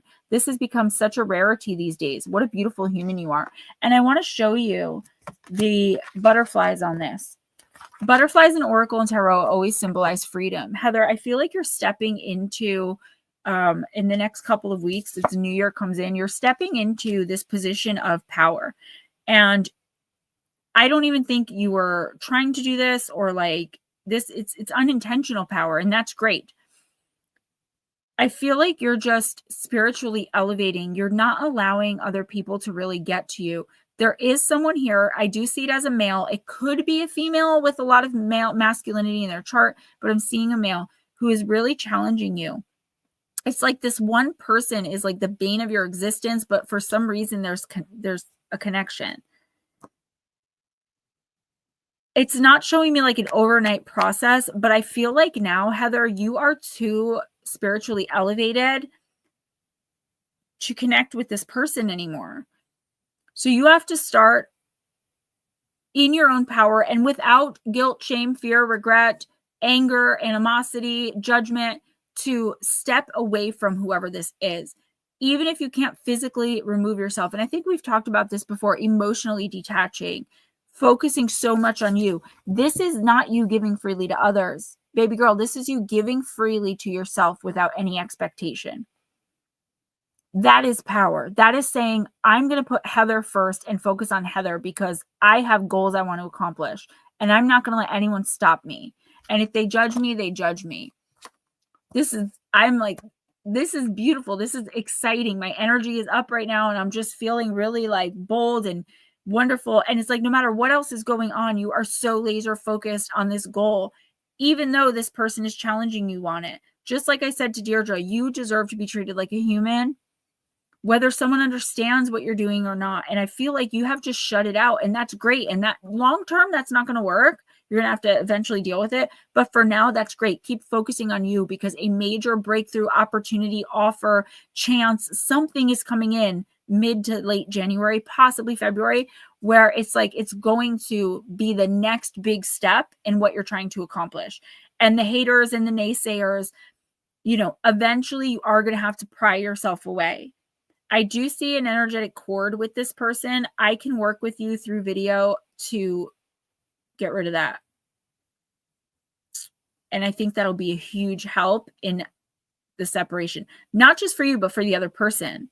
They might set their toxic eyes on someone else. Mike J, you're so welcome. I'm sorry your reading was so confusing. That happens at least once a week when I have a lot of them, but I love you to death and thank you. Links for my book will be in the community tab, guys. Please donate if you can. I'm, living off donations. So, all right, who's next? Black Dragon.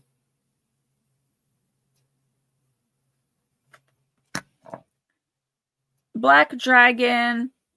I'm going to use the Gothic Oracle, Anne Stokes Gothic. Good night, Salvador. Merry Xmas. I will rest, I promise.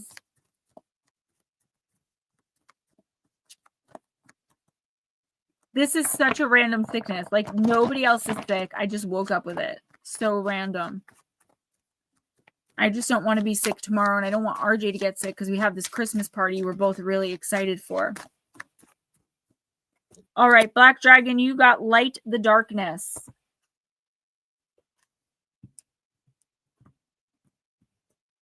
That could be why. Yeah, that's probably why, like, Spirit wasn't cooperating with me as much as they normally do. It happens whenever I have a lot of people and I'm here for 4.5 hours. It happens once or twice where I just can't break the barrier. But I'm telling you, you've got to offer help to somebody who desperately needs it. And I think they're younger than you. And it's going to be a very toxic, vile situation. I can't physically say what I'm seeing because YouTube will demonetize me. Black Dragon, Light the Darkness. The card of clarity. Holding out her hand, a shrouded figure suspends a necklace before our eyes. The light of the pentacle brightens the dark room, showing every crack within the brickwork and the delicate silvery webs. What we could not see before is now illuminated. Oh, guys, before I forget, I'm sorry. If you say 7 words in the comments or post 7 emojis, it'll hit the algorithm. I learned that you can't just leave. Well, you can just leave an emoji and that works and that helps. But if you write 7, it has to be at least 7 words. I know that's kind of sounding ridiculous, but if you can do that in my videos and live streams, even if it's just like saying Gemma 7 times or whatever, it will help push my videos like by like 60%. Sorry, Black. So this card cuts through the darkness and helps you to see clearly during times of worry or fear. It can highlight a positive sign that is headed your way or a snippet of new information that will allow for better understanding of a situation that has been confusing you. If you have drawn this card, it might be time to still your mind and stay alert. Clarity or understanding could be within your grasp if you only open your eyes and your ears. The words of a friend, the lines of a song, or a seemingly random message from an unexpected source could provide the answer that you have been looking for. Clarity shines a light into the darker rooms of existence that are filled with uncertainty. When this card arrives in your reading, know that the situation you asked about will soon become more comprehensible. I do feel like there's confusion in some area of your life. I feel like I'll use the example, and again, just an example of like somebody's telling you something and you hear them and you want to believe them, but your instinct and intuition is telling you that it's false. It's confusing because whatever this is, like whatever someone's telling you they're going to do for you or they feel about you, there's something you want it badly, but you know deep down inside that something is off about the situation. Don't confront, don't ask too many questions, just go with the flow. In the next 2 weeks, the darkness is going to be illuminated. You're going to understand exactly what's going on. So hang in there, hang tight. Don't rush to judgment. There could be something going on that maybe the other person didn't really want to express, or someone's flat out lying to you and you know, around where I live, selling you the Brooklyn Bridge. You know, that's what we say. There's a bridge in Brooklyn I have for sale if you believe that one. That kind of energy. But make sure you wait on it, because I feel like you really do need the clarity before you can make an informed decision about which way you're going to go. Netter, in the comments of like my videos, my live streams, I used to just say put an emoji.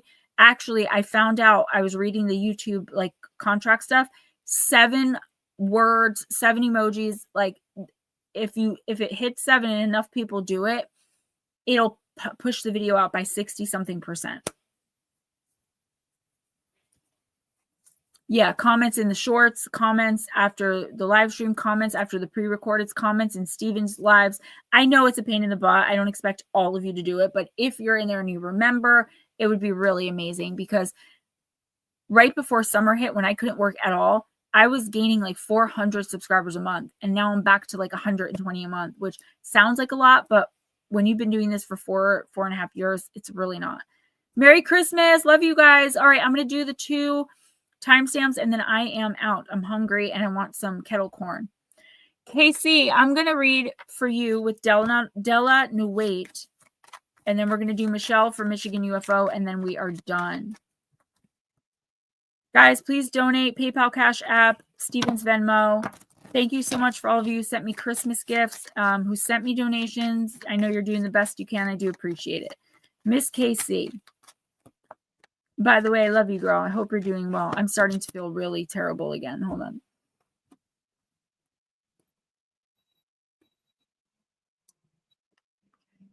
Seems like it went down. 98.8.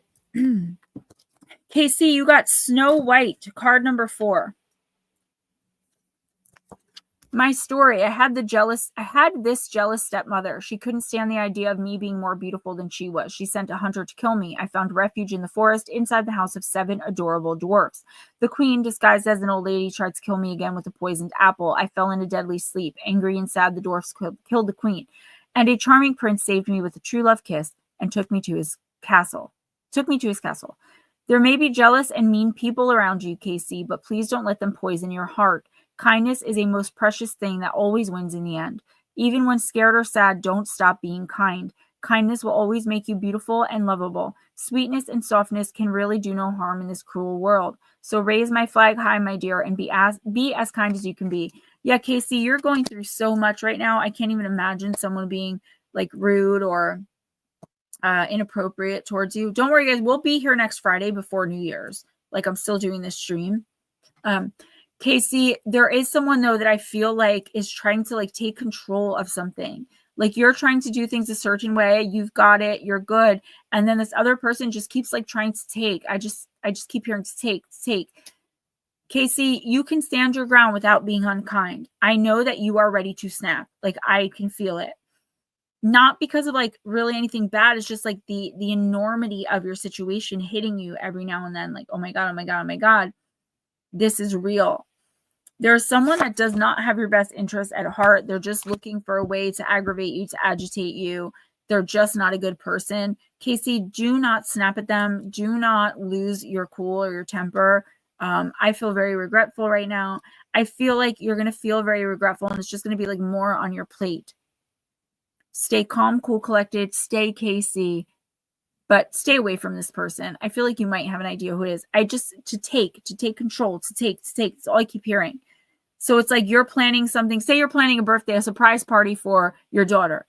And your mom I don't know if your mom's, I'm just using this as an example. Your mom decides that she's going to go and get a band and order the cake, but you've already done that. You've already told her what you're doing, and she's going over your head because she feels she has the right to take that from you. Stand up for yourself with kindness and in love, and you can forgive without reconciling. You always have that option. Miss Michelle, I am, of course, going to use the new deck. I use this deck a lot tonight. I dig it. Michelle, Cowgirls and Aliens. I'm going to get the Mythic Heroes. So I have a lot of decks like Dark Goddess that are very feminine, so I don't really use them on the men. There are 2 or 3 decks that are masculine focused, and I don't have any. I have 200 decks maybe, and I have no masculine focused decks. Most of them are neutral, but I'd like to have some that are just for the guys. So I'm working on that. All right, Miss Michelle.